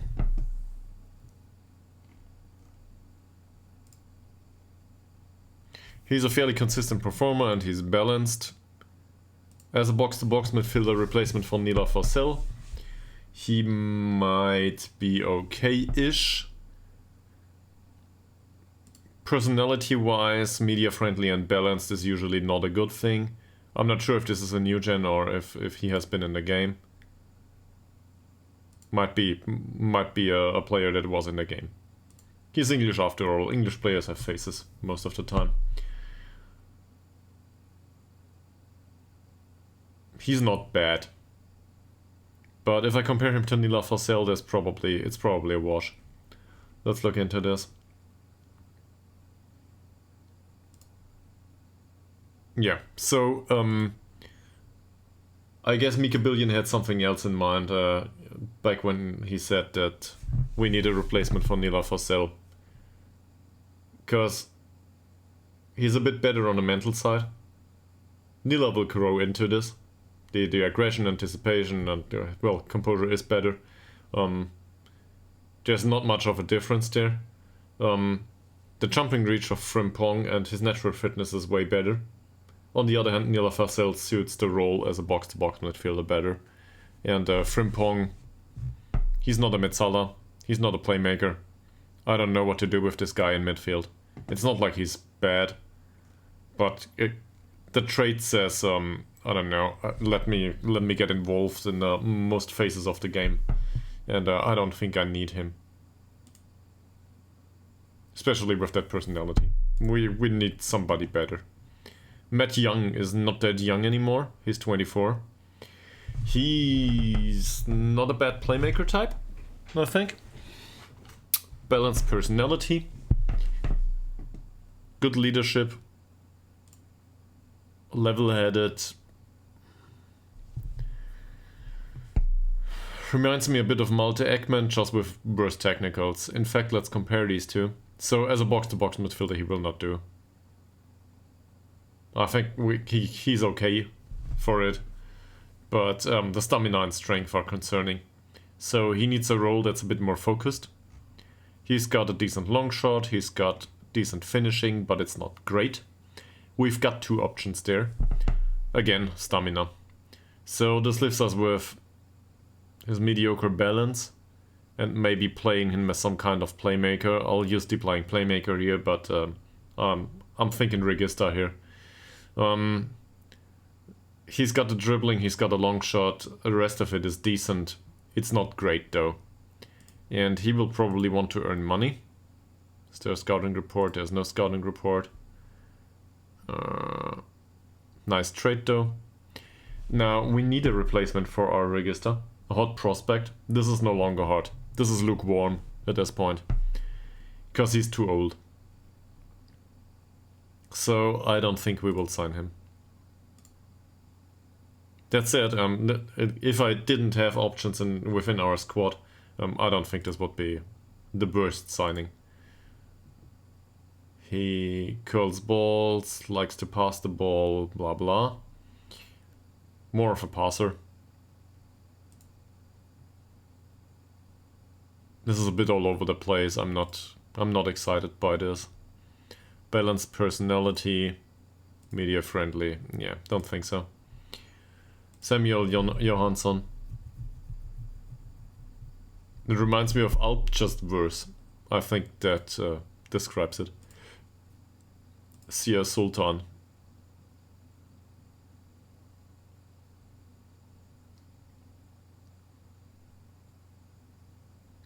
I'm not sure. Nice name by the way, but I don't think so. Ben Mason. So there's a question probably. We have Burnson and Ngongo, who are really great physicals wise. They are really, really, really good. Way better than he is. But they... Yeah. Let's not get this unmonetized stream demonetized, but yeah, you know. They suck with technicals and mentals. That's just the reality of it. So Ben Mason is better with respect to that.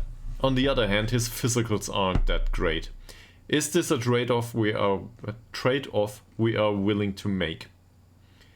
Tries tricks is decent, he's got flair. He's a creative player in a way. This is fine with our tactic. I'm okay with this. He doesn't need to take long shots, and seriously he shouldn't. This is fantastic, this is a good trade for him to have. Knocks ball past the opponent, suits him just fine. He's not the fastest guy on the world, but he's okay for our level. And he runs with a ball down route. All of these are wonderful traits. Problem is, we have two players that can play in that position that are just superior physicals wise. So what do we do with him? Is this somebody we are interested in? And in case it's not obvious, I'm making this up as I go. I don't know.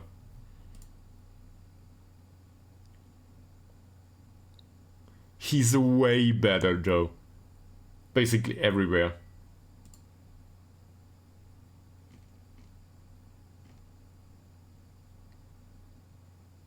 Burntson's the name of the other guy.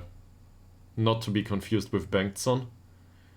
Burntsson. Is it Casper? Apparently it is.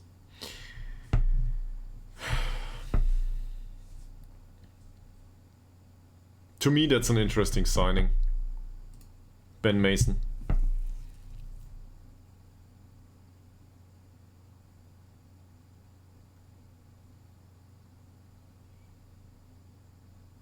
Anybody's got an opinion on that? I didn't look into the money yet. So, let's assume we get him, so he's fairly determined, sorry. Yeah, fairly determined and media friendly. In case you're interested, this implies... Is he a new gen? Not sure if this is a new gen. It's 23... I don't know. Probably isn't. I don't think this is a new gen. So He's media friendly only. Not outspoken, not volatile, you know. At least nothing of that. That said, this personality, this is ambition 1 to 20, loyalty 1 to 20, pressure 1 to 16, professionalism 1 to 14, sportsmanship 1 to 20, sorry about that, temperament 7 to 20, and controversy 1 to 14. This is strictly average as a personality. Yes, the determination is great, that's about it. He needs a change in personality too.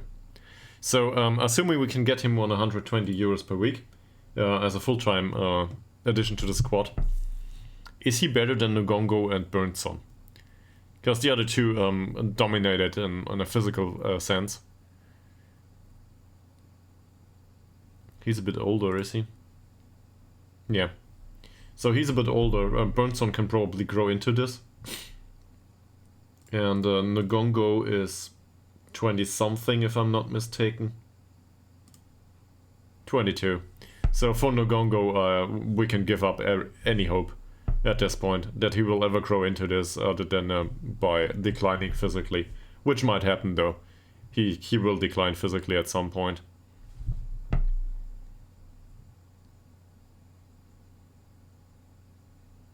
So what do we do with this? We try to sign him and then we try to loan out one of the others. Maybe. Because he's more reliable, probably. Or he might want 400 euros. Let's see. Fringe player. That's fine with me. What did I say about the wages? Forget about the entire debate. Great. Goodbye, sir. Elfie Teller. Great tackling. Defensively speaking, this is probably a worthy addition. The rest of it, not so much. No flair. It's not bad, though. That said, I don't think we need to have the entire debate once more. It's not worth it. Harvey Rowe. I do not necessarily like that trade on him. As a central defender, he will not do under any circumstances. Just jumping reach of 8 is a no for me on a central defender, so definitely not. Luca Woodhouse, here we go! This is our replacement for Nila Forsell, or it might be. Is he suspiciable to injury? Yeah, great. So, comparing him to Nila Forsell, we will probably find out that he's a little bit better, but he's suspiciable to injury, and there's the problem. He's a lot better, actually.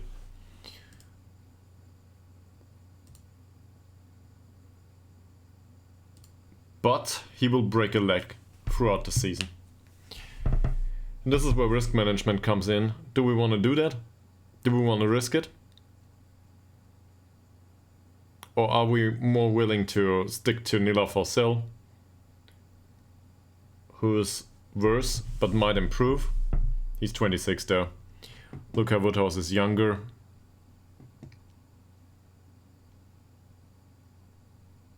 Driven.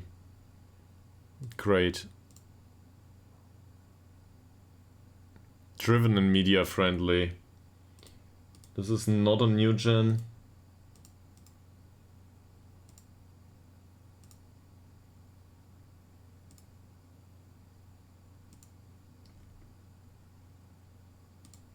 There it is. Determination is 18. Yeah, he's got good ambition. 10 to 20. The rest is all over the place. Given his susceptibility to injury, I'm inclined to give him a pass. But something like this would be totally fine. But I don't want players in my squad that are susceptible to injury if I can help it. Henry Hawkins. That's decent. Problem is we have decent. Positioning is really great. By the way, this is wonderful. But the rest of it, not so much. That said, we need a replacement for Per Boltegård Blom. But at the age of 24, he will not develop much. He dreads playing big matches. Susceptible to injury. He is 2. Yeah, forget about it. Myers.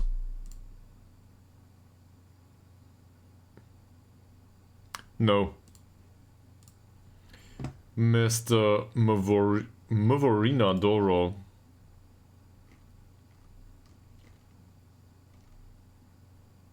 I guess this is a hard pass. Farmer. Owen Farmer is a poacher. We do not necessarily play with a poacher. It's not the end of it, but I do not think we will include him in the squad at this point. Doesn't work well. Arkame Francis Birdle. He shoots from distance. That doesn't suit him too well. Knocks the ball past the opponent. Reminds me of somebody. A certain Mr. Lowe. As a Metzala. He lacks the dribbling.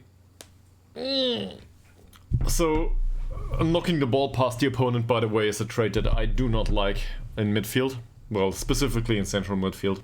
It doesn't work that well, knocking the ball straight into the defenders. So, that's a bad one. I think I'll pass. Suck Kempster down.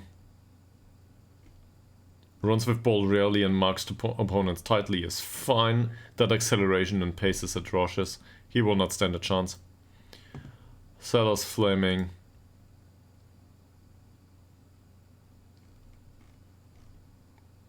I don't think so. I like to have strikers that are a bit more, a bit stronger. They need that.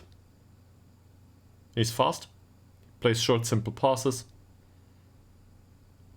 22-year-old. This isn't bad.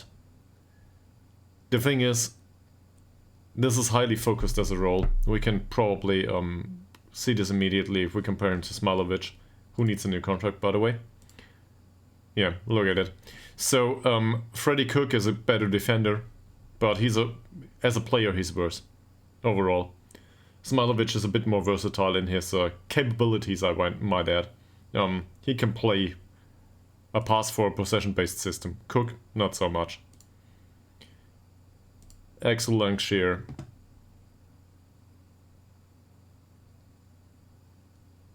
We just agreed to a deal with Dirk. This is Alp level and then some. He's fast, but there's not that much that speaks for him. Tackling's good. Stamina, pace and so on is good. He's got a trait that suits him, that's okay. As a wingback on support duty, no off-the-ball movement, positioning's shit. Well, okay, it's not good enough. Dribbling's bad. This is not an improvement to the squad. That said, we don't need an improvement strictly speaking, but at the age of 25, I'm not willing to go there.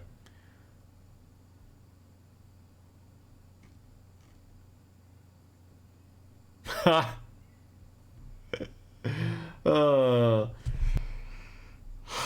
Decisions. Okay, so you might ask yourself, what the hell is he? What's going on? He's not a good jumper. In fact, his jumping is really bad.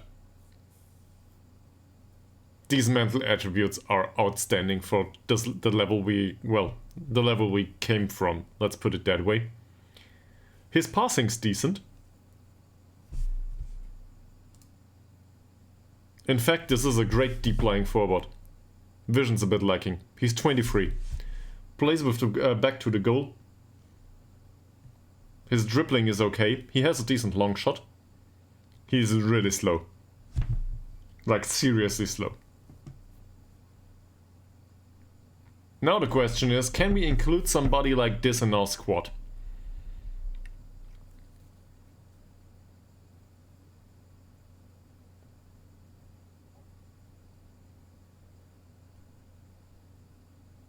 He's, in comparison to Woldsund, we would be able to supply him with some balls, with some long balls. He's got the strength to outmuscle the opponent. He doesn't have the jumping reach, but he's got the strength.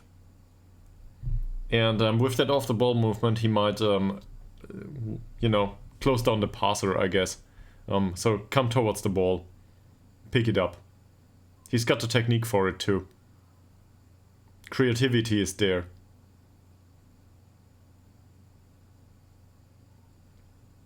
Balanced personality though, media friendly, so this can be all over the place. Personality wise, above average injury suspiciability. For 120, yes. As a first team member, definitely no. He wants to be an important player. Yeah. I feared so.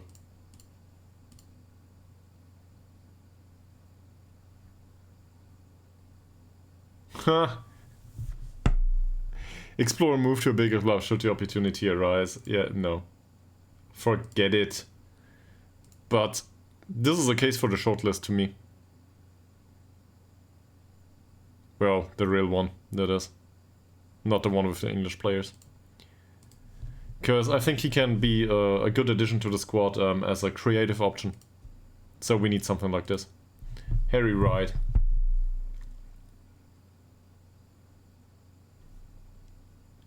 We have enough options there of that player profile. As a Metzala, he's shit. Archie Shepard. No. He's just, you see, not, well, he's very focused. Not flexible enough. He cannot play a pass. Joe Westley. Good poacher. Split Biff would probably like this. Can be included in the squad, but not in ours. We do not play that way. And if we do, we need to change a few things. And I don't think this is worthwhile. That's better. So the good thing about him is that he has decent acceleration and pace too. There's a few concerning ones here though. Balanced personality. Level-headed, yeah. Not much to like about him personality-wise. This is a new gen and it's a shitty new gen.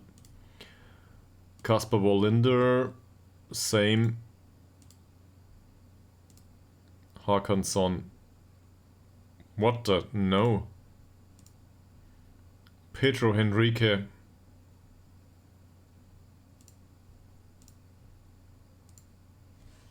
Now we're getting somewhere. This is all the new gens that didn't make it anywhere. Ludwig Olsson. I'm so sorry to see this. A resolute player, where did he come from? Sefle. I don't know Sefle. So this is one league below. A resolute player that is perfectly capable of developing, but well, there's no potential in him. So we will not sign him. That's 30 trialists. Took us an hour or something, I don't know. It feels like we've been at this for 2 hours now. Goalkeeping coach, yes please. And the other one can go. We will relieve him of his duties immediately.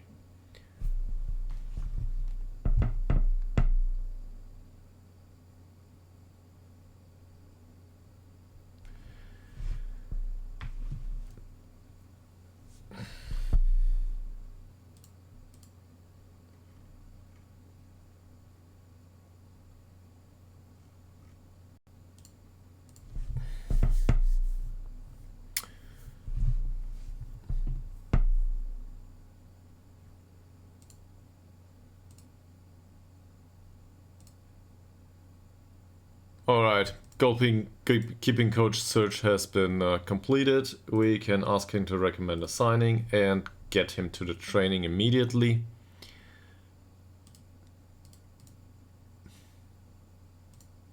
I thought so.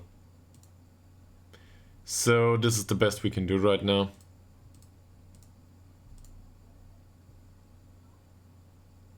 What we can do though, this is our new signing. He will probably improve over time. He's already in the process of studying for National A license. This is wonderful. Seriously, this is perfect. So we do not have to pay it. I don't know who financed it, probably Sons IF. doesn't matter. He will be a 2.5-star coach or 2-star coach in both categories going forward. And afterwards, we can get him out the door. In fact, do we know when Vibron will be finished with his studies?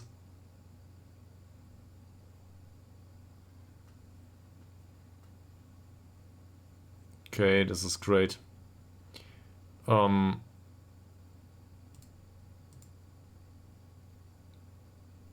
He's also related to this guy, who might or might not fit us. Why not? Let's bring him in. Maybe we can have somebody he's related to in the club. Why not? My thought process was, can we fire the other goalkeeping coach immediately? And I think the answer to this is yes. Because we don't need him anymore. He's not even a good addition to the coaching staff personality-wise. So let's offer him mutual determination. Yeah, determination. Mutual contract termination. Man, my brain's fried. Let's get this out. He can remain there. He's just there to reduce the coaching workload. And off he goes. Max Scott has been removed from the shortlist. Why is that? He's on non-contract. As a central defender, he doesn't suit our requirements anymore. That's okay.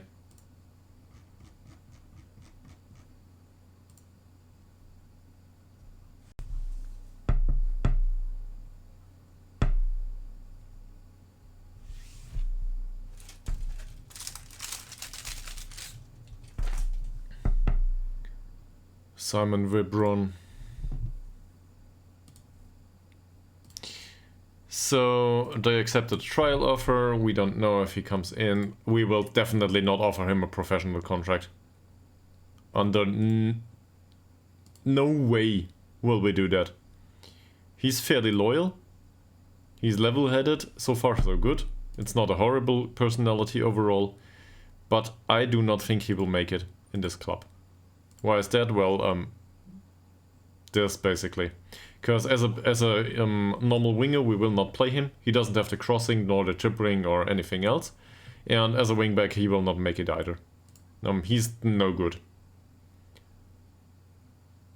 He's not strictly bad at most things, but personality isn't that great.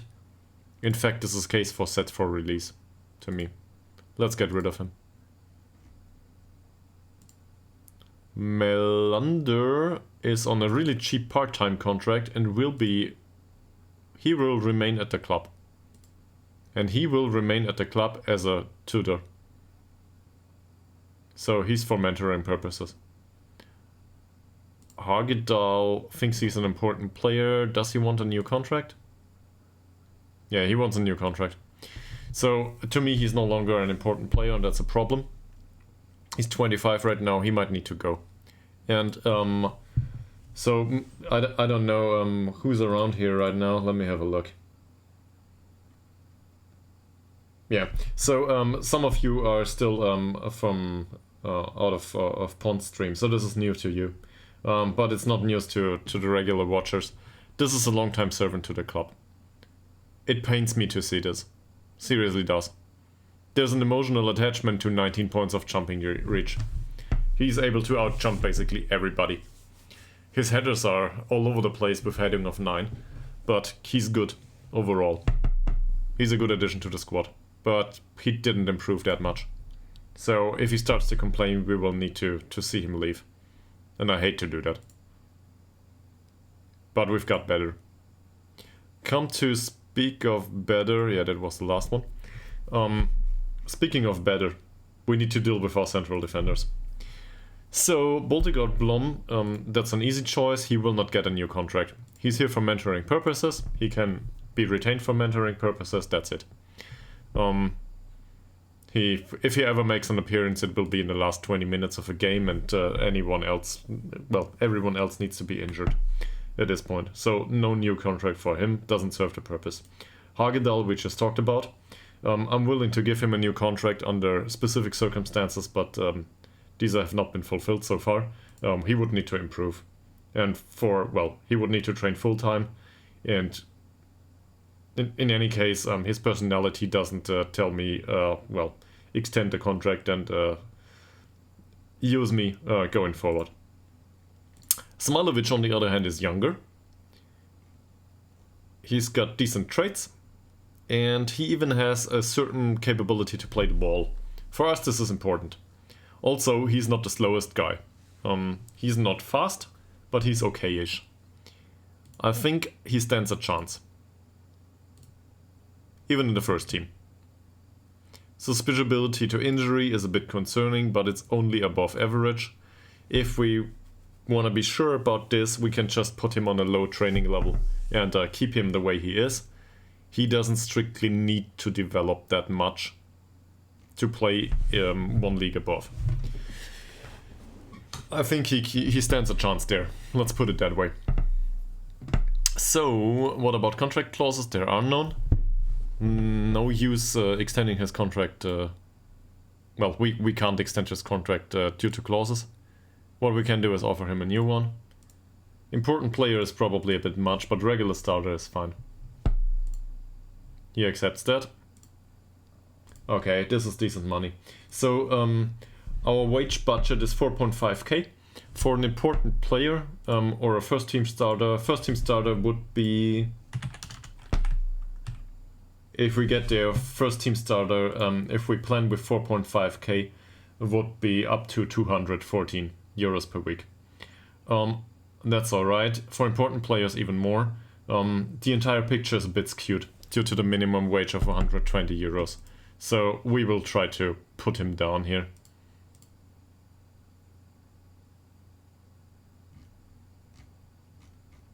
And the relegation release clause is something that's included by everyone at this point. I despise this, but we need to do something about this. Why is it a 2-year contract? Is this all we can get out of him? Okay.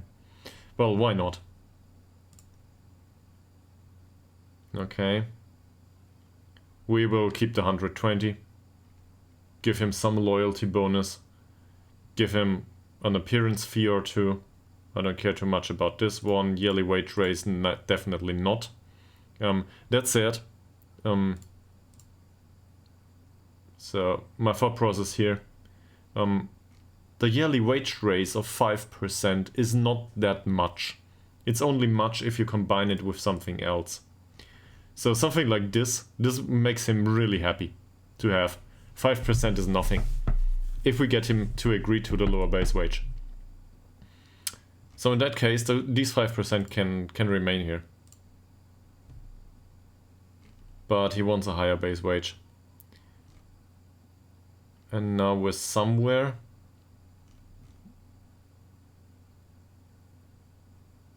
Top division promotion wage raise. Sure, give him 5%. These he can have. This he can't. He's susceptible to injury. Time to do some hedging. So, given that he's susceptible to injury, above average, we expect him to be injured for some games, which means a lower base wage and higher appearance fees are totally fine. If he plays every game, he contributes, so that's good. The jump in wage budget cost here, in expected wage budget cost, is these 5 euros here. We can give him an additional bonus as an unused substitute. He will not be an unused substitute anytime soon. He will not sit on the bench. That's just not who he is. So to us he's a first team player. I do not think he will be on the bench. And we will increase his bonus for a clean sheet. Something like this. He might not like it, but this skews the picture a bit in our direction. So maybe this works. Oh, we're getting there. Okay. So we can offer him 10% here, keep these 2.9 in. That's not a lot of money, and I'm sad about it, but this is okay. Let's put him to 25 here. Doesn't matter. Doesn't make a difference.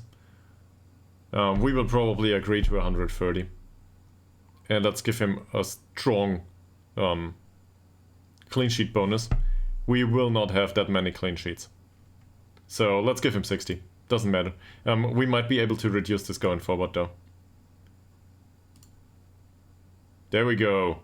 So now we have 40 per week lower than we thought. There's a lot of bonuses here.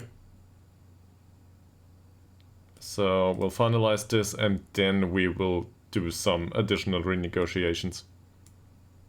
Hopefully a lot of them actually. First of all, relegation wage drop. Let's go with 5%.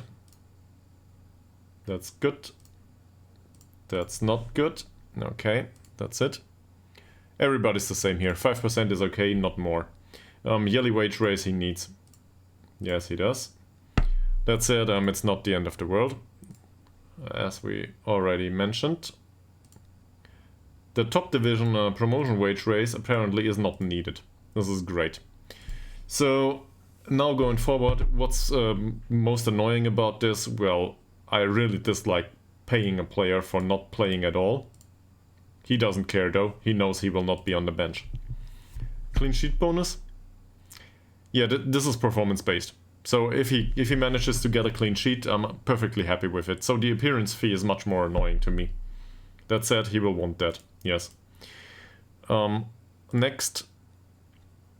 Still, the clean sheet bonus is high, but this tells us that we will remain in the league. If we have a clean sheet most of the time, who cares? We will not get relegated if we have a lot of clean sheets. So we're happy to pay for that. This up here, the loyalty bonus, is bullshit. He gets paid for basically being with the club, and I do not want to do that. So I'd rather reduce the loyalty bonus than the clean sheet bonus, if there's any influence between the two.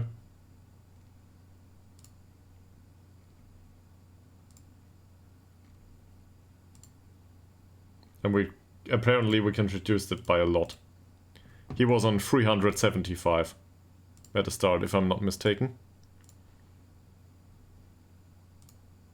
That's it. So 130 is the end of it. And now, at the end of it, we can go in here and we can reduce the clean sheet bonus. Okay, now he doesn't want us to do that anymore. But this is good.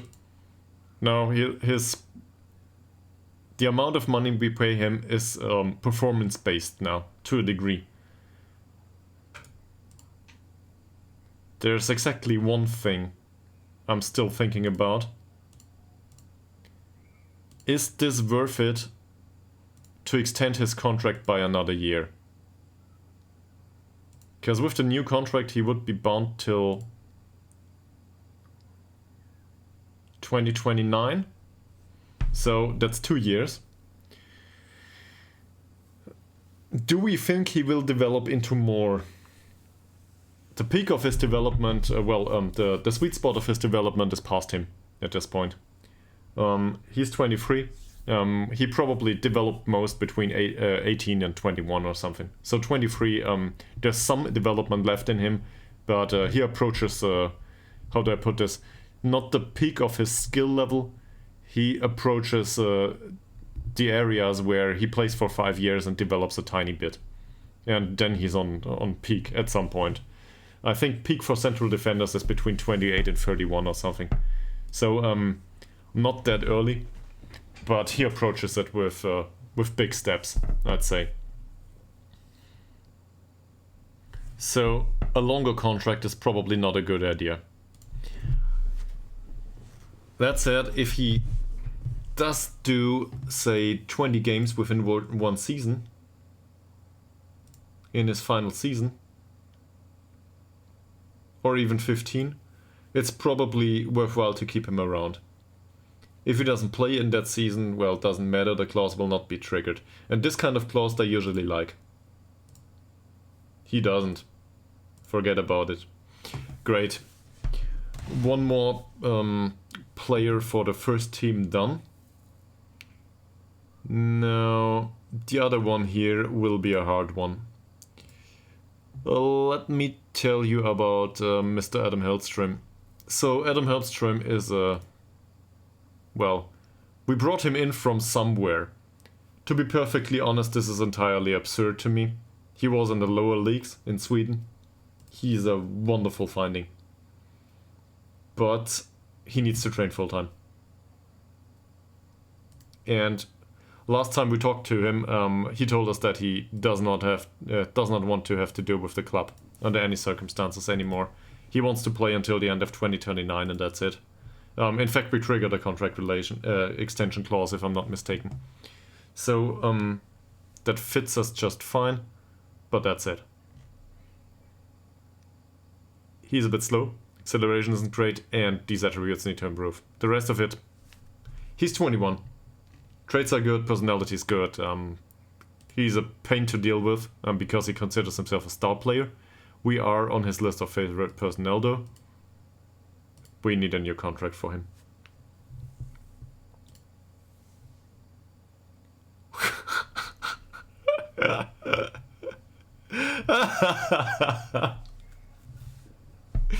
Yeah, okay.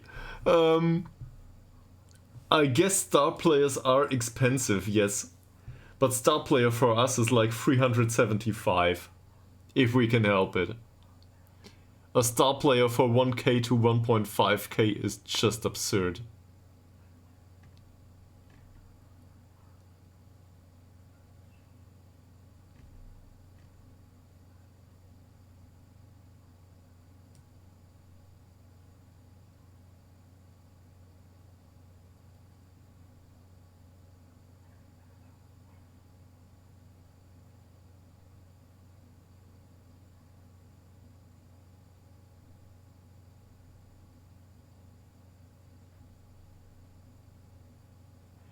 He doesn't want to sign a contract but now.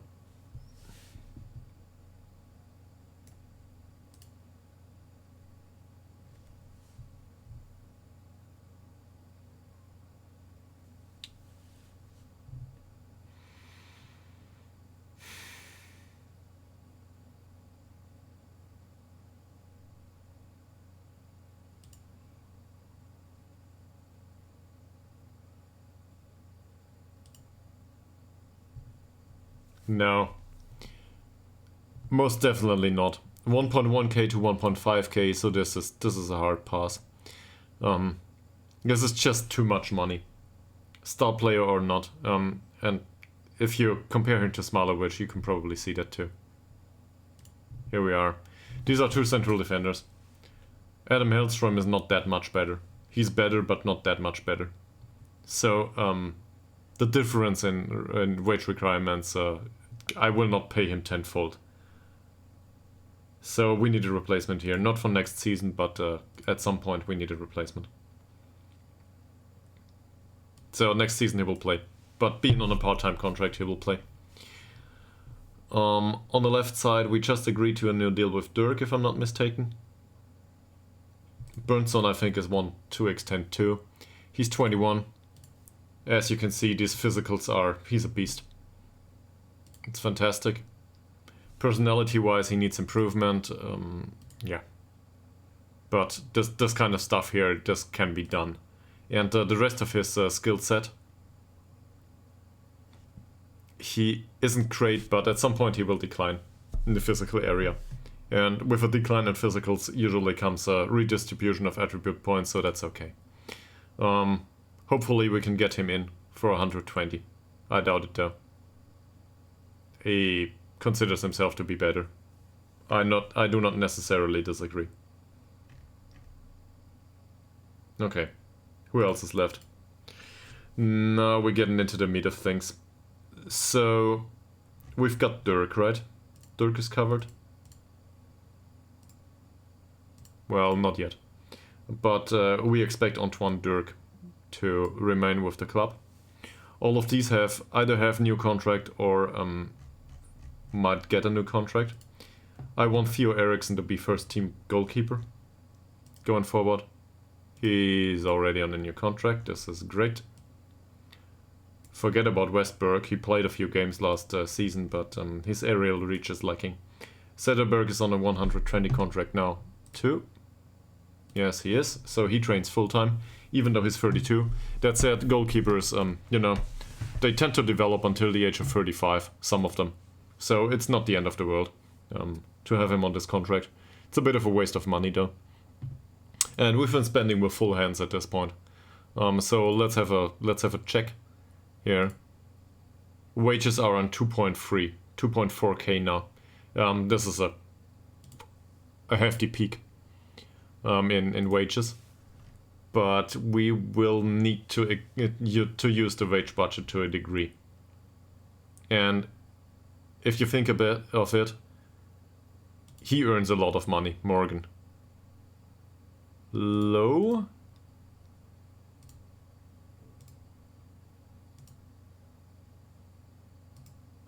We didn't give him a new contract because he's 31. He doesn't need the training specifically. Well, according to Pont. I'm not sure if I disagree with this. I think he's got a point. On the other hand, even older player need full-time training to get fitness levels up and so on. So it might be worthwhile to extend his contract anyway. Not sure. We will need to extend his contract at some point. He's only bound till the end of the season, and then there's a clause. So it depends a bit. Hilberg, no way. So in midfield we need somebody. And Mika Billion stated that we want to find somebody else for Nila Forsell. I have a problem with this decision. And the problem is that I think that Nila Forsell can be a worthwhile addition to the squad. But he considers himself, well, a key player. For that money, though, that's not that much. At the age of 25, there's development left in him. Not much, maybe. Well, 26 now. Happy birthday, Nila. 4 days late. In any case, I think that might be okay if we can get him for cheap.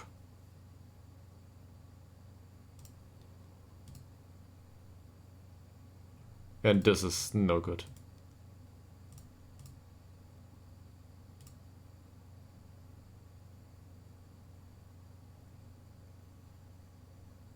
Is there anything else that we can promise him?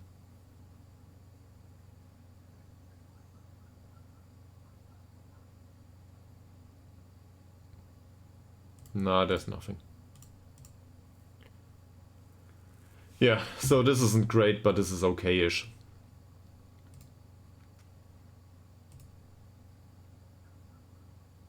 For a first-team player, we're willing to offer up until 214. We will not need those here. Let's go with something like this, 160 or something. The loyalty bonus will be reduced later on. This is... He's not susceptible to injury, is he? Nila Forsell is below average, if I'm not mistaken. Yeah, he is. Oh...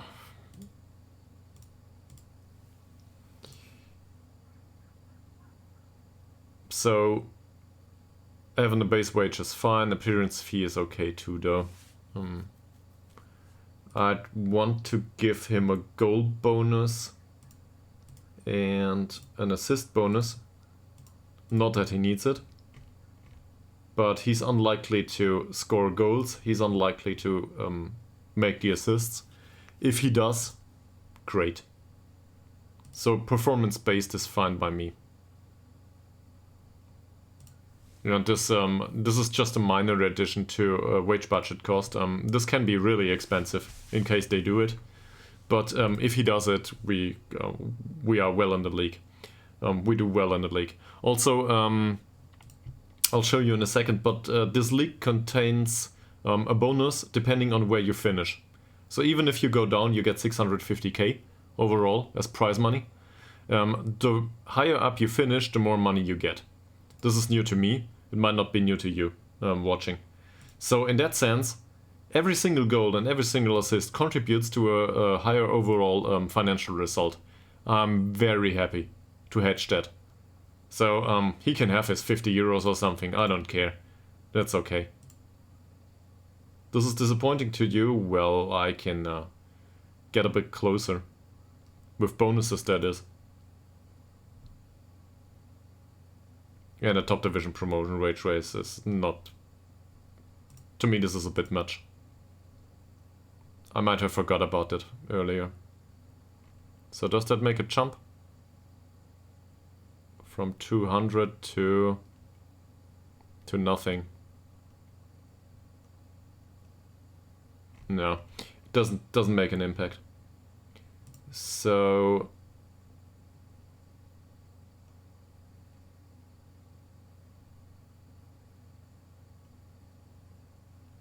this is also useless to him. Still 170 maybe.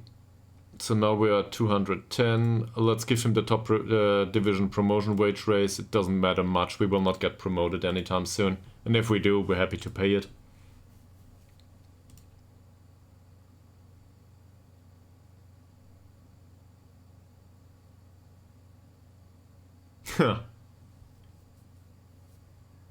How does he do?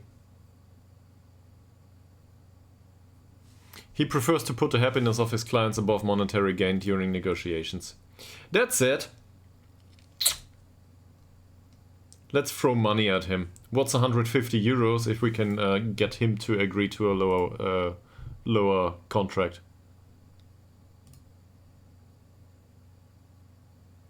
He doesn't mind. 180 and we offer you 500? Come on, man.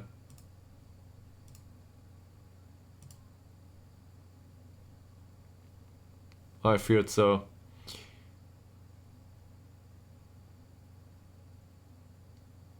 So let's go with 200, that's probably fine. Let's increase the bonuses here. As I said, he's highly unlikely to score many goals or have many assists. If he does, I'm happy with it. These 25% I can deal with. That's okay. And now we need to reduce all of this. Because if the agent doesn't care about money, maybe we can get it down now. So first of all, we reduce the stuff we pay the player. I would rather get rid of every clause that doesn't serve any purpose for us.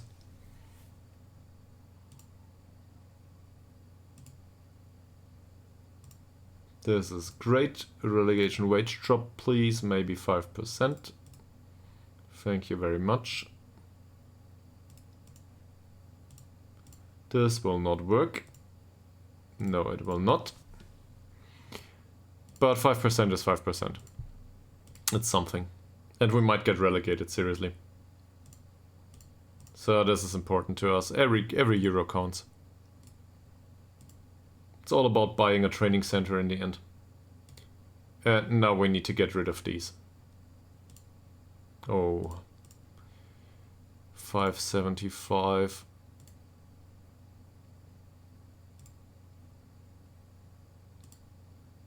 So he doesn't take the 500. Yeah, that's it. Okay. And now reportedly the agent is not somebody that looks for monetary gain. So let's get rid of his monetary gain. Because given that he just agreed to the deal, we don't need him to be paid well.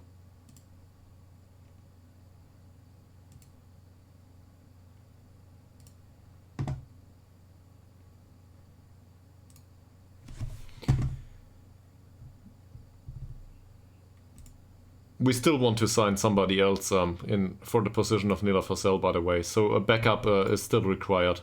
I stand by Mika Billion's decision in that case. I think this is not a bad idea to find somebody else that can play there, somebody with potential. That said, if we can keep the first team together, that's okay too. It's okay, just go with it. Which reminds me of two players, August Tillander and Mr. Wolzund up front. So August Tillander is a long-time servant to the club, and this amount of money is decent for him. He is a very loyal one at that.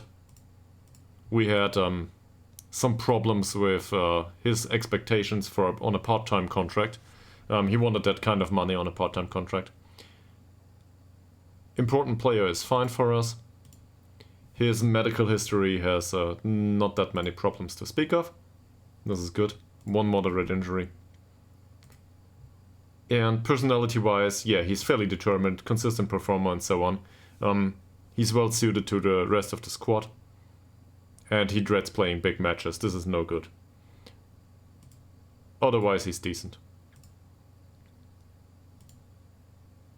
And we have an unfriendly relationship with this guy. Also, he's annoying to deal with, the agent, apparently. So, regular starter or important player. Let's try regular starter. Yeah, he can accept that. And this is fine. At this point, this is okay. So, let's get this done to an acceptable level. The seasonal landmark gold bonus is fine by me. I will pay him whatever's left at the end of negotiations here. So we will get this down later on. The most important thing here is that we agree to a lower basic wage, and the agent needs to deduct from his fee. Loyalty bonus, well, whatever. We can get rid of this, but the basic wage needs to go. Gold bonus, on the other hand, have a 75, I don't care.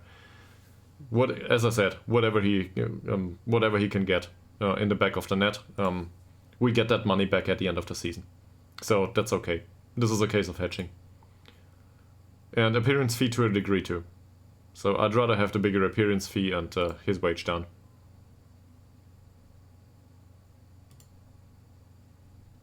Okay, we had him at 180, right? So let's try 190. Increase this a little bit.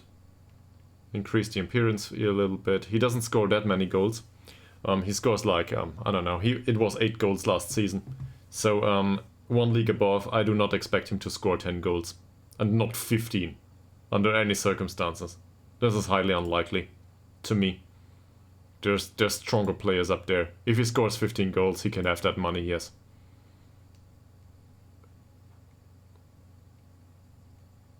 The appearance fee is okay-ish. That way, he doesn't care about that money anyway. 200 maybe? And we will not do any more here.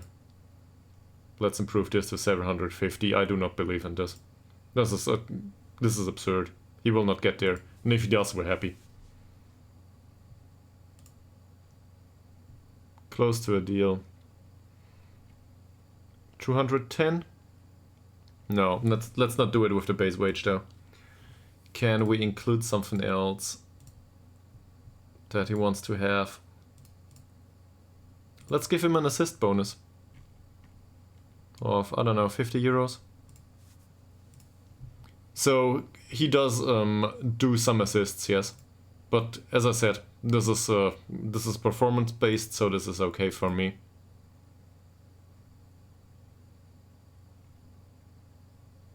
So 210 it is. We keep these bonuses in. The top division increase goes to 25, and we will set this to non-negotiable. This is a lot of money for us, but especially the bonuses. So the major error would be to keep it like that, I think. This is okay. And now we get rid of everything that's not entirely needed. 275. Does he insist on this? In the order of importance, more or less.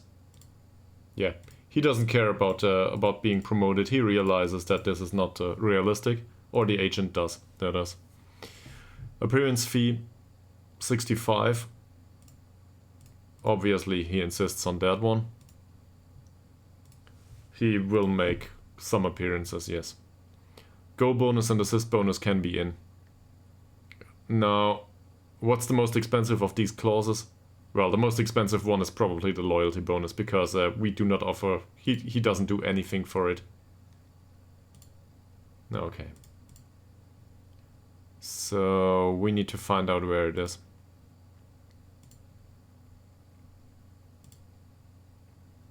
If this were real contract negotiations, probably the agent would leave at this point. But it is not. And we can go down until 525.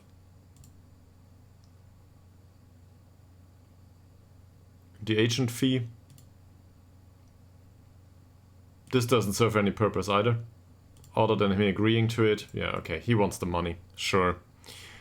I guess that was to be expected. Can we increase this to 20 goals? No, we can't. Can we... So, what's likely to happen? It's likely to happen that he will have a goal, and it's likely to happen that he will have an assist at some point. Okay, apparently this is too much. He might insist on any of these clauses. Yeah. So the goal scoring bonus is required for him. He considers him a striker, by the way, not a winger. The assist bonus not so much. Okay. Well, we were able to scrape off €5. Great. And then this bonus here. I do not expect him to get there, but it might be possible that he gets in the area. If he gets there, we need the money for the training center, not for August Tillander. Well, relegation wage drop of 5% is usually possible in our experience right now, and that's it. He's 25. He's a first-team player. He's an important player to the squad. He had decent performances overall. I expect him to score, well, let's say below 10. But he will score some, and he will provide some assists, hopefully.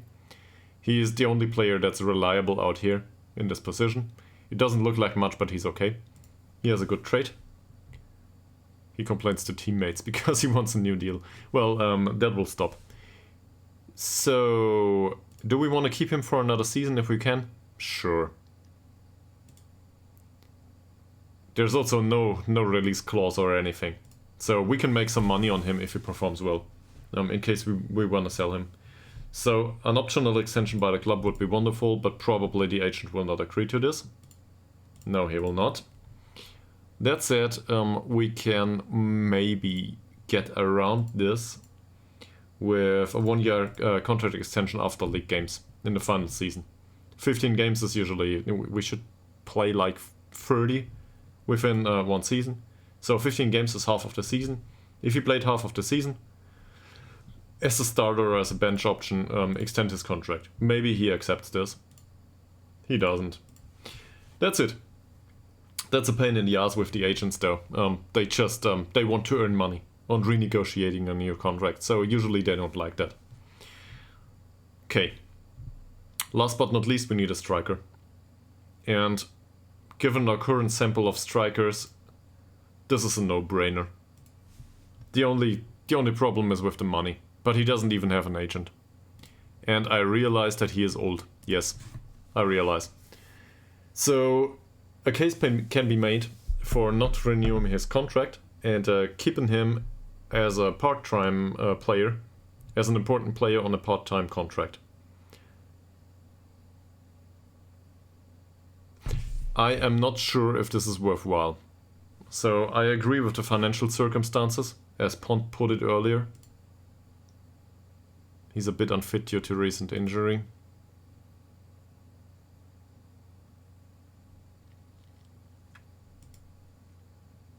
I think to reshape him, he needs to train full-time. It depends a bit on the money he wants, but there's no agent involved, so let's see where this goes. He wants to be an important player. He's a consistent performer. He's spirited. He likes big matches. Overall, this is a great personality. Being spirited, his professionalism is between 11 and 17, if I'm not mistaken. If we look into this, well, he's media friendly, so there's not anything else here. But he's also a good mentor, so we're happy to have him. Seen from that perspective, I would like to play him as a regular starter. He's happy to agree to this, and this is not much money. For a striker to play full-time, this is not much money, I think. So he doesn't even have an agent. 200, loyalty bonus a bit down. This is fine. This is crap.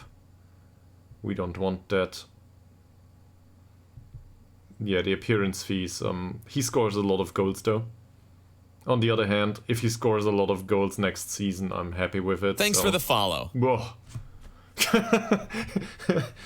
You startled me there. Thank you very much. And, well, welcome to the stream. I guess you've been around for a while at this point. So thank you very much for the follow. Yeah, I think we can increase the goal bonus here. Because I'm willing to pay for first goal scored. Not a problem. Same with creativity, by the way. Where's the assist bonus? Here you go, sir. Have some additional money. Just not base wage. He doesn't like that.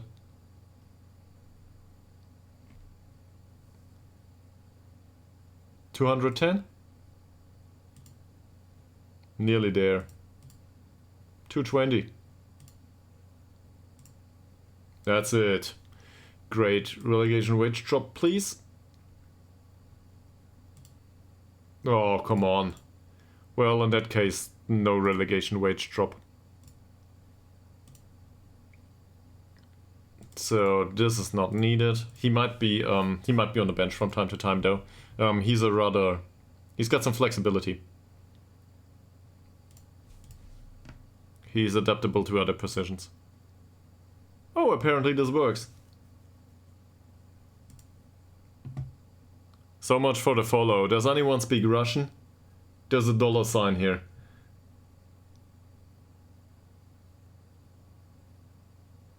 So, I should probably moderate this to some degree. Give me a second. I don't know what this means. Let's ask Google Translate, will we?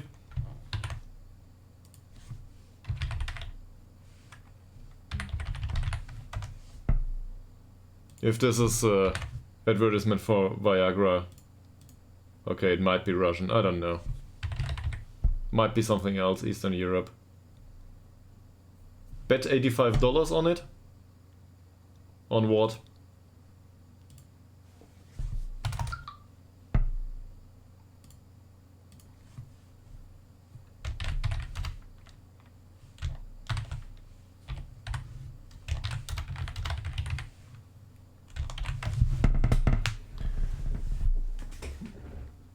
No, my bad. Well.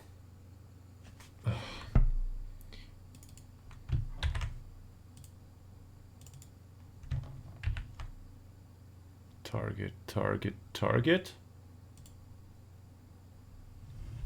I'm confused. So, using Google Translate is rather annoying to me.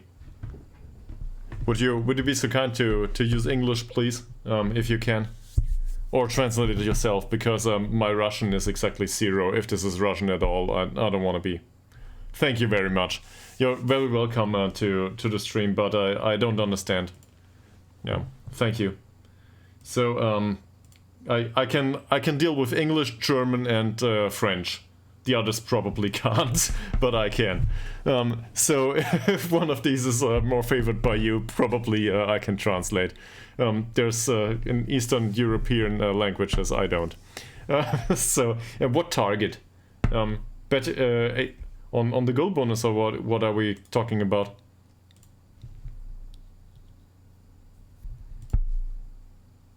So what did you want me to bet $85 on? By the way, this is all in euros. The goal bonus. Yeah, but he's already signed it. So if we increase it, we pay him for nothing. Right? Or it has been a previous message. So it's the other way around. We want to negotiate down at this point. Yeah. Okay, so no big deal, and thank you for the contribution, by the way. I'm always happy to talk. You might teach me some words, and is it Russian, by the way? I guessed. So it's just Cyrillic. Alphabet to me. Yes, it is. Okay, so yeah. Still very welcome to the stream. I hope you have a good time. Even though let's say how do I put this? Even though political circumstances do not necessarily say that people can be friends all the time, I'm very willing to welcome you here. And I hope you have a good time. And we can get all of that nonsense over with in the future. That would be nice. So, yeah. I hope you do well. So... what happened now? I didn't suggest this.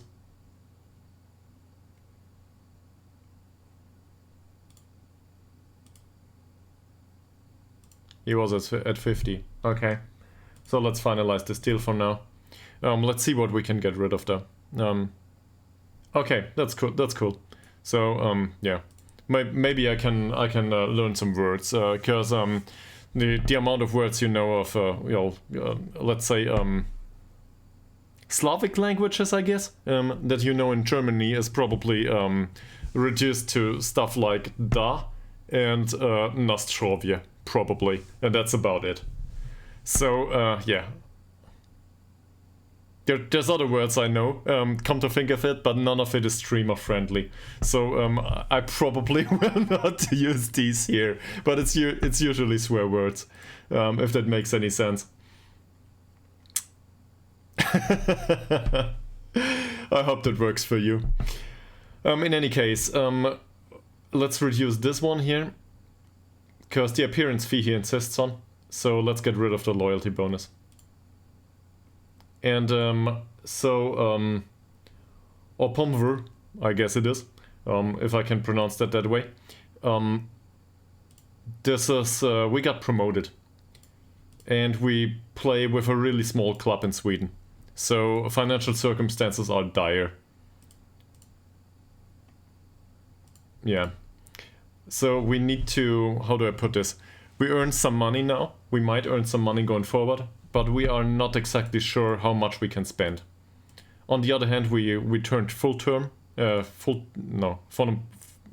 are no longer on part-time contracts. It's full-time contracts now. So all of a sudden they all want money. And this is the circumstances basically. So I'm going through the entire squad, trying to figure out what we can pay them. And apparently Wolfson doesn't insist on an assist bonus. We added that in later on anyway. Oh, apparently it's important to him. Great. So, still, this is performance-based, so this is fine. Yeah. Alright. This is the core squad. We got it. Everybody else doesn't matter. Everything else can be done later on. Let's see. This trial, yeah, he can come in.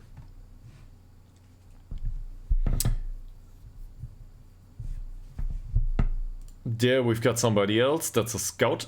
Yes, he can sign for us, we've got a free spot. Wonderful. That's a lot of money for us, by the way. 275 per week for a scout. That's a lot of money. And for him,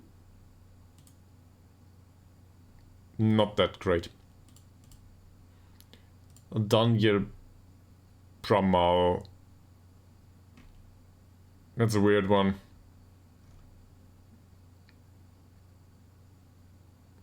I don't think so, right? So the personality is good. I like that. In Football Manager, this is a good personality, level-headed. So he's Scottish, English second nationality. Doesn't matter much though. This isn't even backup worthy. He's got good traits though.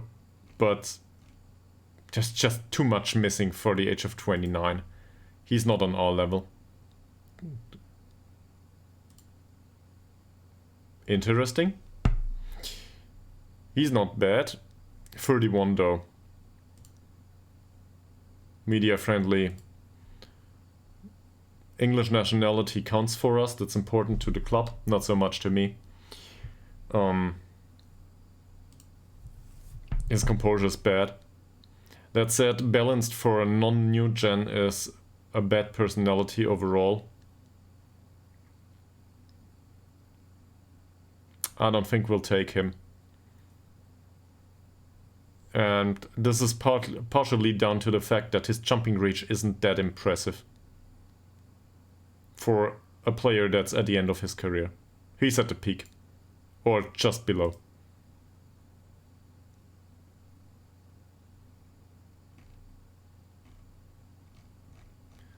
So speaking of replacements for Nila Forsell, this would be one, but I do not like this. Shoots from distance is fine on him, but he gives away a lot of long shots probably. Don't think so. Odin Bailey. He's an inverted winger. Left-footed. Cuts inside from right wing. This is all fine. If we play him here, he can make an appearance in the squad, sure. His physicals are not that impressive. For a 27-year-old, that's okay. But again, he's at the peak of his career at the age of 27.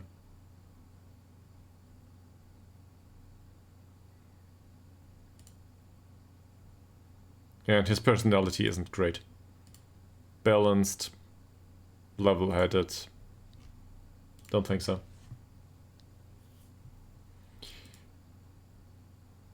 He completed his move. That's okay.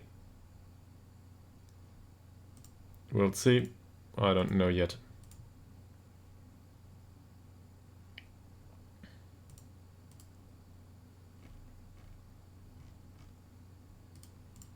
Alright. What else? So, we should probably go through this ongoing focus.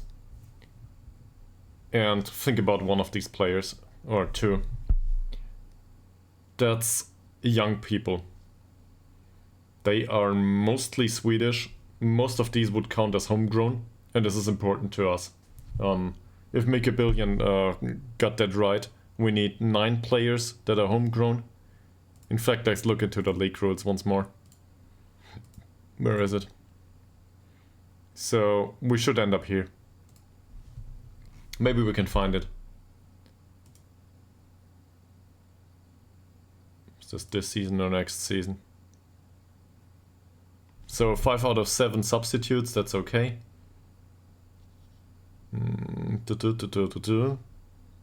Here it is. The match squad must have at least 9 players trained by a club in Sweden.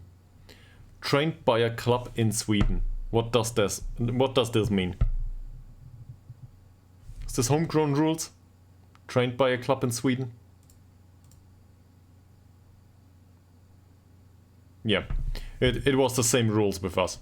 So no difference in rules in comparison to the previous league. In other words, we can have 9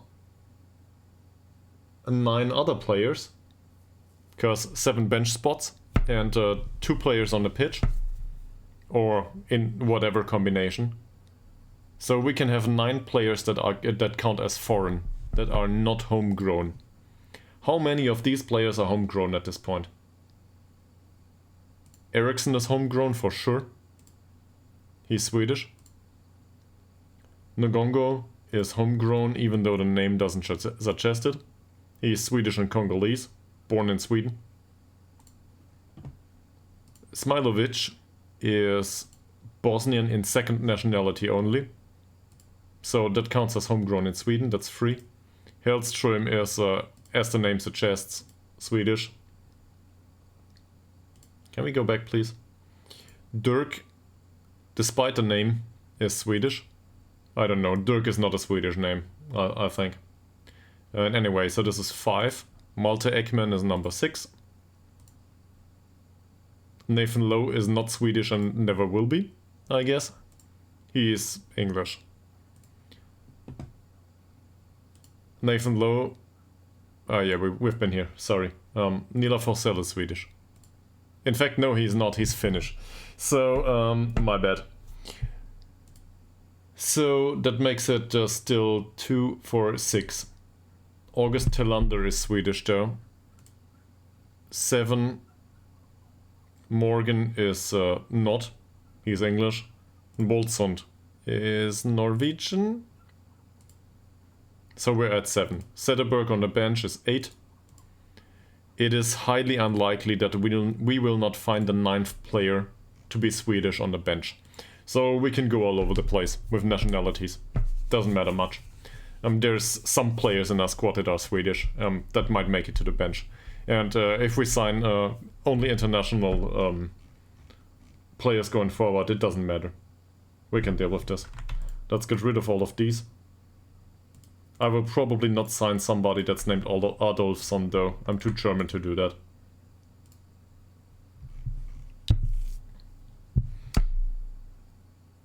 Okay. There's that. Now...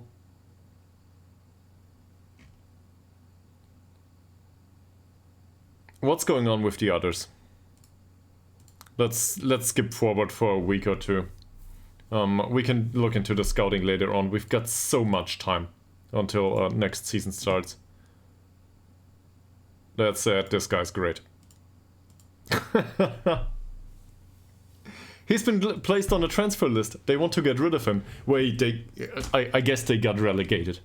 So... Mr. Dirk all of a sudden gets... yeah. I don't know why he was that bad. Balanced, level-headed... 11 points of determination? We've got the time to look into this, right? So he's balanced, he's level-headed, and he's got 11 points of determination. This has decent loyalty, bad ambition, bad professionalism. Well, below average, that is. Below average sportsmanship and controversy. In other words, this is not a great personality. Do we want to sign this guy? I guess it depends on the monies.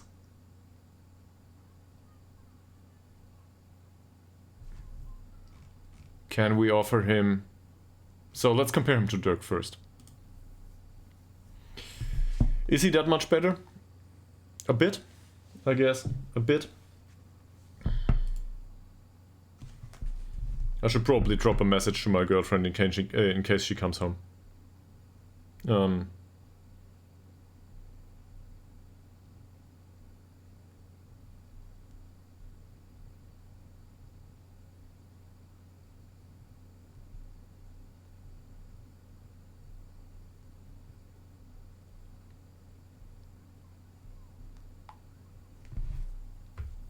Okay, we've got that.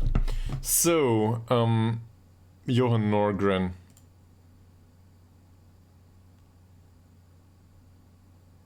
The thing is, I'm interested in this guy. He thrives on playing big matches. He's susceptible to injury though.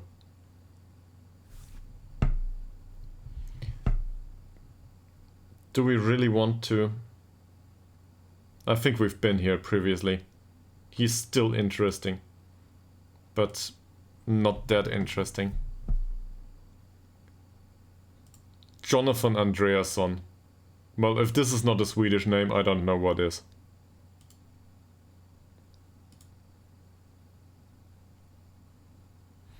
Balanced personality, physicals are decent. Yeah, he's rounded. Look at that money. I don't know how Tabby do it, but this is absurdly low wages. Stays back at all times though. This doesn't suit us that well.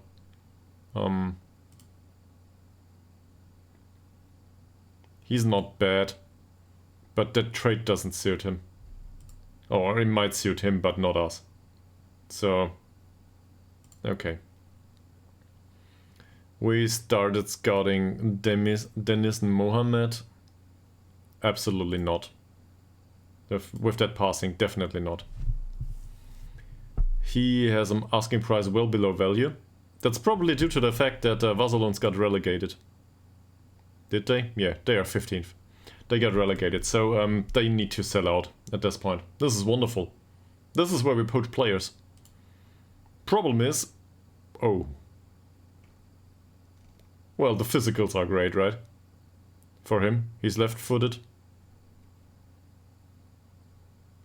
Even as a wingback, this would be nice. That's okay.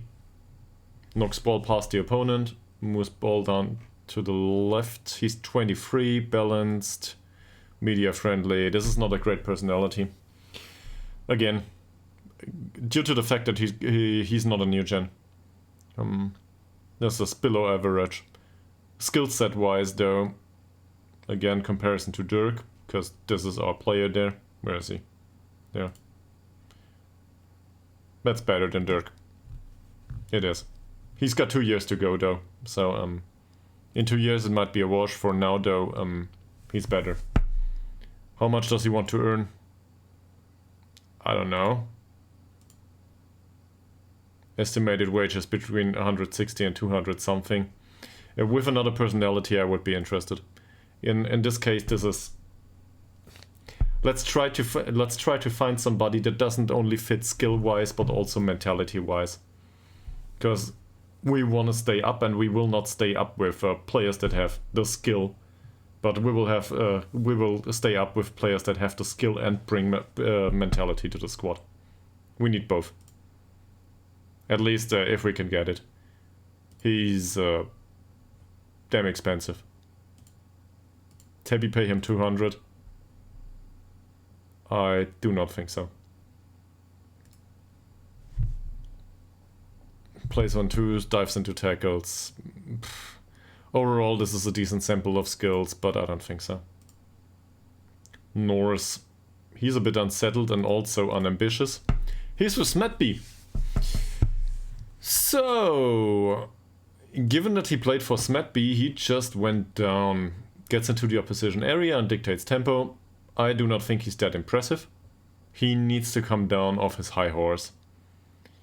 And assigning him as a priority will not work.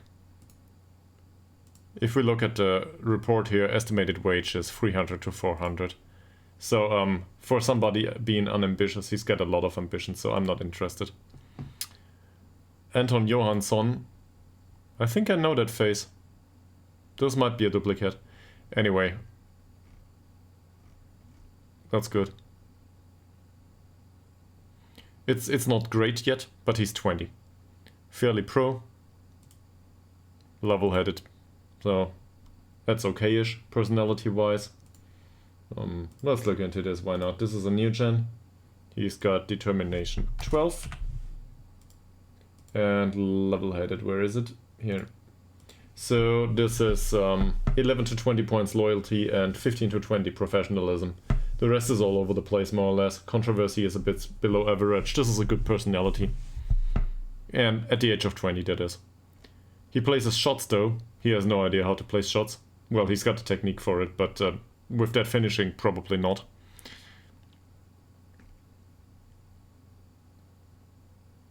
He's not a finisher.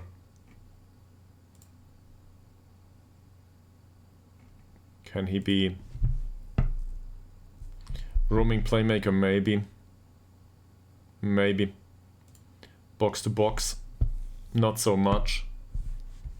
This is a nice trait, by the way. To arrive late in the opposition area. He's got the off-the-ball movement for it, so that's okay.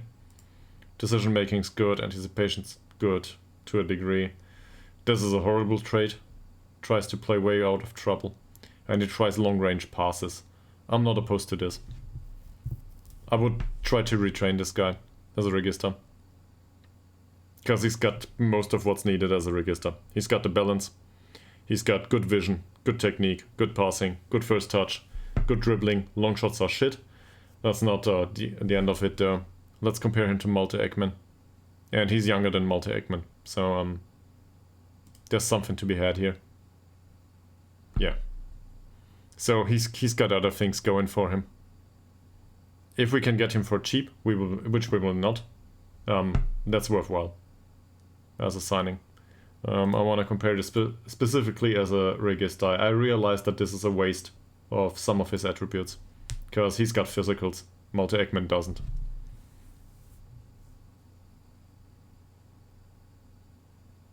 Look at it. So dribbling's a bit better, not much. Malte Ekman obviously has superior passing.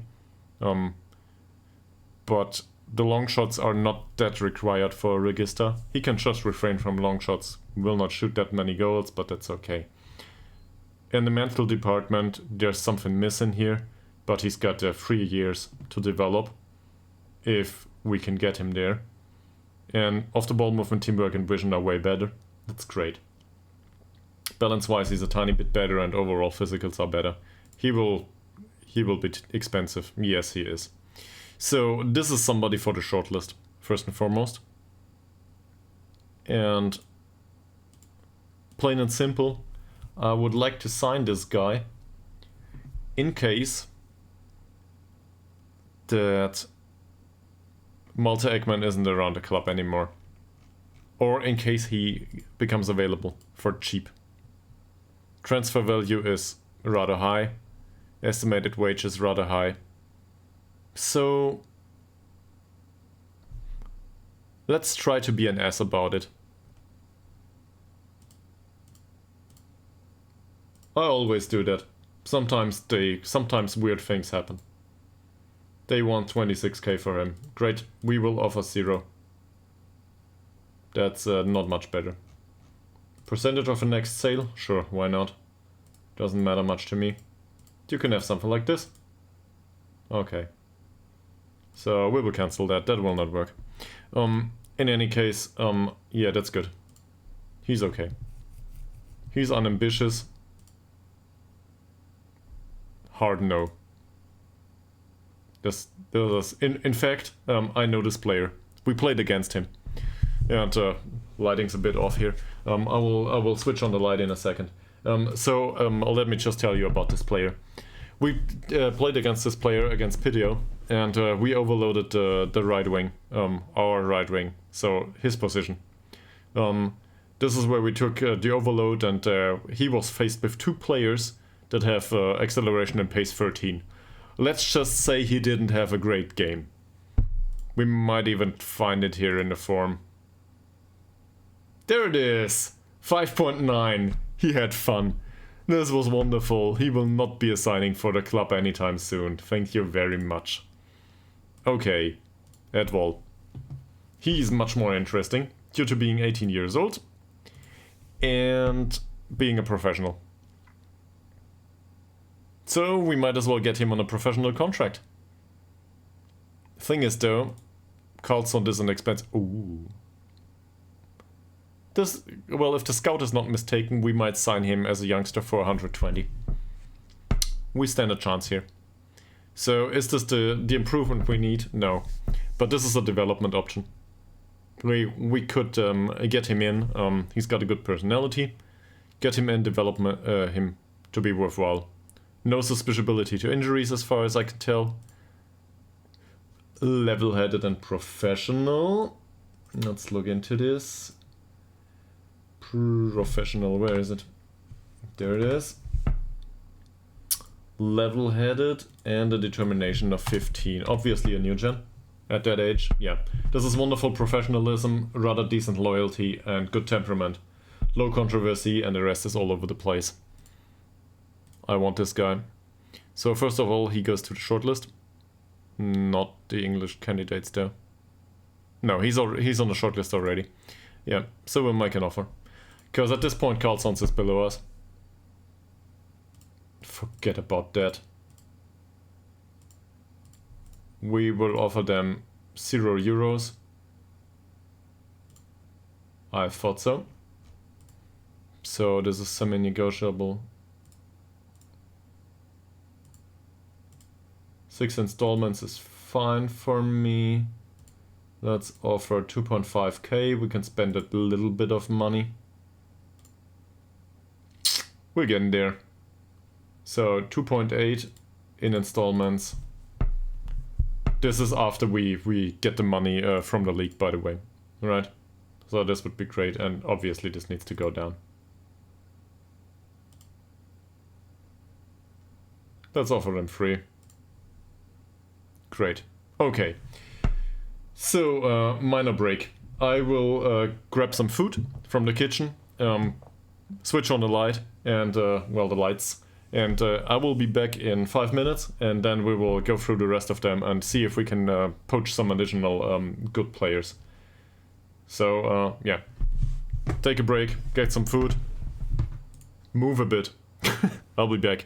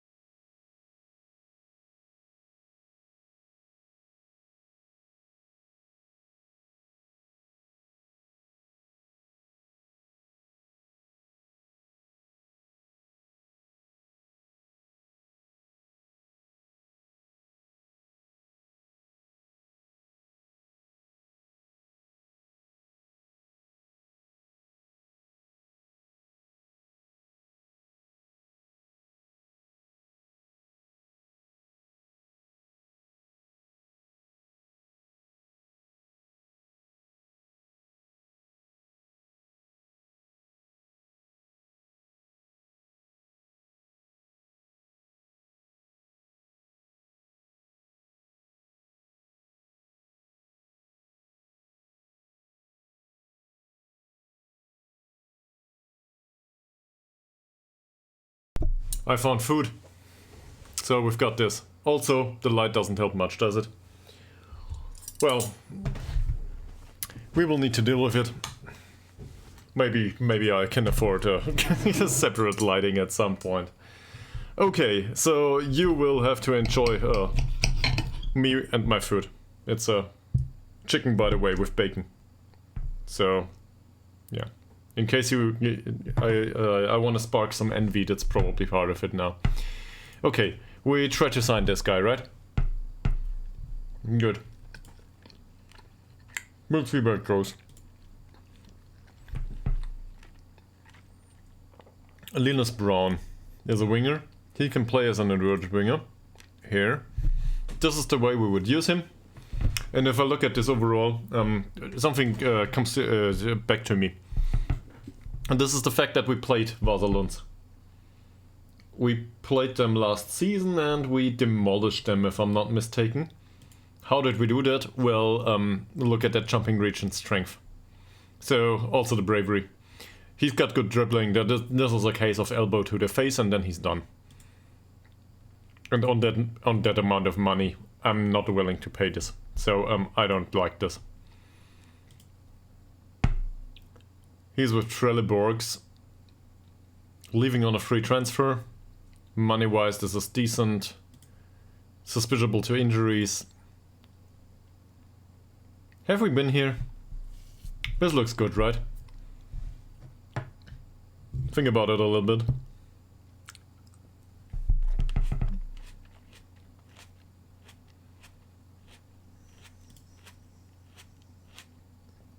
For our level, he might do. The suspiciability to injuries, though, is a problem. That's a recurring theme at this point with the players. So this is an option, but we've got young players that are options here too. He's 25, he will not develop anytime soon.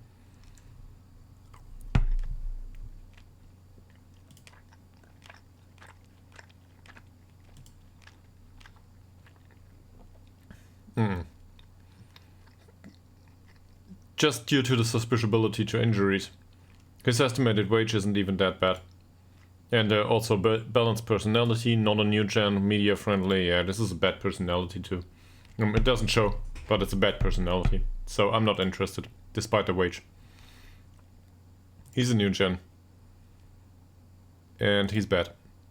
I don't want him. He's a bit unsettled, balanced personality, not a new gen. This is a new recommendation and he is expensive. And this is a wonderful striker from a physical point of view, but you might remember that we have Ishak in our squad. So, yeah. In comparison to Anton Ishak, he's not that much better. In fact, he's worse. I don't know where this is coming from, so definitely not interested in him. He's got a nice name. We already have his not brother Oliver within the squad. Yeah. Not his brother. This looks good though. He's really slow. That's the only problem. The rest of it is fine. He's really slow. So major increase in pace is needed. He might be an investment for the future though. Depends on how much money he wants, right?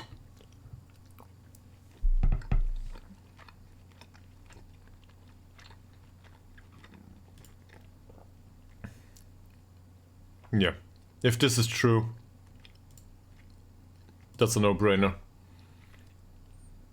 So, fairly determined is a bad personality to me. Level-headed. Fairly determined and level-headed with a determination of 16.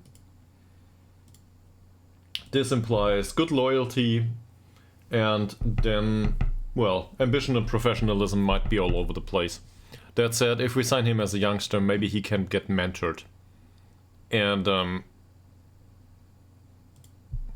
he's not susceptible to injuries as far as we know. He doesn't have many appearances so far and he's slow. But being slow is the only problem with him. And he's 18. He's got good natural fitness. Can we get him up to 10? Within the next 5 years? Probably. I wouldn't guarantee it, but probably.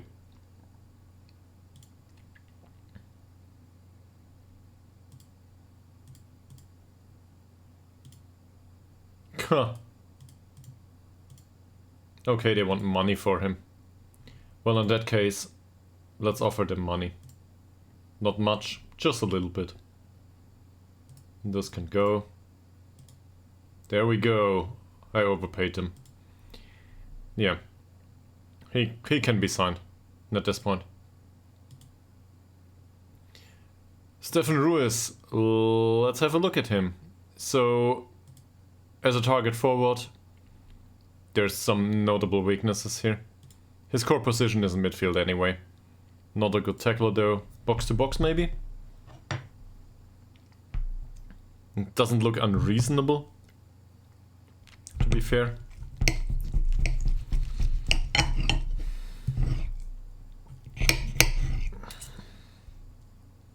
Sorry about the eating noises.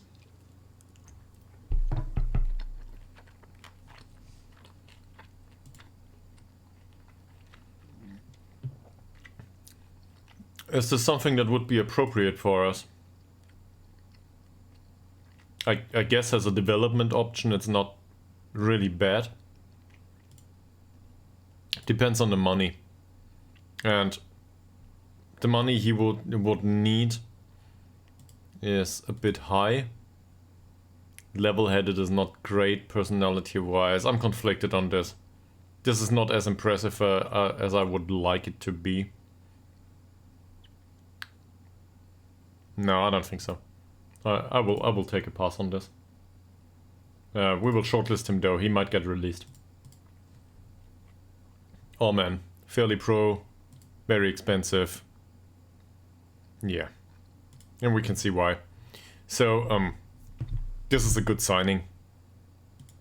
I don't know where Tabby get these from. In fact, he's on a non-contract, so we might as well try.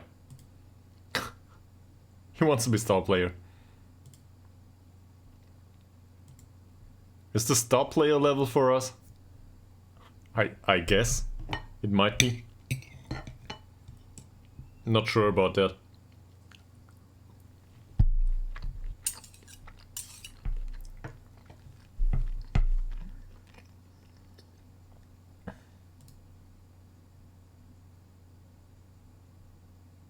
He's a consistent performer, fairly pro, reserved. This is a wonderful personality if I'm not mistaken. Determination is 11. We've been here. Did we already take a look at him this stream? I'm not sure. Yeah. Good loyalty, good professionalism, very low controversy. That's a wonderful personality. I want this guy. And he can be star player all he wants, yes.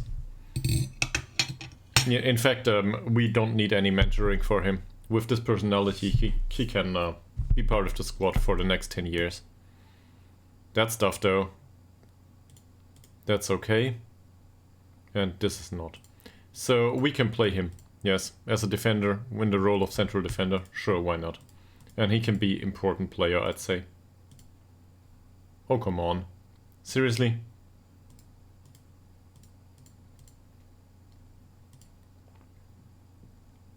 Fine, star player it is.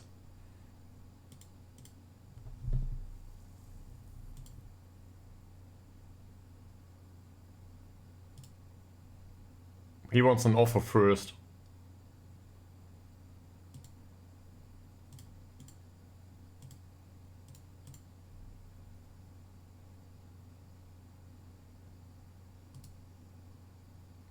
Niels Bakken suggests this offer. This is a lot of money for us.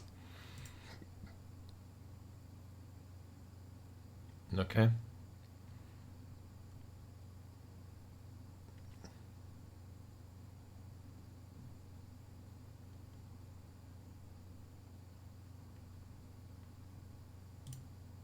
Yeah, the optional contract extension. That'll be fun. It's too far off. He wants a lot of money.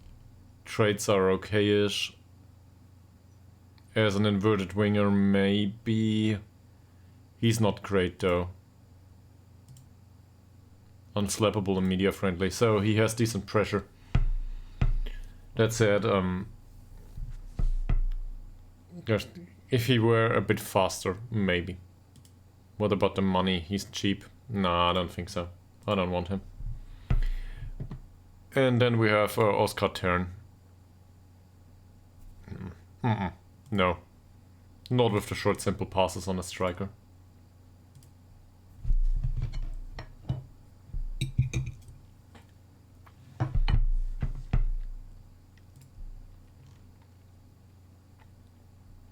Frederick Swan. Another central defender, by the way. Yeah, but he's an option for the future. Same as the other guy, though. I will start to negotiate it. He wants to be star player too. Well, we cannot have 5 star players, can we? So that will not happen.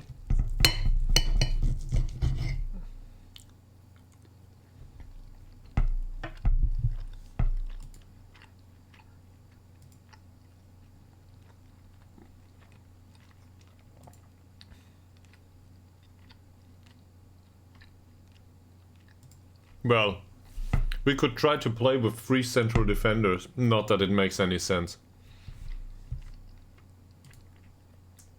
How long is his contract? Till the end of 2028.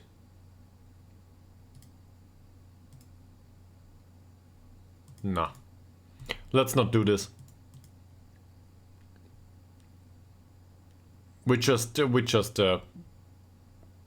gave away a lot of money for somebody else, without a transfer fee, that is. Tabby will be really annoyed if we assign this guy.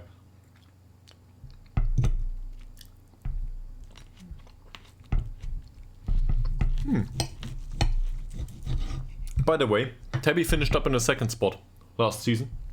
So this means they played the playoffs. Did they go up?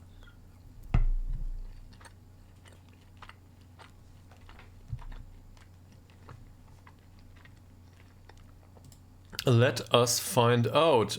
Tabby lost against St. Vikens. Ha! Tabby remained down here. Fine.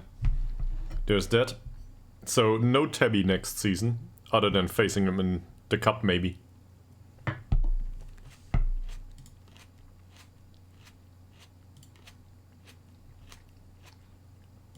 I realize.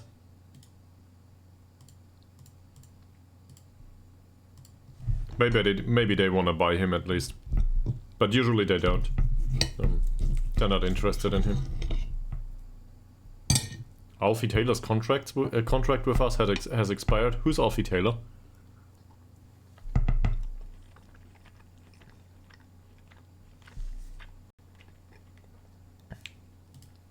They don't want to buy him. 2 staff members have a new deal. Goalkeeping coach is, well, that's a head physio. A lot of trials finished. We looked through these. I don't care about him. Let's get rid of this.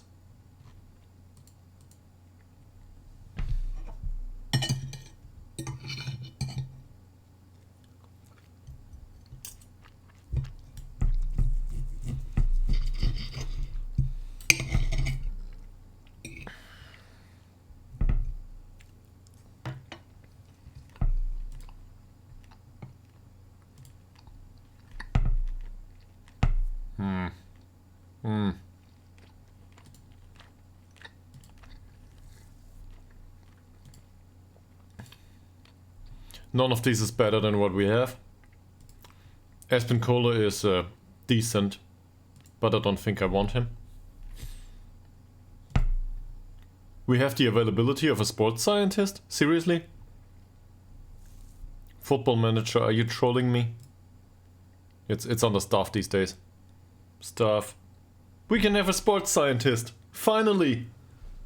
I've been waiting for this for years.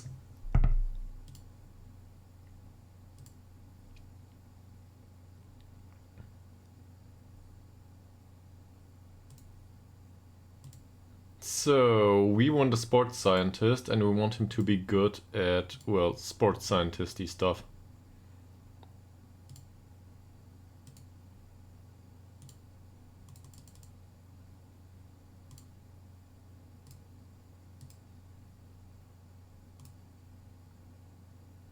Okay, apparently the maximum we can get is 9. Let's sort this by sports science.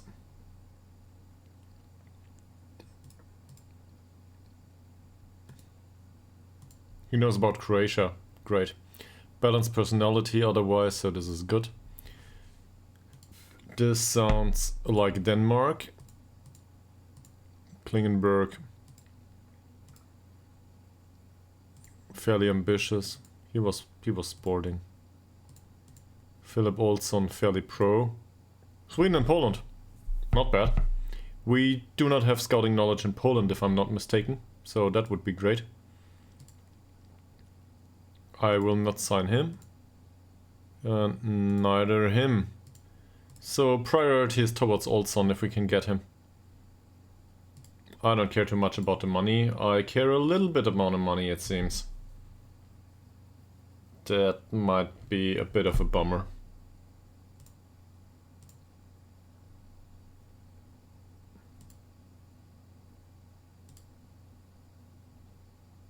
That's a lot of money for a sports scientist. Okay, man. We cannot afford you, okay? This is all we can do. That's fine, though. It's what we do these days. We throw out the money. Coming back to money, by the way.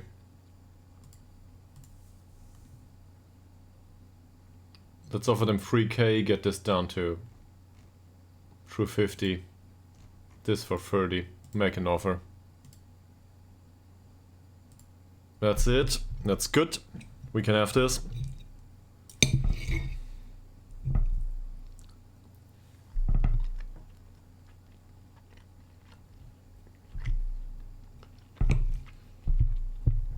First season in second league, we probably spent all the money there is.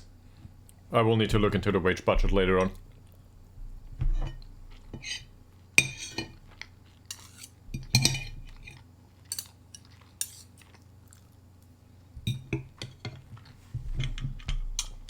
Also, we might just have annoyed the hell out of our central defenders.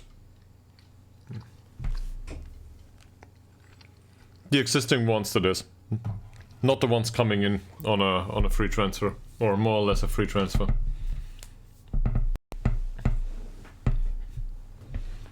Because our current central defenders, they will realize that they are not 19-year-olds that are, well, I wouldn't say wonder kids, but very good talents.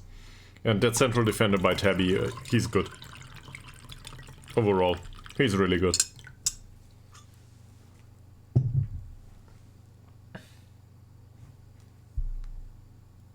So that might make a difference. To them at least. To us it's, well, we want the money. But with that skill level we can probably offer some. That's okay. Dirk has signed a contract on 120. He's happy with his new contract, that's great. Nestang is staff, he's staff. These trialists can go. And there's the offer for Tim Edval. Alright. Let's give him playing time as a breakthrough prospect. He can fight for a place in the squad with Dirk.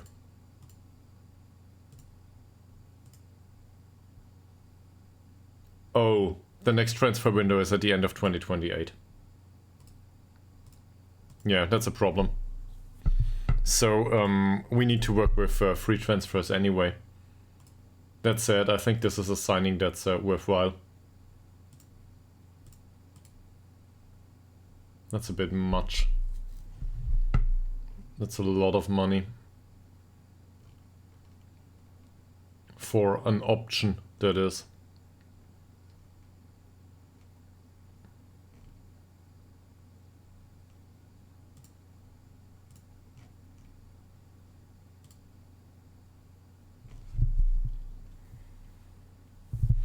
Alright, let's get a bit closer.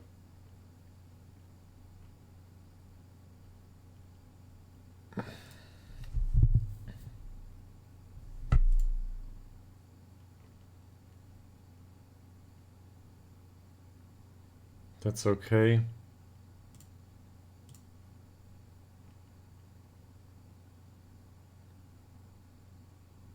Something like this. Okay. Now we finished up within the expected range. That's okay-ish. We got him for cheap, more or less. He's got a sell-on clause though. And he will only join us being 19. So this is a transfer for the future. Now we need a longer contract out of him. He doesn't want that.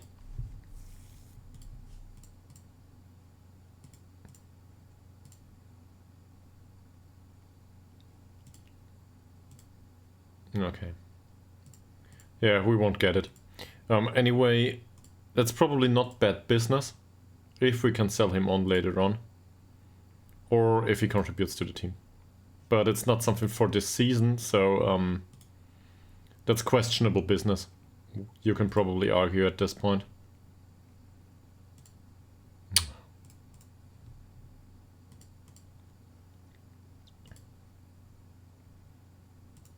It's not part of the priority list, what we just did here.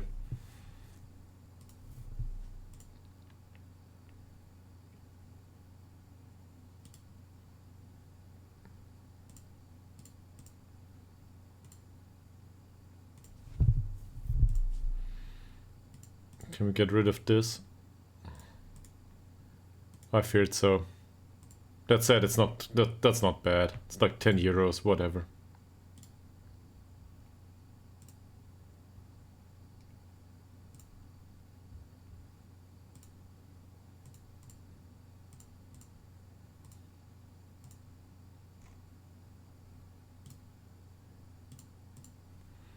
Okay.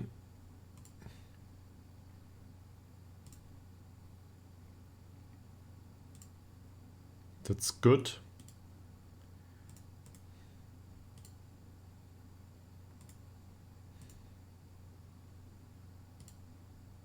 Does he insist on a performance bonus here? Clean sheet wise? He doesn't. And we've been through the rest. Optional contract extension is probably not a thing. No, it isn't. How about a contract extension after league games? That's much better. So there's some sense of security in this deal now, considering that we get him until the end of 2029. So for 1 year, that's a lot of money offered for 1 year, 3.3k, which we pay for him. And the wage is also not great, but at least we can extend his contract if we play him 15 times. And that's not entirely within our control, but we can control who we play, and we can control...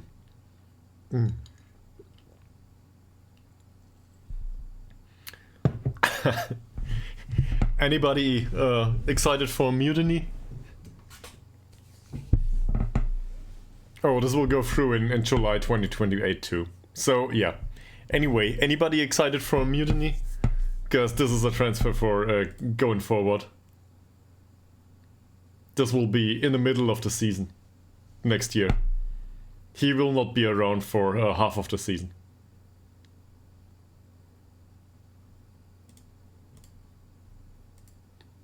Let's do this. I will regret this.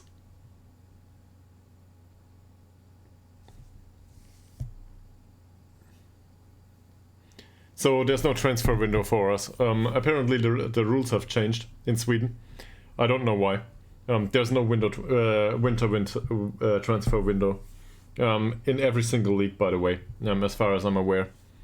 That it just got removed. So we've got one transfer window and it's in the summer. End of season review! Okay, let's look through this. So who came in? If we can get there, that is.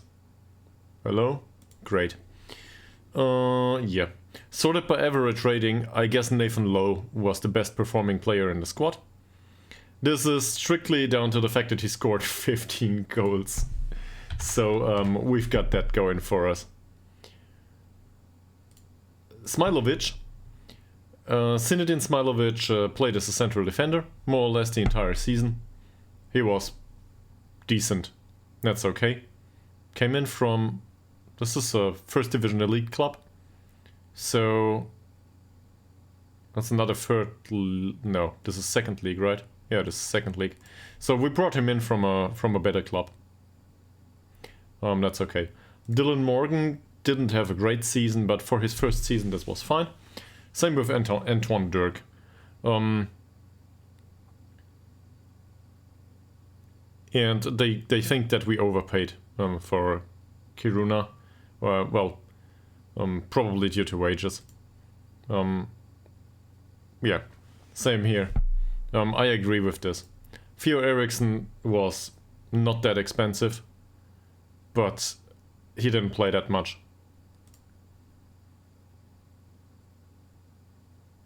Oliver Swan came back into the club. We paid a little bit for him, not that much though. Rigby was, he's cheap, he didn't play much, doesn't matter much, he's really slow. And also not up to the standard of this league. Neither the other one. He came in with a pace of 2.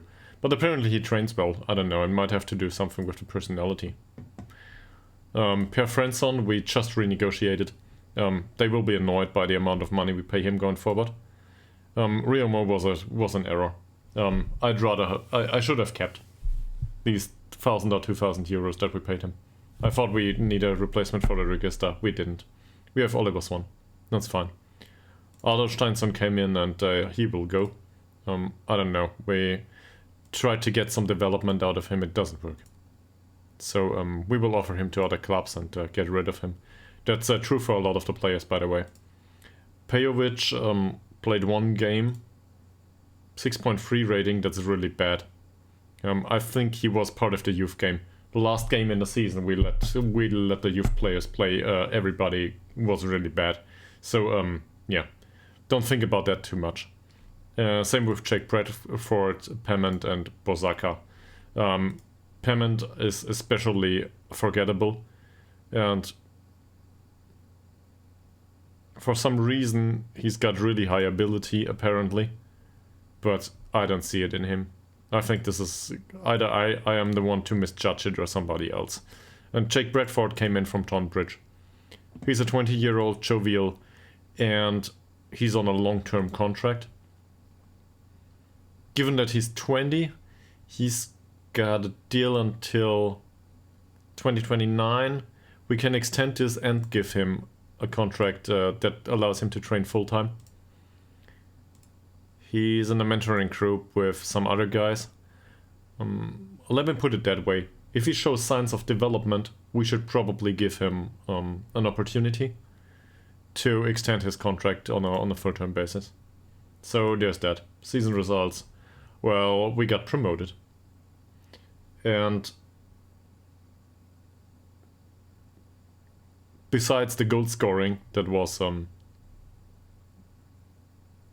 great, shared by Wolfson and Nathan Lowe, but also some other members of the squad.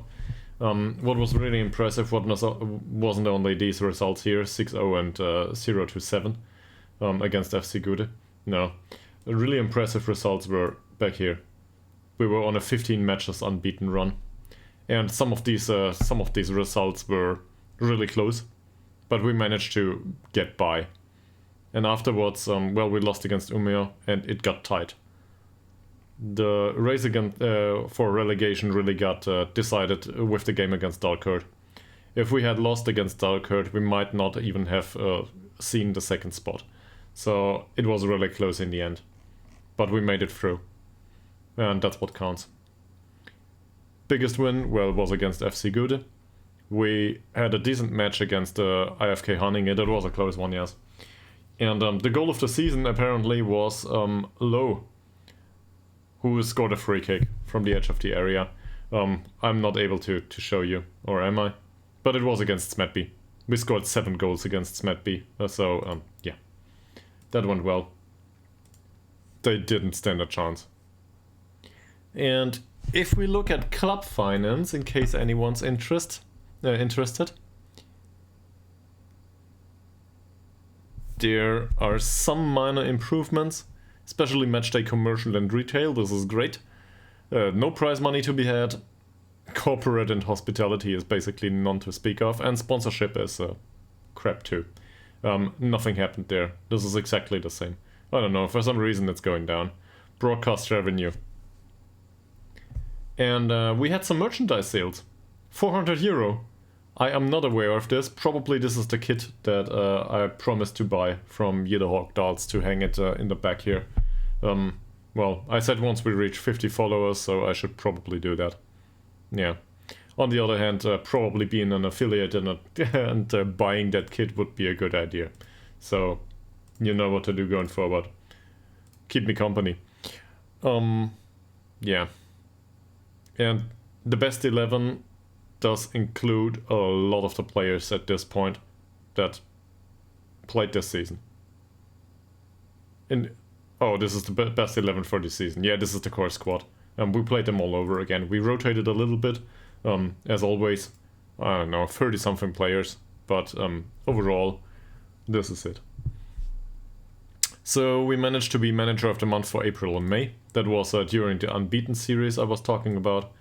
And club awards, yeah, top goal scorer now is Marcus Woldsund with 16. August Tillander with 9 assists is apparently good. Yeah, overall that's fine. Records. Marcus Woldsund's hat-trick. That was rather decent. To be fair, our other striker managed to score a hat-trick too. Not in this game, in another one. Once Woldsund's got banned. He was suspended due to yellow cards.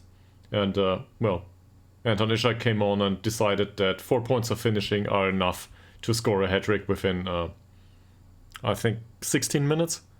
So, in case you're interested in that, it's the match against PTO. It's on YouTube. You can look it up. I was quite confused by that. Tillander had most assists in the season. League appearances by Lila Forsell is 143 now. Edward Sederberg is the oldest player to ever have been playing for the club. All was one, we paid 4k for him. To be fair, we got back 2k of these because we sold him previously for much more money. Fastest goal, Anton Ishak. It was in that game, yes. Just look it up. And then there's Nathan Lowe, the oldest goal scorer we had. Well, he scores a lot, so that's unsurprising. Also, he's an old member of the squad. Apparently, this is enough to go up. The manager timeline, we've been over this a few times, so in short, I signed for this club, saving them from relegation in League 4. We barely managed to get there. Here it is. We had 19 points, and we did it through the playoffs. So there were relegation playoffs there, and we barely... well, we barely made it. We won that relegation game. That's it. So in the next year, we signed a few new players. Not to be very specific about it, but in League 4, we signed... Where is he?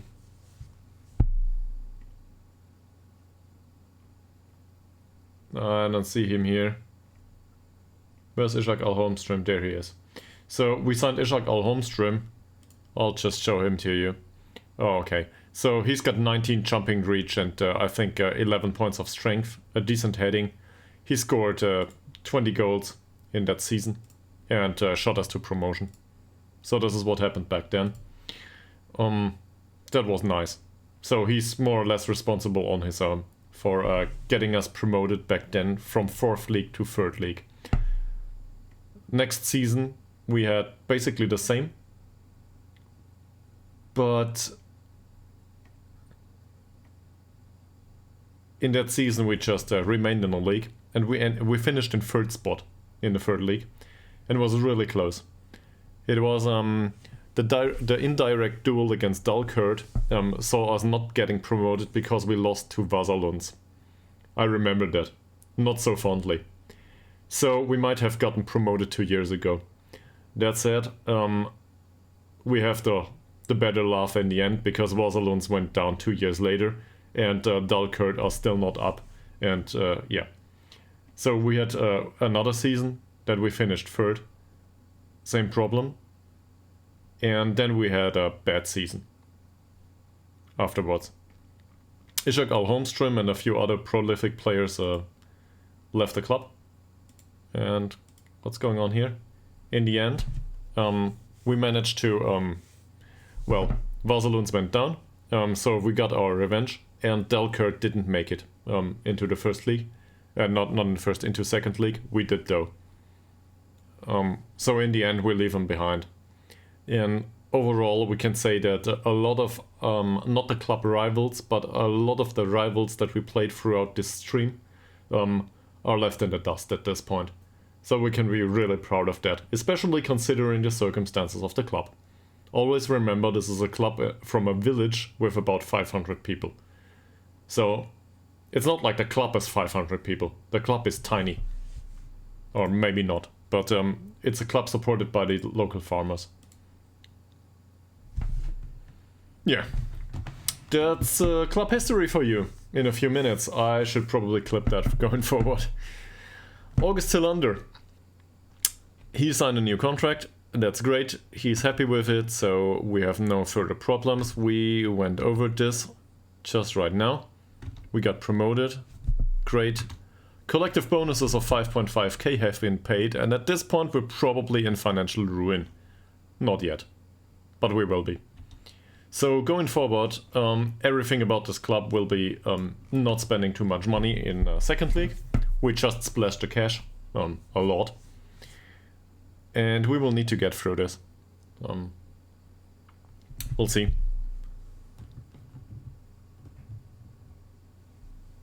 But the next goal, I'm willing to go on record with this, the next goal should be the training center. Our training center is absurdly bad.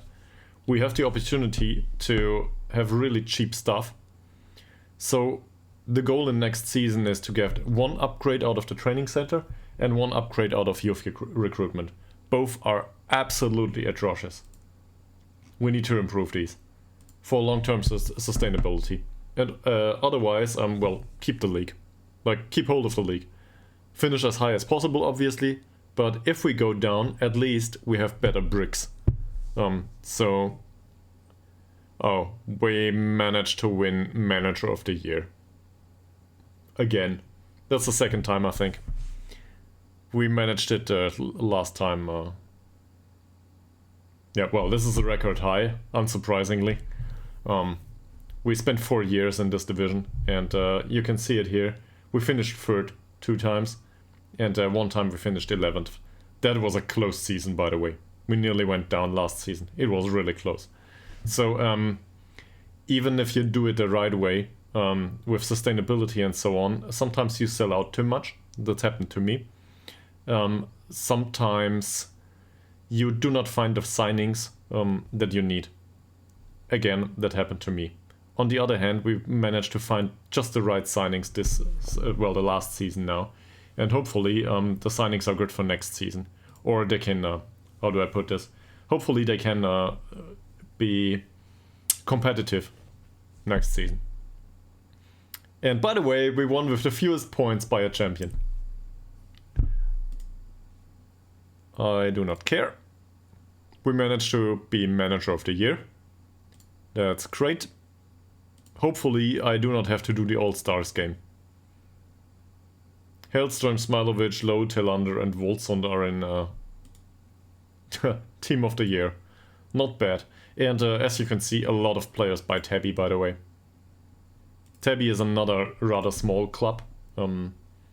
It's quite impressive what they do. In fact, there's something that is really interesting.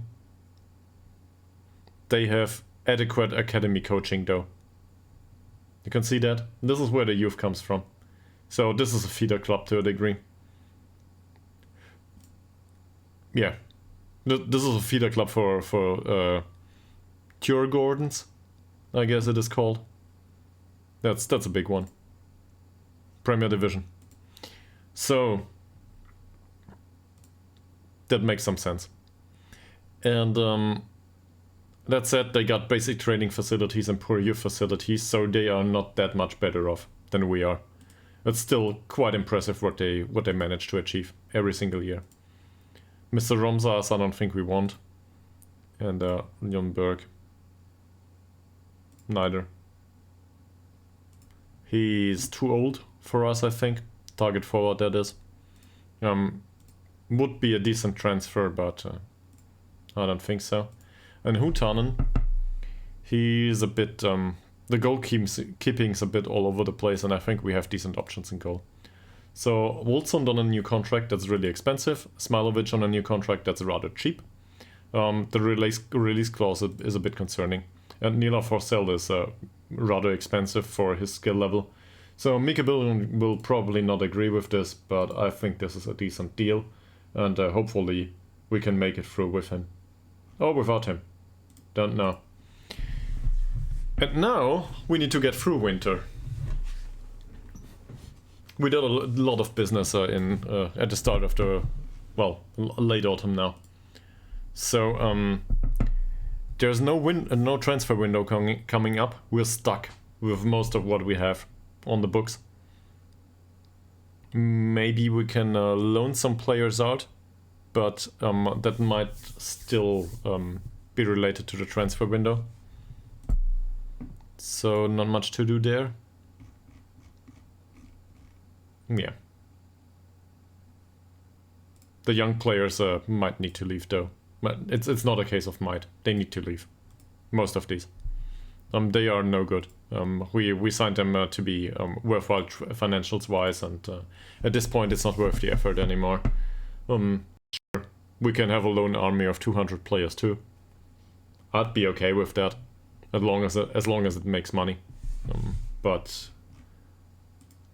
it doesn't. Not on a sustained basis anyway. They need to improve. Also on sports scientists, yeah, let's spend another 350, why not? Finally, we will see the recurring injuries. I just want to see the recurring injuries, really. Edwall will sign in 2028. Good, why not? That's why we did it. So, we will deal with money back then. Not back then, in the future. We will deal in the future with the money. The monetary aspects will sort themselves out. So, let's try this once again. How are you guys doing? How are your saves? Is there anything you want to tell us about yours? I don't know. Oh, your life, I guess. Because I'm talking to my screen all day and I enjoy a bit of conversation. So let me know if there's anything new with you. Most of you have been around for a while now. What did you think of the save? I don't know. Any specific comments about, I don't know, my features as a streamer, I guess, new to this. Feedback's always welcome. So, in case anybody's willing to provide some, go.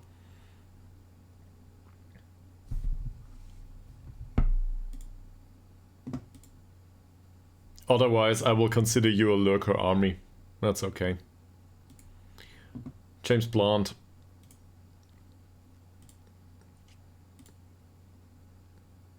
Pelle Antonsson. Well, no. I guess as a playmaker, he's not that bad. No. Not for our level, though. I don't care about Plant. Peter Forslund. That's horrible physicals-wise.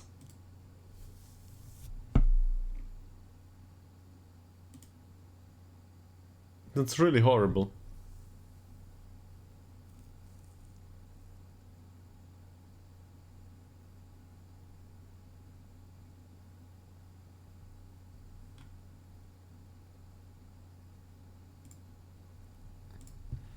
Adolfsson.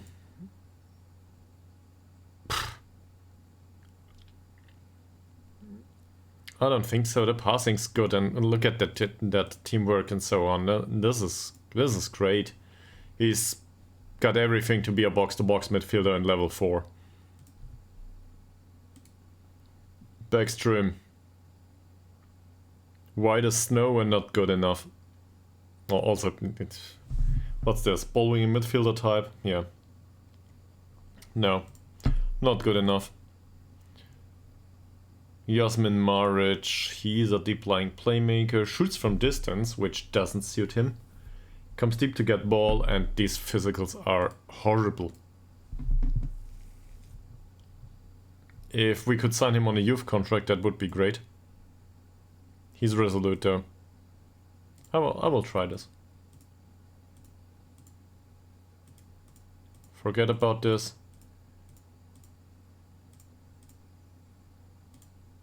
There's no way that we can... Oh, there it is. You've contracted this. This is much better. Would you accept this, please? You would not. Sir, you are here to sign a youth contract or nothing. I will not pay you 120. In that case... No way. Alexander Eriksson.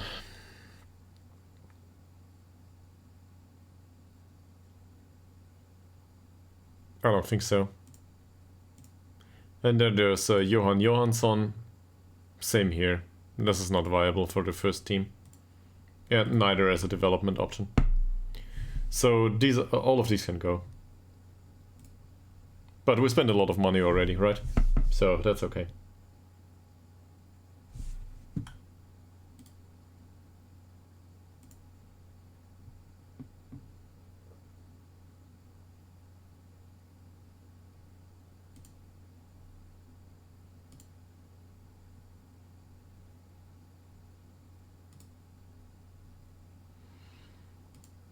Okay.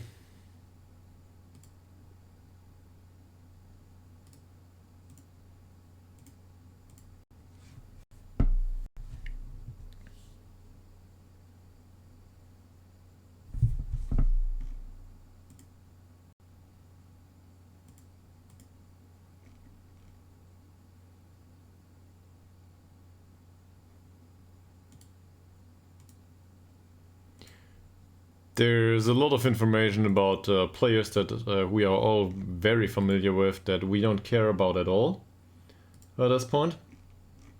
So let's not look into this.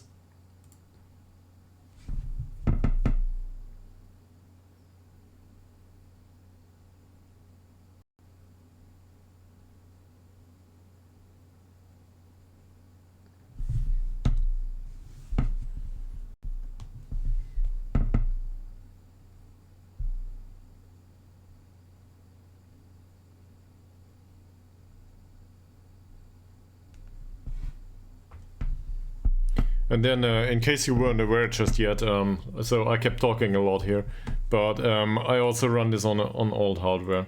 So I've been over this topic for quite some time. In case the stream's delayed or might be a bit laggy from time to time, this is due to me running this on an old 2500K. So that's an i5 Sandy bridge, if that is something that you're familiar with. So this is quite old hardware. Screen resolution is decent, graphics card is also an old one at this point, but we're talking 4 or 5 years, so not like a decade like the CPU. And the fiber here is decent in the new apartment. So streaming is just fine, but for Football Manager new hardware would be great. The goal is to buy new hardware in the middle of the year. Hopefully I can get that done. Or maybe... Oh no! I do not want to! These matches are so stupid. I don't know about the players. I don't care about the players. Why do I have to? Can we delegate this? Is anyone aware? Rookie All-Star North against Rookie All-Star South. We are Rookie All-Star North. What the hell is this? This is all there is in the squad? Seriously?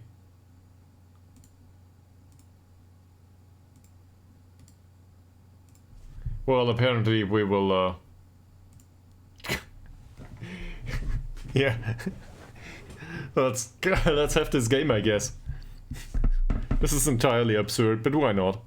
And it doesn't happen in our stadium, so, yeah. If it were to be happening in our stadium, at least we could have made some money, but it doesn't. So we managed to win Manager of the Year, and again we need to do that damn All-Star game. It's really annoying.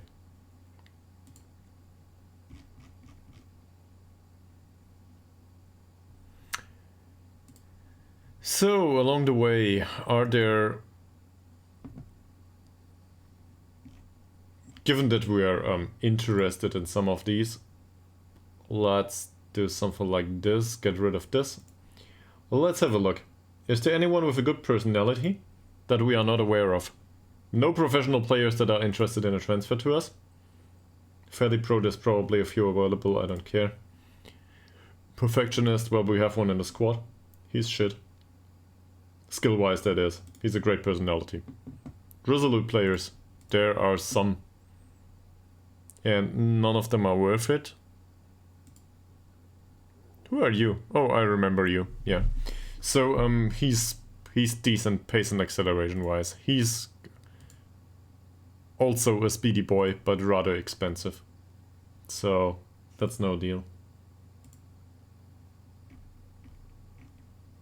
Spirited.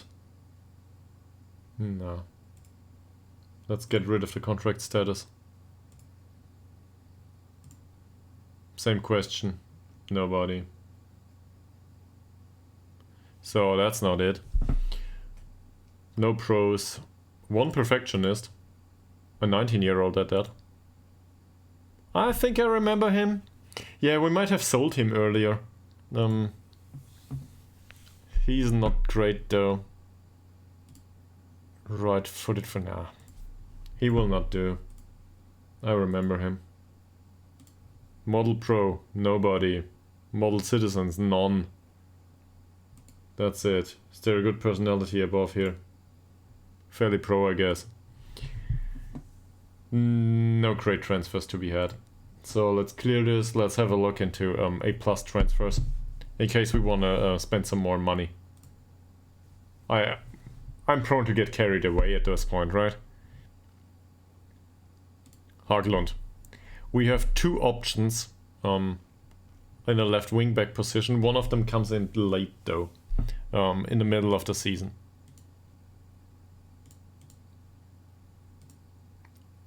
Haglund would be fine, but we cannot get a transfer in prior to middle of 2028. So this is not a viable option. Freddie Cook apparently is a really good central defender. I still disagree with this. Also, we've got like a ton of central defenders at this point. We don't need any central defenders. He's free. I don't know about him.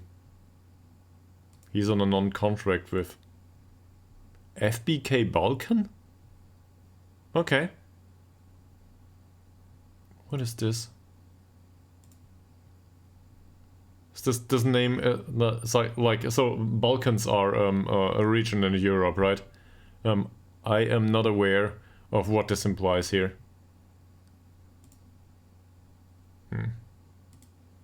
Doesn't make much sense to me.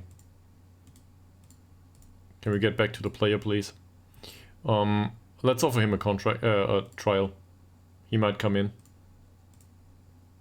He might be really cheap, and apparently he has some skill. Not sure. We have minimal knowledge of him. A target forward? Yeah, well, I think that's not bad. We've been here, right? Yeah, he's too expensive, that's a problem. Otherwise, I would want him. This guy. Decent, but definitely no central defenders required for us. Also, the passing is really horrible. Yeah, that's why he's not on the short list. Derek Abu. He's okay-ish, but at this point we can remove him from the short list. We're not interested. English or no English, English candidate. Who else? We were with Abu, now Abu is gone. Okay. Are we no, we're looking at all players. I don't know. Maybe we lost knowledge of him. Chris O'Gore. Ezroy. That's okay-ish. Last time I had a look at him, it's just about the dribbling, really, and the off-the-ball movement. We've got Olive's one. Oliver's one's better. So, even as a secondary option. I don't think so. He might be okay if we didn't have a Metzala, but I don't think so. And then, well, Luka Woodhouse. We talked about this as a box-to-box midfielder, probably. In fact, yeah, it's that guy. I remember. Suspiciable to injuries, and he wants to earn 1.5k. So, probably not. And then we're getting into territory where I am not sure if this is a good idea. Him, for example, he's cheap. Maybe. Maybe not. Forget about it. Granit Hana. Good physicals. Bad traits for us.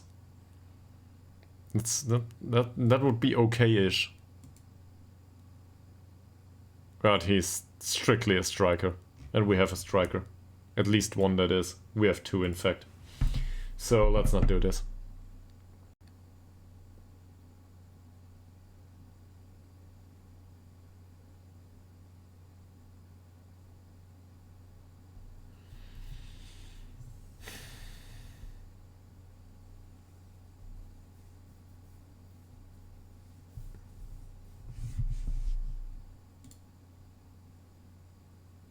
Axel Sveyer. Yeah. They have rejected the offer, by the way.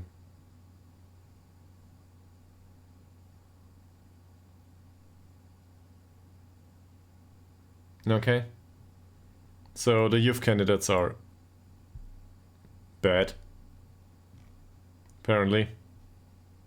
And come to think of it, yeah, I agree with this, more or less. There's nobody in here. He's fairly pro, though. But there's nobody in here that has any potential, as it seems. So let's not do this. In fact, let's get rid of some of these. But that might take some time. On the other hand, we need to make money at some point. So who can go? Ishak is wanted on a transfer. Do we need Anton Ishak going forward?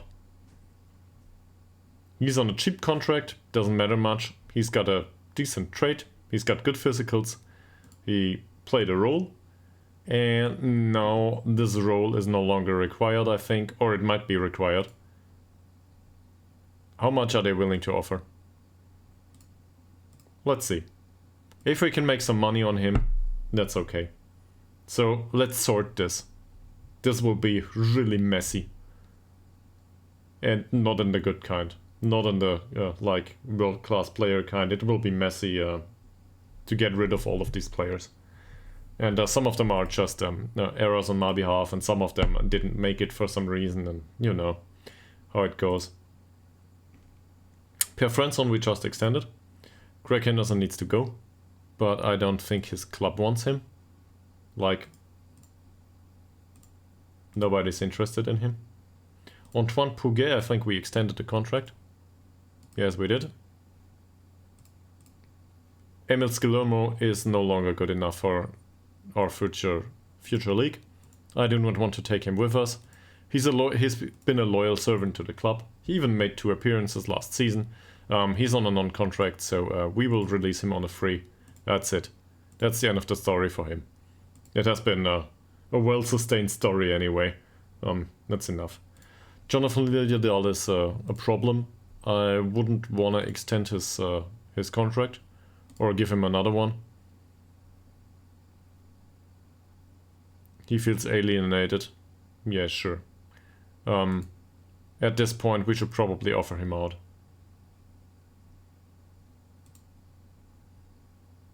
Yeah, I would rather have him as a fairly pro player. I would rather have him as a component of the squad.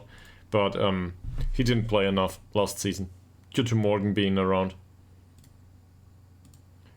Rafael Sawinski is on a youth contract, 5 euros per week. He can remain on that contract. If anybody makes an offer for him, maybe, but we expect him to develop. That's why we signed him anyway.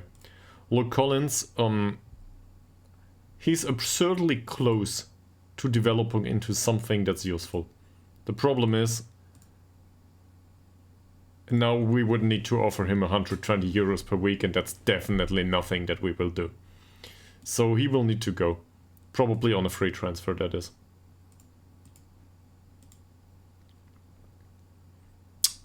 Gustav Åström is a former model citizen and he trains really well, but he's 20 at this point. I would not want to offer him a contract for 120 euros. For that minuscule amount of wage that he earns right now, it's totally fine. Also, if I look at this, he's made 5 appearances.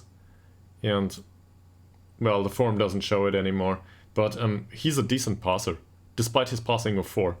The technique is fine. He follows tactical instructions. That's good. And if he doesn't know what to do with the ball, well, he passes it around. There's a regret in me that we didn't find a possible solution for Gustav Åström.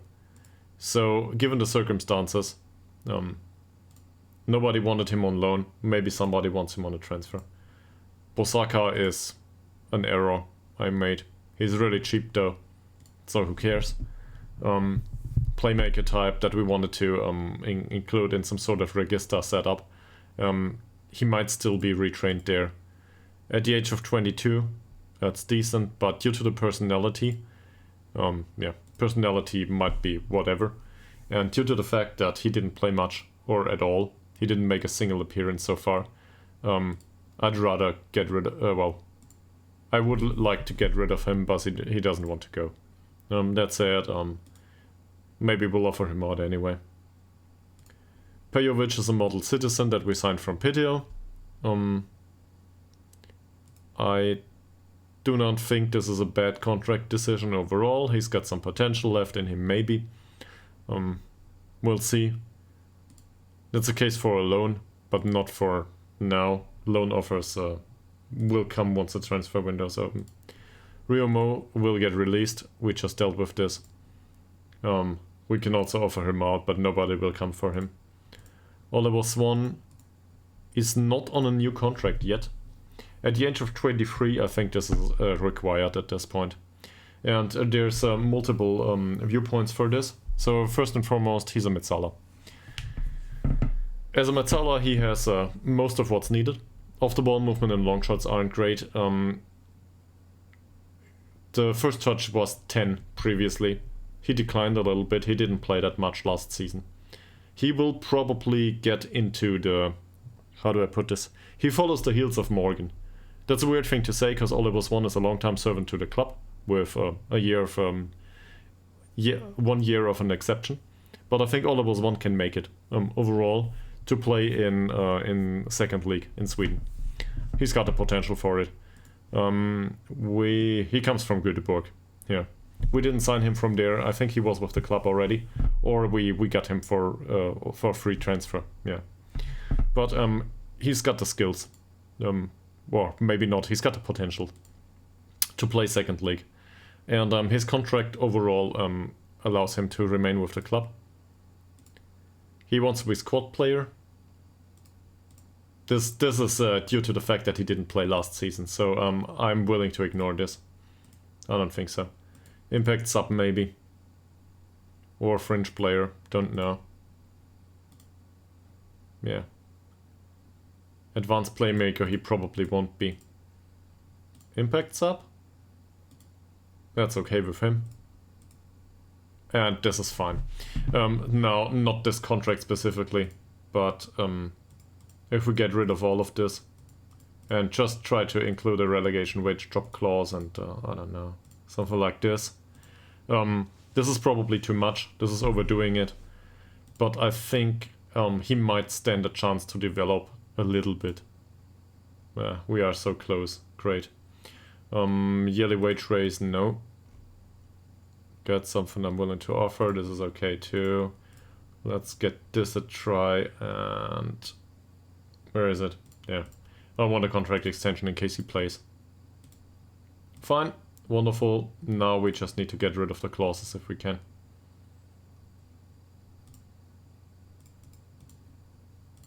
This is better than anticipated, by the way. So this gives him time to train. As a 23-year-old, full-time training will probably help. At least I hope so. Okay, great. Yeah, we need to get into this a few times. Oh, come on. What's he willing to get rid of? Probably the loyalty bonus.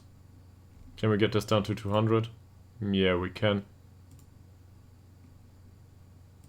Should be annoyed at some point. And another question is, do we want to extend this to 3 years?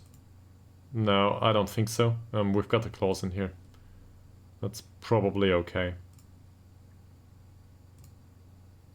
If any one of you's got an opinion on something like this, let me know. Another case for Oliver Swan, by the way, which made it easy for me to re-sign him, is the fact that he can play Register. He's not great at it, but he can play as a Register. Okay, that's it. Yeah. So Oliver Swan is one that I'm willing to keep in the squad. Who's next? Felix Hellberg. He is mentor. That's it. No new contract. Nothing. He will remain here. Is he unhappy? No, he isn't.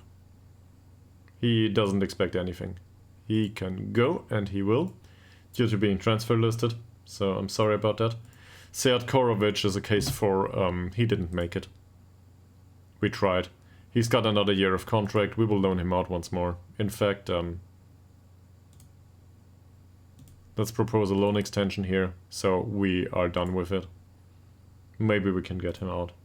Melander will remain at the club, if I'm not mistaken. Yeah. Yeah, but he will be part-time, and he will not make it in the squad most of the times. Arthursson's got transfer arranged. Allard Steinsson needs to go. Let's try to offer him out. And not specify it, but maybe somebody comes around. Parment. Nobody will be interested, but we'll try. Goodwin will come back. He's a central defender option, but we will probably loan him out again. That said, they pay some money for him right now. We can propose a loan extension immediately. It's not so much about the development for him. He needs to play. Carlson needs to go. That's all there is to it. I don't care about the money. He needs to go. Berntsson didn't want to sign a new contract, so he's got 1 year remaining. We'll see. He considers himself too good. Borland can come back. This is our option in central midfield, I think. And depending on how he does, he's a good backup to have on the bench. If I look at the possibilities here, I think that's fine. Then there's Christopher Alp. Christopher Alp will need to go. And his contract will end, so not a big thing. Jake Bradford, I think we already talked about him. He can remain at the club. He's 20 though. Did we offer him a new contract? I think we might have tried. It depends a bit on if we loan him out or something. Speedy Boy is too prone to injury. He can remain on this contract, but at this point it's I think Mika Billion was right. The priorities have changed now that we went up, and that's part of it. So we should be careful not to overdo it. We have to change priorities and so on. Let's see where this leads. So Rigby is too bad overall. He's on a long-term contract though, and well, I'm unwilling to offer him 120 euros a week for apparent reasons. That said, if he continues to train like this, he might improve a little bit, and we might get 5 euros for him at some point. Ytterhogdals is a dangerous topic. He thinks he deserves a new contract. With the new central defenders coming in, that will be really hard. Either we offer him a new contract, keep him around, hopefully one that's a bit lower than what we have, usually. But we might need to sell him. If somebody comes in with an offer, I'm happy with it. And I hate to lose him. I seriously do. But if I look at the transfers that come in, transfers coming in include a few central defenders. Do they? They should do. There's not a single defender. Well, this is a central defender. And the other one, I'm not sure. We also have options on the left wingback position, so yeah. Worst case, Dirk can play central defender all of a sudden. So I'm willing to earn some money on him. He doesn't want to be offered to other clubs. He wants to remain with the club. Yeah, sure. Per Boltegård Blom. He can remain with the club. That's okay. He's a mentor. Jonas Andersson, we made the error to give him a new contract for 120. So this is as low as it goes, but skill-wise also. That said, he's a perfectionist, so this is a decent option to develop younger players. Then we have Noah Nilsson. Noah Nilsson needs to go, but nobody wants to have him. He's too old for the U19, so yeah. Great. Would somebody take him, please? And Paul Coleman is a fair addition to the squad personality-wise. Also, he develops a little bit, but he needs to play. Yeah. And we extended his contract recently from youth contract to decent contract. Alexander Westberg, I'm not disappointed with him, but we don't need 3 goalkeepers that are okay. We need 2. And the third one can be youth player, whatever. He will need not play. That's it. And then there's an entire bunch of youth players down there in the youth team. We need to get rid of those 2. Like, of everyone. It's an entire waste of money down there.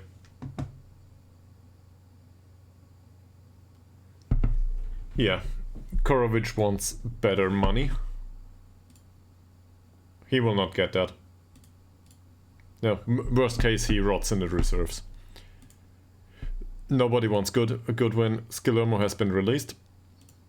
He is last resort, yeah, sure. Greg Henderson, no interest for anyone. Carlson, on the other hand, we might get sold. That's great. In fact, all of these are non-negotiable, if I'm not mistaken. Every single one of these offers is for 0 euros. I can decline all of these and try to sell him for 50, but really it's not worth it. Forget about it, it's not worth the risk.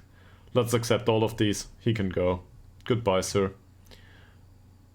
And it's a bit of a sad story, really. Because if we look at the progress overall, maybe we can see this. Hopefully we can see this. He trained well. He trained well, and there has been some progress here. In another league, let's say 4th league, he might have made more progress, but we didn't find a loan move for him. Nobody was willing to come in. So now that he might make a move to a 4th league club, he might develop. But we will not earn any money on him anymore. It's just not possible. Chognut's nearly empty. Oh. Hagedal wants a new contract. We need to look into this. So, I lost overview a little bit. That will be a popular thing for a streamer to say. So, how are we doing here? First and foremost, let's remove all of these. Every single one of them. These are all shortlisted players that will not come in. Not a single one. Dirk doesn't belong here. Rigby does, Goodwin does, Bradford does, Hogdal does, and Smilovic does. And apparently, all of a sudden, we've got a new star player here that will not... great. A wonderful menu. Anyway, so he does come in at the 20th of July of next season. Next season does start... this one.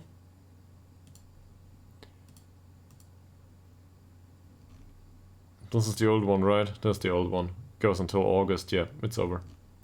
Great. Next season starts. There's a transfer window. This is the one.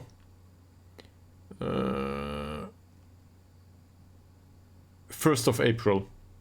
Hi, welcome to the stream and to the chat, Ethan. Are you new to this, or have you been looking for about 5 hours together with the others? Because either one is fine.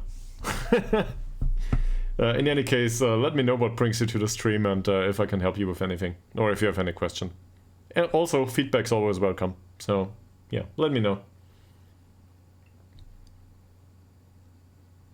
So, the season starts in April 2028. So we've got 5 months to go until then.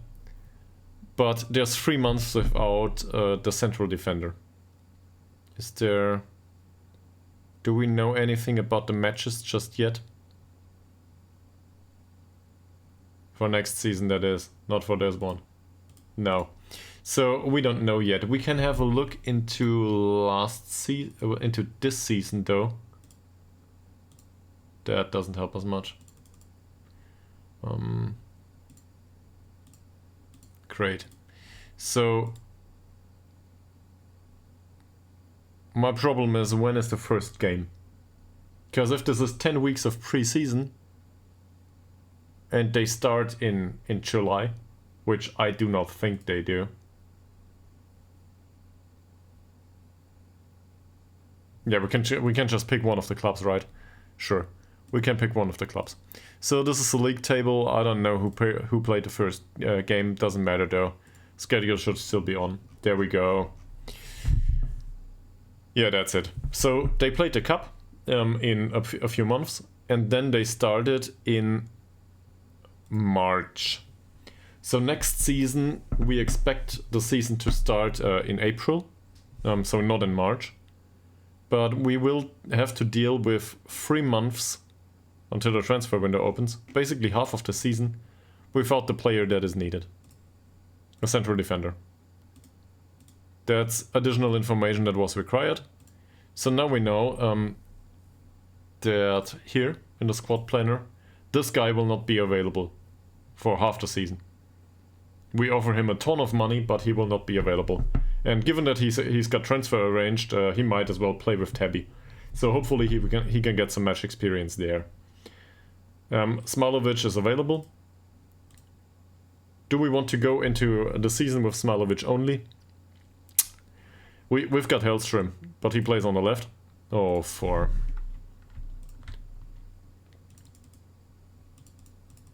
Great. I just removed one of the other guys, but it doesn't matter much. Oh man, yeah, well, he doesn't play here. He's right-footed, right? Yeah. So it's not like he will play here anytime soon. Hellstrom, Nilsson will not play. He can go. And Bergren and Goodwin will probably be out on loan. So this is pretty bare bones. You could argue that Hogdal is required as a backup for half a season. Do we want to offer him a decent contract for that? Now we're getting into the thick of it.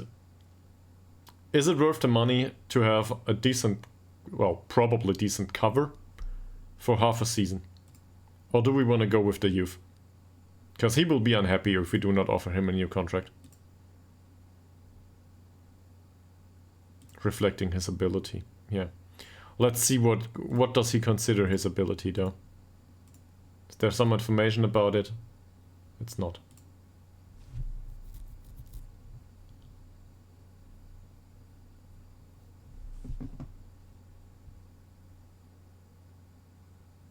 Maybe we can challenge him. I don't think so though.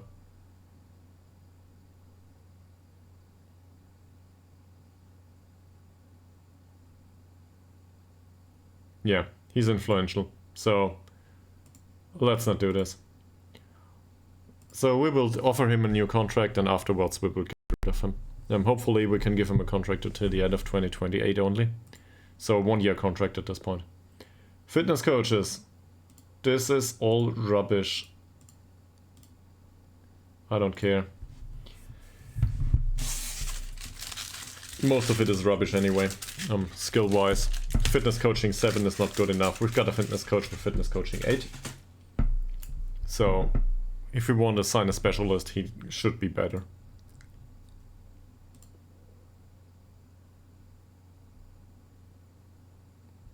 Great.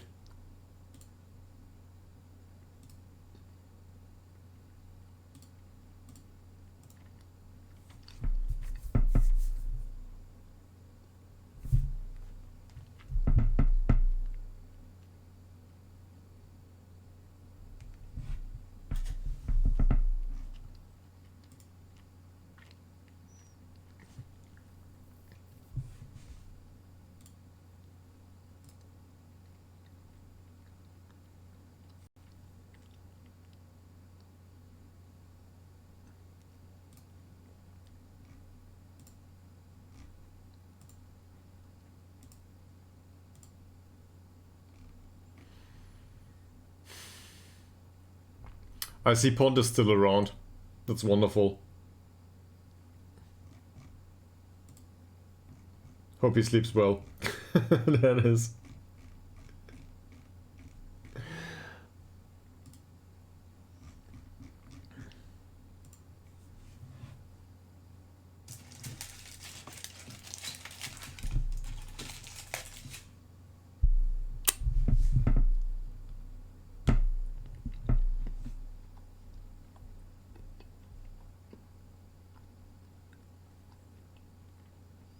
Oh yeah, we wanted to give a contract to Ytterhogdals. This is a horrible response to the coaching, Edward, yes. This is a good guy though. He's on an amateur contract. He could be goalkeeping coach, yeah, sure.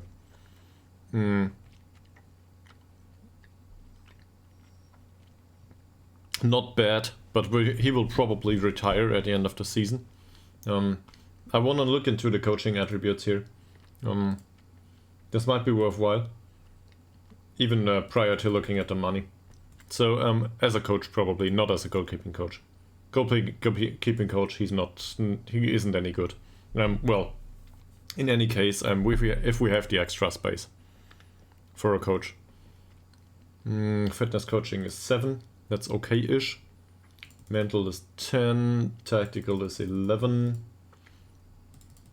Technical is 6. And this is 7, 8, 4.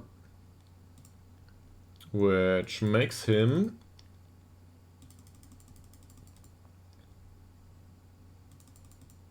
a 3-star coach in defending on a tactical level as well as possession on a tactical level.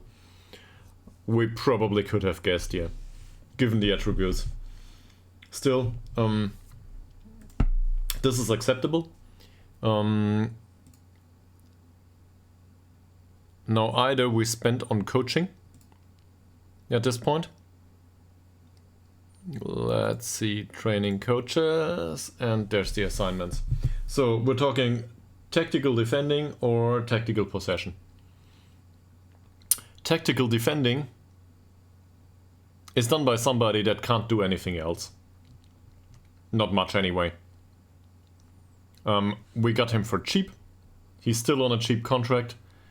The improvement is it exists, but it begs the question if this is worth the price.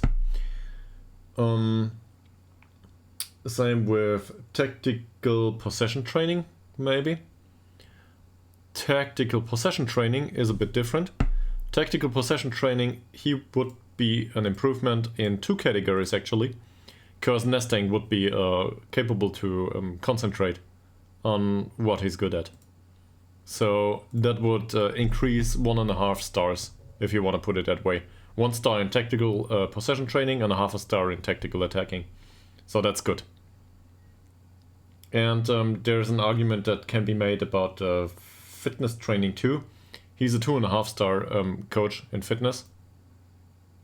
So we can have an improvement of 1 star in fitness overall if we sign this guy. If I can find him, that is. There he is. Now it's only a question of money. Is this worth this amount of money to us? Better coaching. Do we want to do this?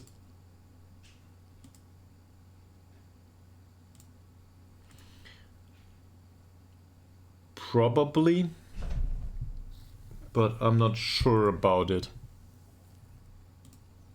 That said, he's got good personality. This is wonderful. Also, I think this counts as spam. So, given that I do not play Fortnite anyway, goodbye. Yeah. First time, by the way, that somebody like this comes in. So he can go. Upgrade your stream. We'll try this. I don't know what upgrading the stream means, by the way. It's probably spam anyway. Or, I don't know, malware. So let's not do this.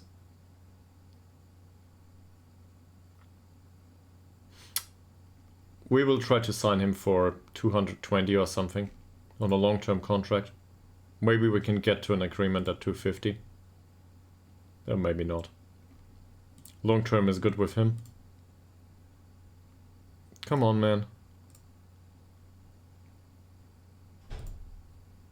That's good. That's good. It works. So now we're at 250. That's fine. We also have an assistant manager, Edward. This doesn't look much better than what we have. No. So assistant manager we also signed for the training. And or for the coaching. And the coaching of our assistant manager is just fine, considering the amount of money we pay him.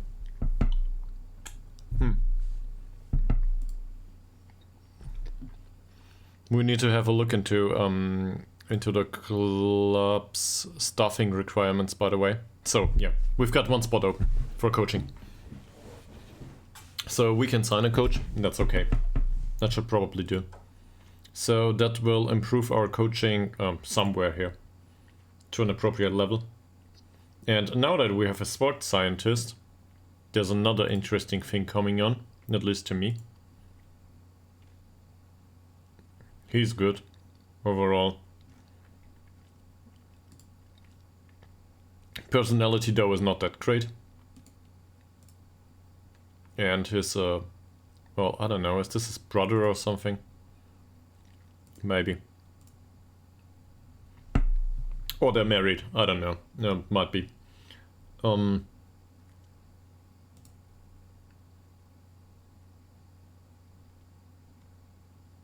As a wingback, this is good. The thing is, we have 2 decent wingbacks there. So, that's a problem. And there's no scouting report available, is there? We would need to sign him with the transfer window, if I'm not mistaken. Not at the end of his contract. His contract ends in 15 days. Let's wait it out. Let's wait for it till the end of the... till the end of his contract. If his contract finishes and we're looking for options, then that's a good idea. Plant, fine. You can grow there, Mr. Plant. So the other thing that I was going on about is this. We have a sports scientist now. So our sports scientists, very little fatigue. Wonderful. Our sports scientist should probably be capable of identifying recurring injuries if we have any. And I have no idea if anyone has any recurring injuries at this point. So this will be entirely surprising to me if he finds any. Very high. Speedy Boys got very high suspiciability to injury. Yeah. Good that we didn't extend the contract.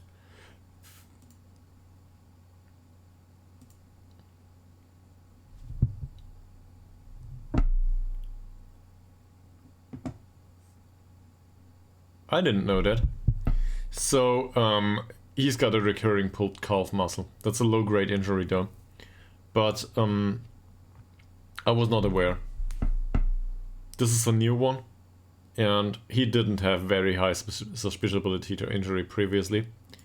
And now was stuck with a striker for 2 years that will be injured most of the time. What can we do? We can reduce his training. We just gave him a better contract. So, yeah, popular decision coming on. There's... Where's the players are not around. Okay, somebody needs to remind me anyway. So we need to set his training to a low intensity. I want him to be set to a low intensity. Once the training starts, that is. All the time. Doesn't matter if he played or didn't. We don't want to risk it.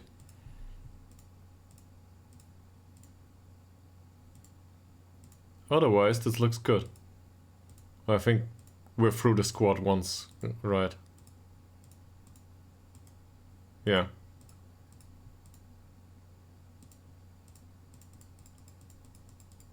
So, one recurring injury it is. That's not bad. I thought we might have more, especially with the high suspiciability of injuries in some of these players. You know, physios and their assessment are not good at it.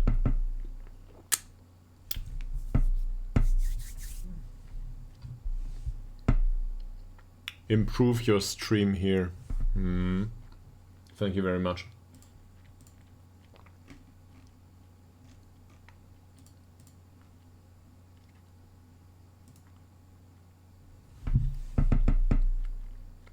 The draw for the Swedish Cup is coming on, so at least that's some excitement to be had. Otherwise, yeah, I'm open for questions.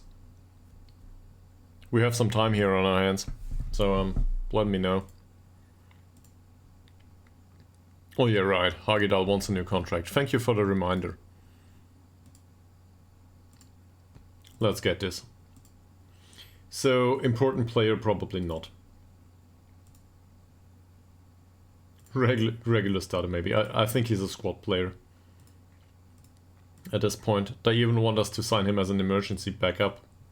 That will not go down well with him. Yeah, it doesn't matter much.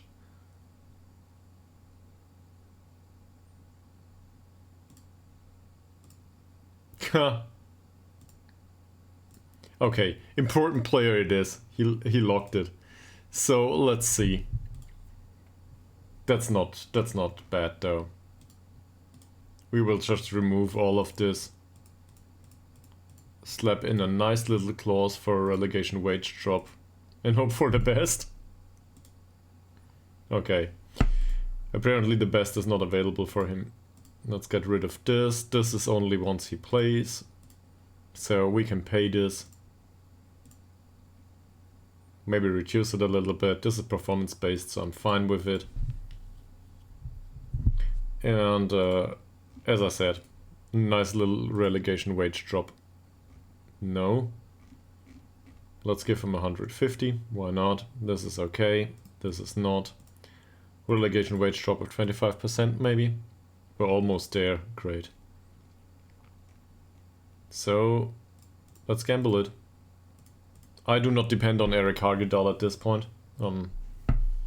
Worst case, we make it through half of the season without a backup in central defense. We gotta gamble it to some degree. This is not reasonable risk management. On the other hand, I'm not willing to spend the entire budget on a player that's needed for half a year. I'd rather play the youth at some point.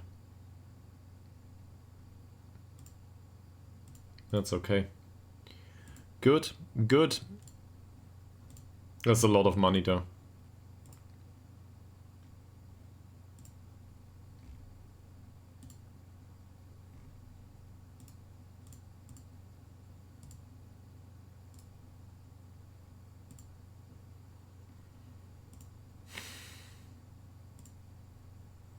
Our wage budget will be so overblown this season. This is entirely unlike me.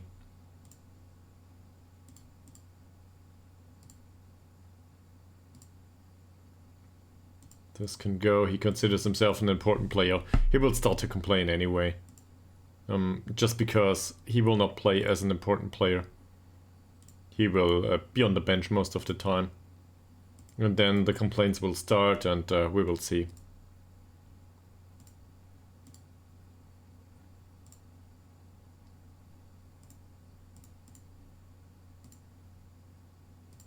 What about the clean sheet bonus? Do you need this?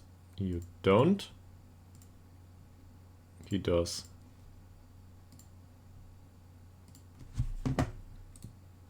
Down to the last... Oh, this is the wrong one.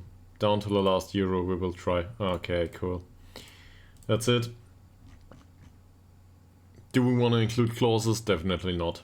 We don't want him to be around in the end of 2027 or something. I don't think that's viable.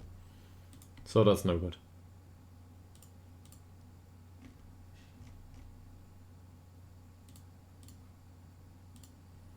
Oh yeah, that's the rookie game. Anybody interested in a rookie game? Cool, I'm not. So let's get on with it. Of course we will play, I don't know, control possession, and then we will do whatever. And then we will pick... Look at that. This is wonderful.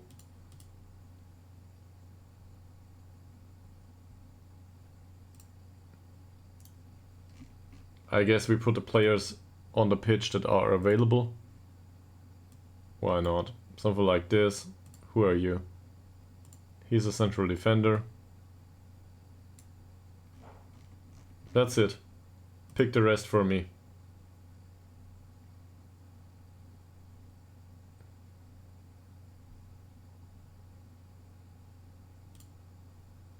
There you go, have fun.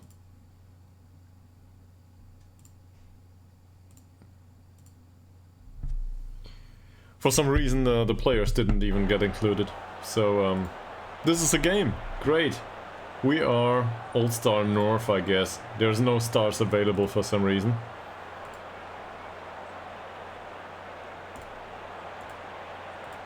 Wonderful. Let's encourage everyone, and then we will need to go through this match. Being manager of the year is really exciting. But there's some players here. No, some fans. Where is this? 3,300. We don't know where this is though. Looks an awful lot like our arena, but I don't think it will be. If it is, then I'll be very happy with it, because this means that we get some money.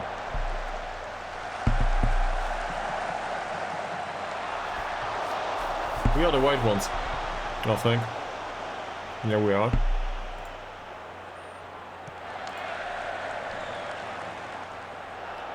Wahlberg, Jönsson. That's all grayed out players anyway. I think it's viable to skip over this. This doesn't, it's not relevant to anything. Really isn't.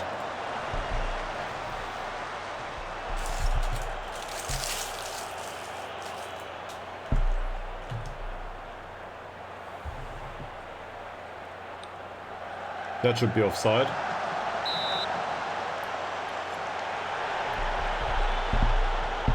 And encourage the guys a little bit, even though we don't know them. Yeah. Some of them might be inclined to see this as a positive.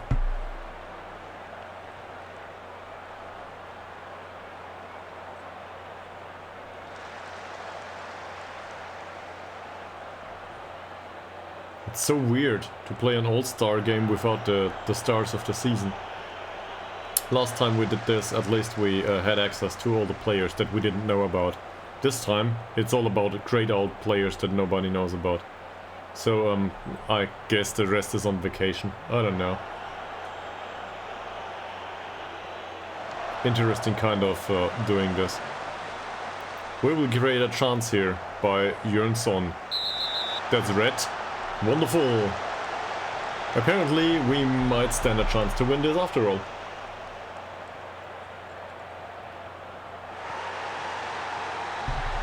Red card. House instructions here. Play out of defense, that's all good. We can play for set pieces because why not? Keep control of the match. Counter press. Countering probably too, I don't care. That's not relevant. Let's roll it out. And out of position we will have a high press and a higher defensive line at this point. And... well, I don't know about this.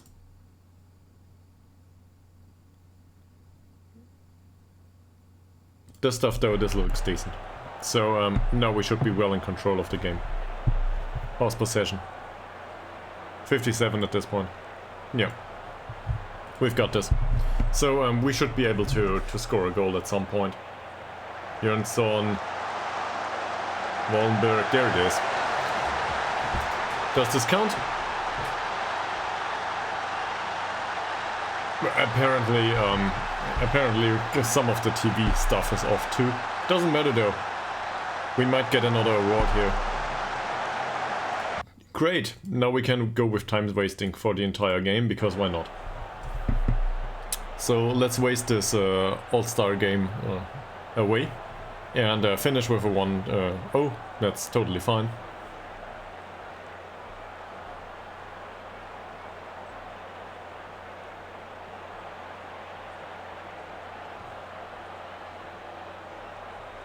Overall, we should stand a decent chance. Will he find a passing option here? Apparently not. He goes for the shot instead and it goes in. So, Mr. Anderson doesn't stand a chance against Larsson's shot. Wasn't that great. But it worked out well, and now we can start with the praising. And hopefully get over with this match.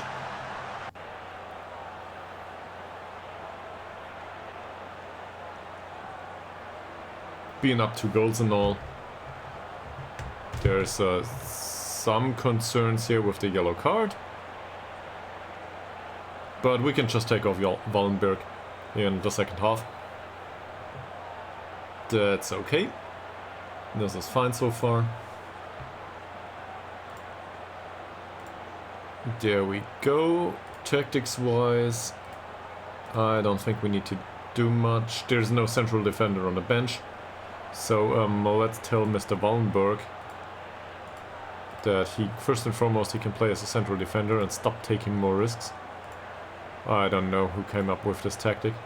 And then ease of tackles maybe. Cause you're on a yellow. Let's go.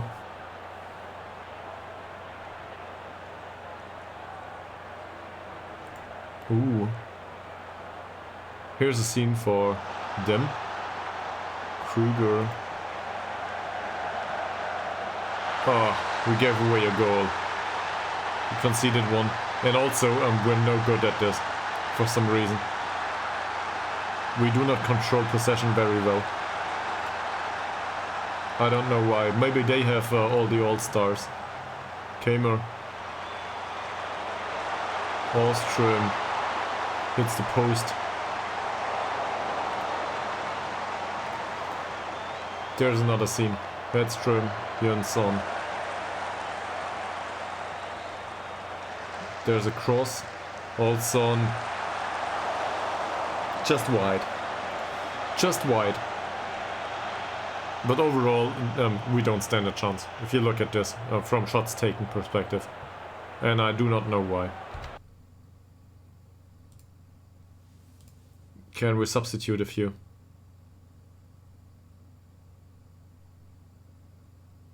Sure, I guess. We don't know anything about these players, though. Not a single thing. So I guess let's substitute some of them. He was a striker. What the hell? Eric Anderson. Sure. Let's bring him on for Larsson. He's a striker, so why not? Oh, I cannot make any more. It's free substitutes. Okay, cool. Let's go. 30 minutes to go. I don't know what I just did. Football Manager things.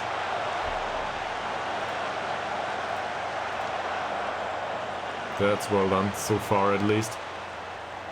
Kramer. I will not try to pronounce this. That's way over. We're lucky. Apparently encouraging was not the way to go. Olsson. Ekholm. Wallenberg with another long ball.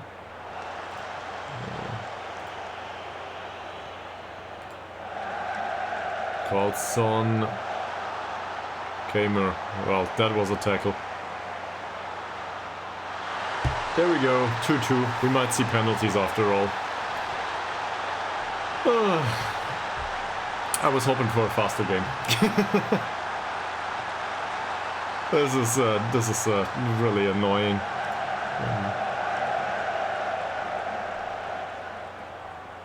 But it looks like these are... Look at these. These are real players for some reason. We don't have any. We have grayed out options, so yeah. Hedström, Olofsson, long ball. Maybe we do not get into penalties after all. Ekholm. Look at that. Kruger, Hellbeck. By the way, who's this? Who's the injured guy? Is this Kruger? We can probably do with opposition instructions at this point, right?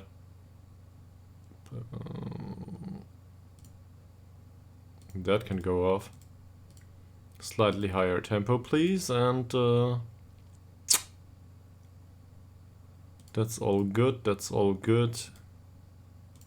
I don't care so much about this. Can we get opposition instruction going against Mr. Kruger? And I think at this point they made their free substitutes. He doesn't need to play for the entire game. He can go off. I'm very willing to... I'm happily accepting that they might play with 9 players for the remainder of the match. If I can help it, that is.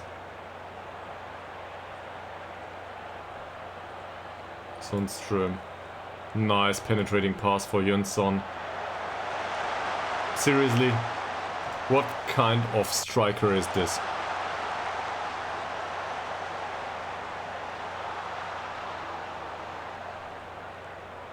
Yeah, we'll do another one. Extra time coming on.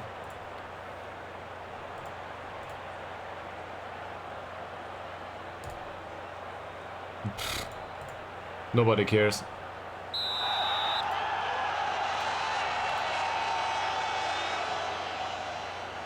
That said, hopefully we tired them out more than they did with us. On the other hand, with a bunch of grayed out players, probably not. Well, if this counts, I'm happy with it. That's okay. So, we might just win this.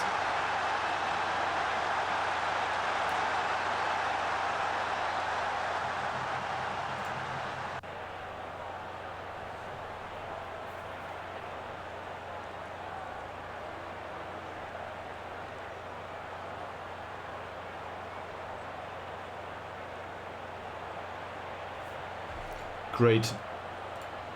Let's go to second half.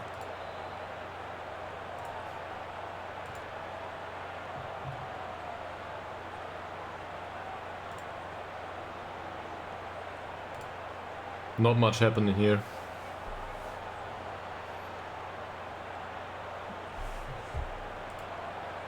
Johansson.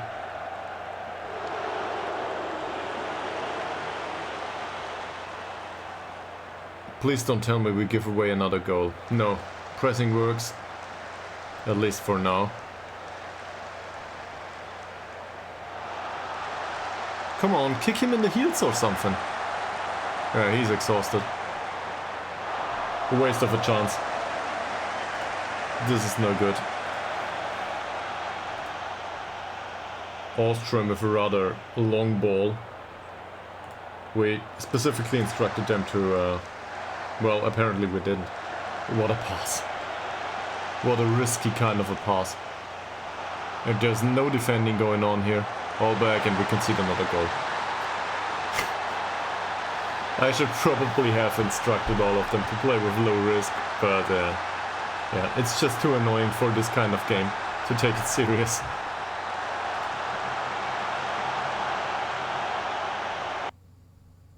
Sure, let's go with penalties again. Can we pick anyone seriously?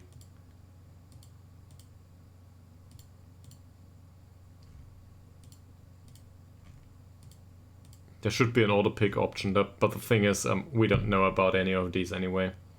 Team talk. Yeah. Go out there and do it. So now we witness penalties, just like last time. Roulette it is. Okay, so we're one down.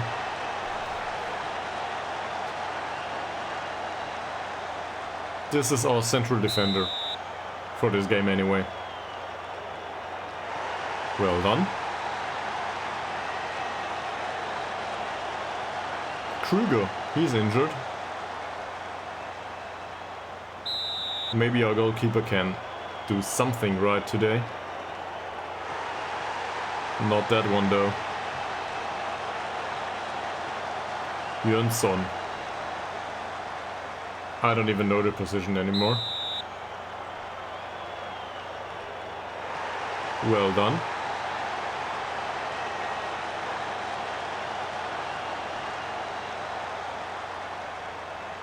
Mr. Hellbeck.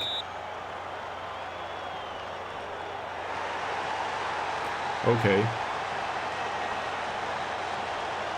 Ostrom, our goalkeeper. Well, he's the only one that had any stats, so he got chosen by default. Well done though. Nice penalty. I'm impressed. That's a great one. Hellberg. I know a player named Hellberg. It's probably not ours though.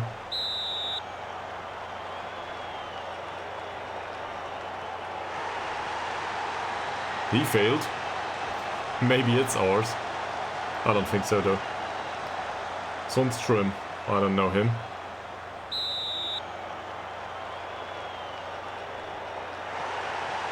What a waste of a penalty. That's really bad.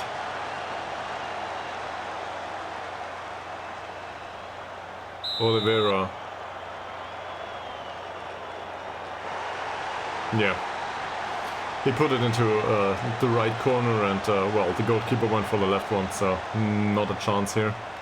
And now Johansson needs to score. If he can find his way to the penalty spot, that is. Dramatic pause.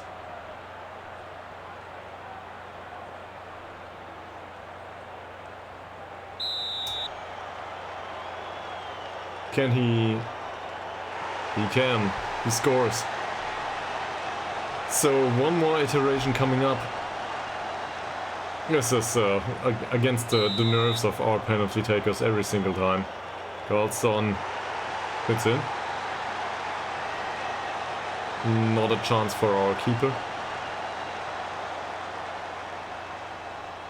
Mr. Hedstrom now with a penalty for All Stars North. Whoever the All Stars are in this team, really.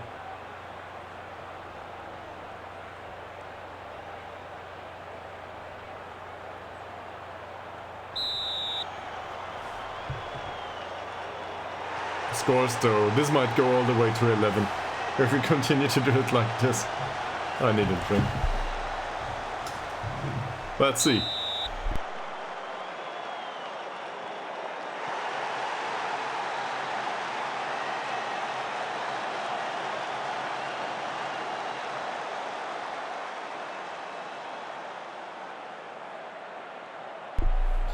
Again, dramatic pause. Ekholm needs to score this penalty to win the All-Star, well, to stay in the game of the All-Star North selection here. He does though. As I said, this may go all the way to 11 and then some. Eliasson, would you be so kind to fail? He isn't. This tells us something about our keeper too. At this point, he doesn't seem that confident to do all of this.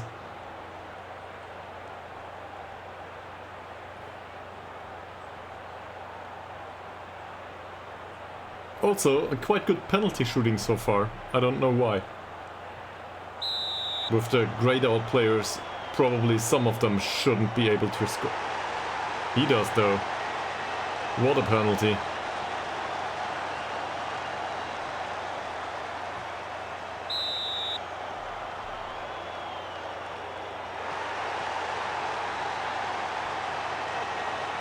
The goalkeepers don't stand a chance here.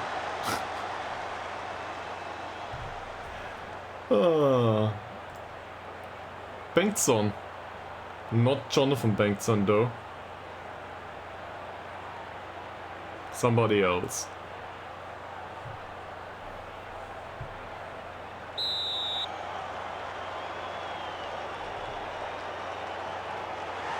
It's in. I think it hit the keeper. Sjolander now. The goalkeeper needs to do it.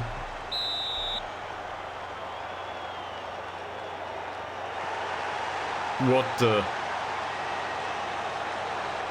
somebody came in and, I don't know, said upgrade your stream. His name was Fortnite Live Events 827. So I don't care about the nick too much, but the message was, well, upgrade your stream and then link. And I was like, no. I don't care about any spam, so get rid of this. If you come into a stream and, yeah. I don't know, I didn't click the link, I don't care. There's other people that are much more, how do I put this? Just look at Ethan. I don't know Ethan.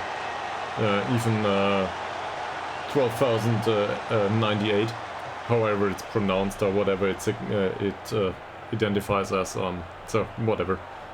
He said hi and nobody else, nothing else. But that's still much more, how do I put this, approachable to me. So sometimes people just want to say hi and get a comment. That's okay. So hi. Yeah. I'm in charge. Well, I'm in charge of the rookie game, and at this point, I'm in charge of looking at it. And penalties are 10-10. We are the white ones. We are, and apparently nobody can fail a penalty. So we're forced to look at it. I cannot skip through. Well, I can't skip through this, can I? Yeah. But on the other hand, it's on key highlights, and all of this is a key highlight. So why not enjoy it? We might get another silverware. That said, yeah. Wallenberg needs to score, just like everyone else. Finally we lost it. The blue ones won. So no silverware today for us. What a sad occasion. I do not think we care. Goodbye.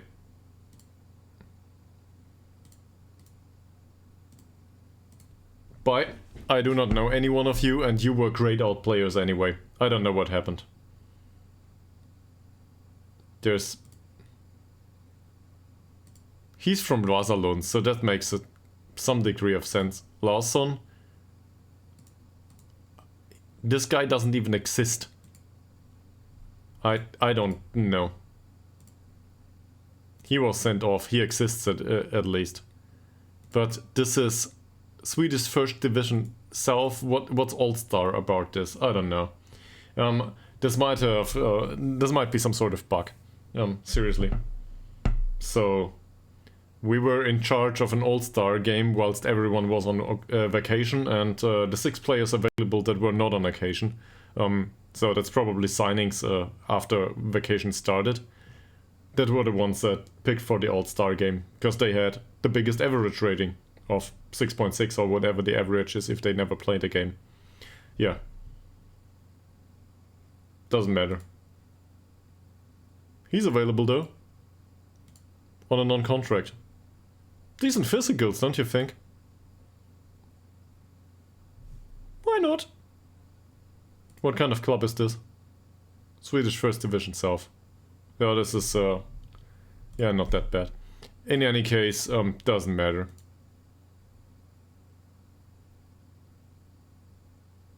What? What?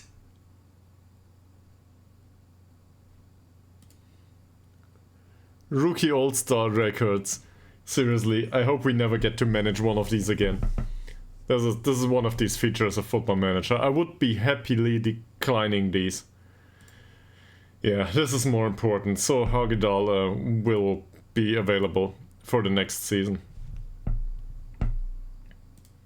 And given that you're around at this point, what do you think of this guy? And I realized that we have 2 players available here.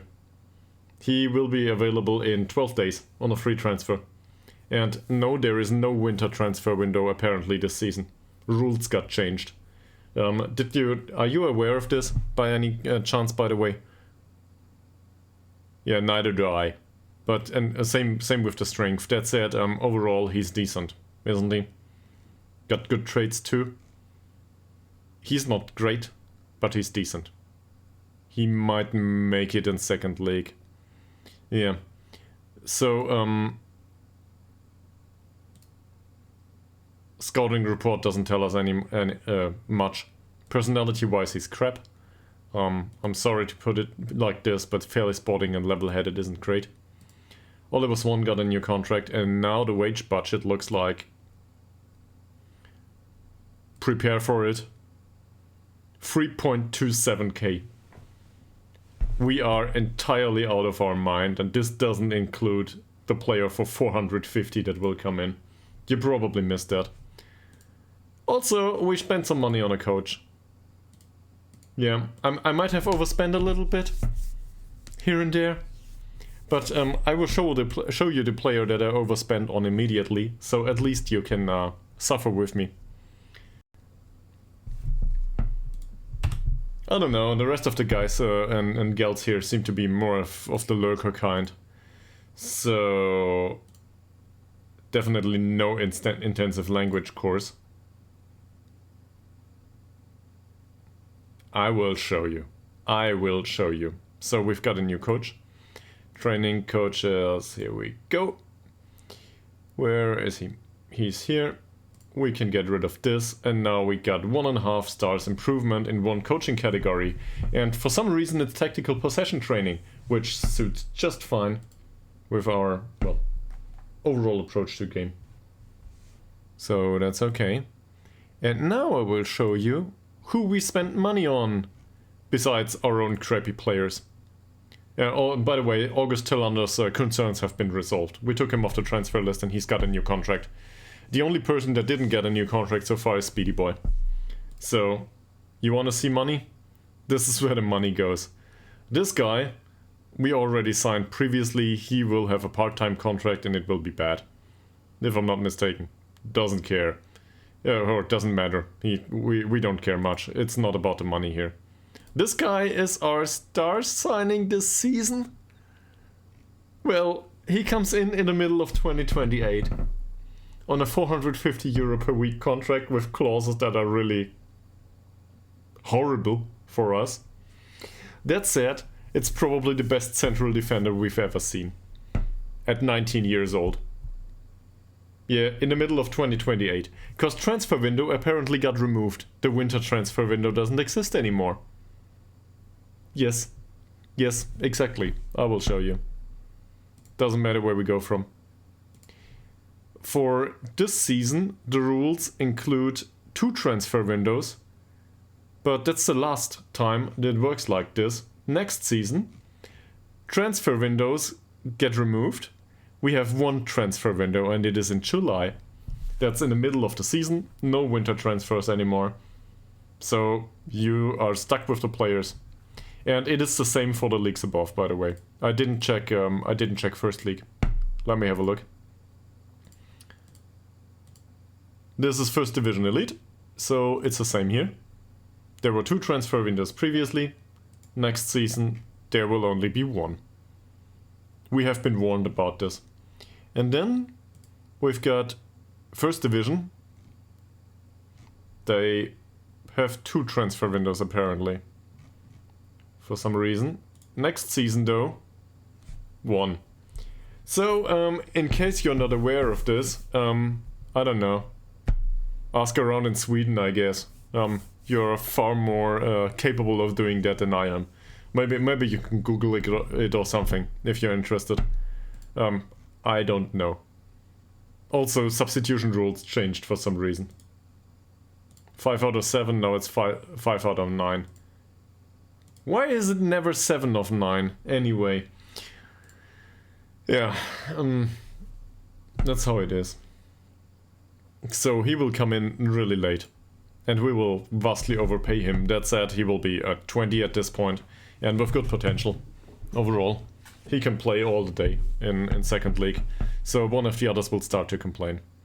This guy's really cheap. That's a transfer that went through previously. Might be on a youth contract. Don't know. Yeah, he will go probably immediately. This one's a bit more expensive. We will pay him 120 or something. Maybe a bit more, I don't know. We'll see. Probably something in between here, I forgot. He's professional though, and I think as a wingback on support duty, he's not great, but he can grow into it. So this is a development option. I don't know. To be switched with Dirk, I guess. Because I was unwilling to spend high money on somebody in left wingback position. And then we've got Tobias Falkenström. This is an old signing. You might remember him. We did that last time. He's got transfer arranged to us in the middle of 2028 because he cannot come in any sooner. And apparently his contract runs out prior to that. So yeah, he will be entirely out of form. There is no transfers out other than what we already arranged. So I don't know what's going on, but this is how it works, and now we need to deal with it. And I will be really annoyed in case the transfer window, I don't know, gets recreated at some point or something like this.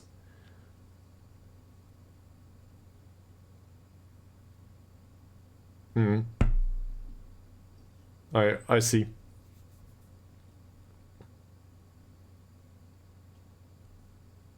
So probably we should do it like this going forward, yeah.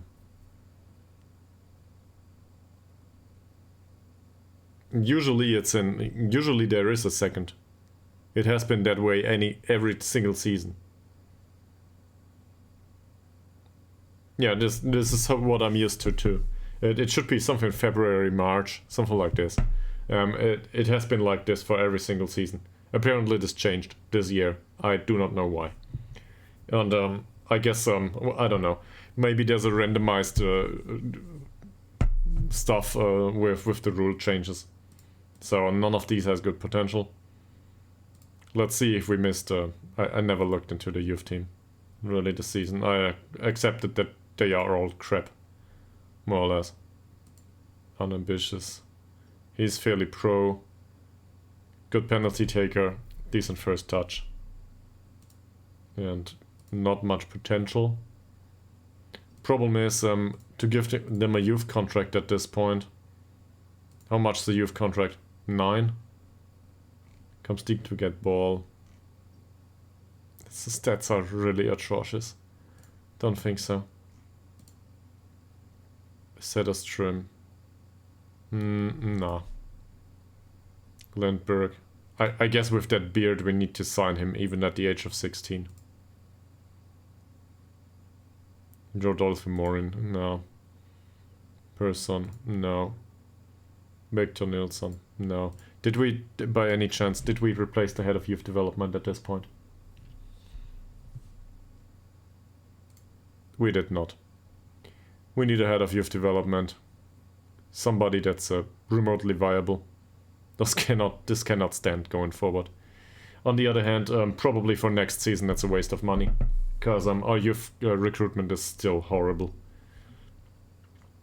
And at this point we spend a lot of money for nothing throughout the remainder of the season. So I did that contract renegotiations too early. Yeah. So how's your save going so far, Mika Billion? Report a little bit. We've got 3 months of nothing coming on.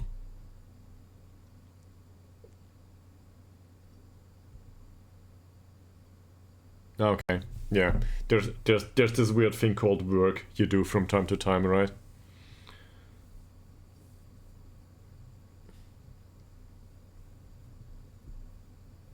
Alright.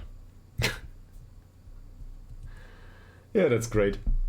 I can report some other stuff in case anyone's interested. First and foremost, on a private basis, I can report now that I finally know where I have to go next week. I will start on Monday, and it will start at 8 AM. I have approximately 1 hour of travel time there with the bus. So that's wonderful. I will, yeah, get out of bed at 6:30 AM. Which is entirely what computer scientists love. So that will be fun. On the other hand, that means that I will be back at, I don't know, 5 PM probably. Hopefully I can have some home office pretty soon. But yeah. Well, it's early. I'll manage. In some way. Scholars and...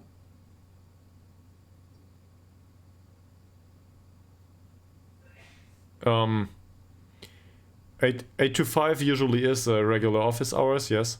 8 to 5 is the regular stuff. That said, I have, how do I put this? There's some flexibility in the hours. I have, I can't show it to you. It would be, it would probably break some confidentiality rules, but there's a window, and the window is, I think, 10 AM to 9 PM.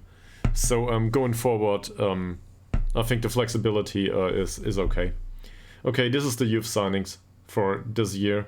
I didn't sign those myself. This was recommended by the staff. They did it. So he's a wingback on support duty, quickness, that's all fine. Tobias Nilsson, same on the other wing. He's not great, but okay. Max Orberg, he's right-footed and needs to be retrained on the left wing. We do that. That short, simple passes stuff needs to go away at some point, but at this point it's okay. And then there's Stefan Svensson. He's a professional. We might have signed him ourselves. He trains as a wingback on attack duty, so why not? Whatever. We will need to see if any one of these stands any chance in the team at some point. And at this point, I just want to get rid of all of the players and have some overview, I guess, of the squad. Most of the part-time players are still around. As you can see here, a few of them will leave, but this is a long-term transfers that have been arranged. Carlson will need to go for €0, and yeah, he will leave in July though.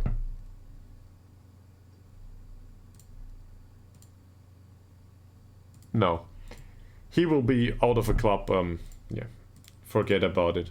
Goodbye, man. Now he sits around for half a year because he was on a transfer. He will not be with us in this time. So in exactly here, he will leave here. and afterwards he has transfer arranged for half a year later. This is how it works. I don't know what happened to the transfer rules in my safe, but yeah. This is the official way. There is no specific database here, so I guess it is what it is. And on the other side, I can report from I guess from a personal perspective.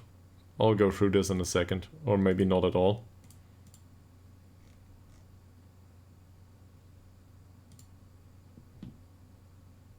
I will not go through this at all. I think we talked about all of these. And we should probably increase requirements at some point. Or, I don't know. This is not great. So yeah, I can report on a personal level that the recent YouTube video that I did as a one take for possession football, and where I just explained the tactic that we did in this lower league save, and the player base and the instructions according to our experience. So it's 1 hour long, and that video has vastly more clicks, I guess, and apparently some people watched it than the other videos of the stream. So it's more YouTube-y, I guess. Yeah. It's not that much though. It's still low grade. Not many people watched it, but in comparison to the streams, it's decent. Yeah. Might have to do with the fact that the stadium is without snow, so there's a football on the thumbnail. So yeah, I don't want to push that too much, but on the other hand, I'm happy that it was worth the effort. It's nothing but me talking though on the screen like this. So yeah, I brought it up previously. So in case anyone in the stream is interested, I might link it. Let me give it a try here. So yeah, so this is in case anyone's interested in this. You don't have to look at it, but yeah, it helps out the stream, I guess, to a degree, if YouTube does well. His contract is set to expire. Do we want to let him leave? Probably not. We need a decent scout. That's easy. Yeah, we can do that. Let's give him a contract for 70 for another 2 years. He doesn't like that. 75 maybe. Oh, come on. 80? Fantastic. Great to have you on board. You have contracts. Collins and Adalstein's son. None of them will earn any money for us. We are unwilling to give them other contracts. Let's set them for release. We need to save money now. €6 a week for everyone.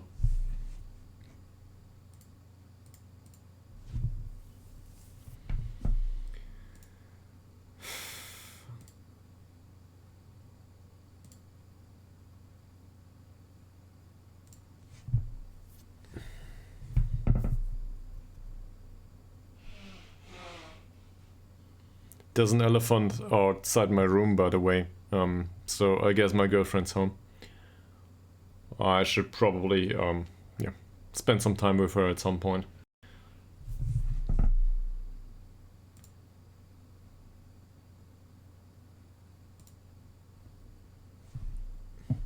It's not like stomping, like blowing the nose.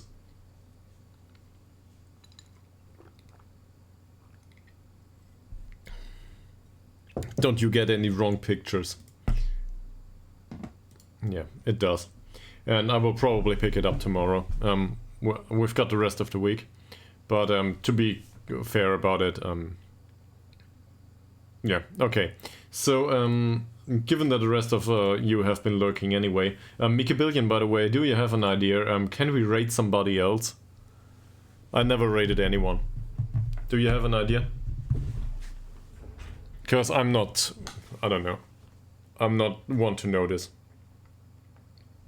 But I'm willing to do it. and anti-tar heel. Okay, I don't know this person. Great. So first of all, let's wrap this up. So I don't know how this works on YouTube. So yeah, great. Okay. It doesn't matter much. Just want to be kind to a minor degree. Okay, so given that this is uncut and goes to YouTube, this is the end of the stream. We will find out how it works with the video, and I will stop the stream at some point. But first of all, we will rate somebody, and then OBS will probably, I don't know, determine by itself that the stream is gone. So let's do this. Let's rate anti-RFL?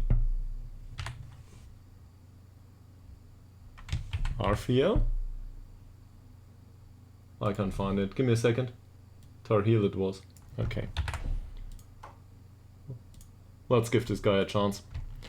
And yeah, seven people. So great to have you all. We will go over there, and I will mute myself immediately, because well, I don't know what happens to the stream, and I will have sound. So thanks for watching, and have a nice day. And in case you see this over on YouTube, you might come over to Twitch at some point. Same here. We'll see each other tomorrow. So good night to you, and to everyone else. Thanks for every follow, and thanks for watching. See you soon.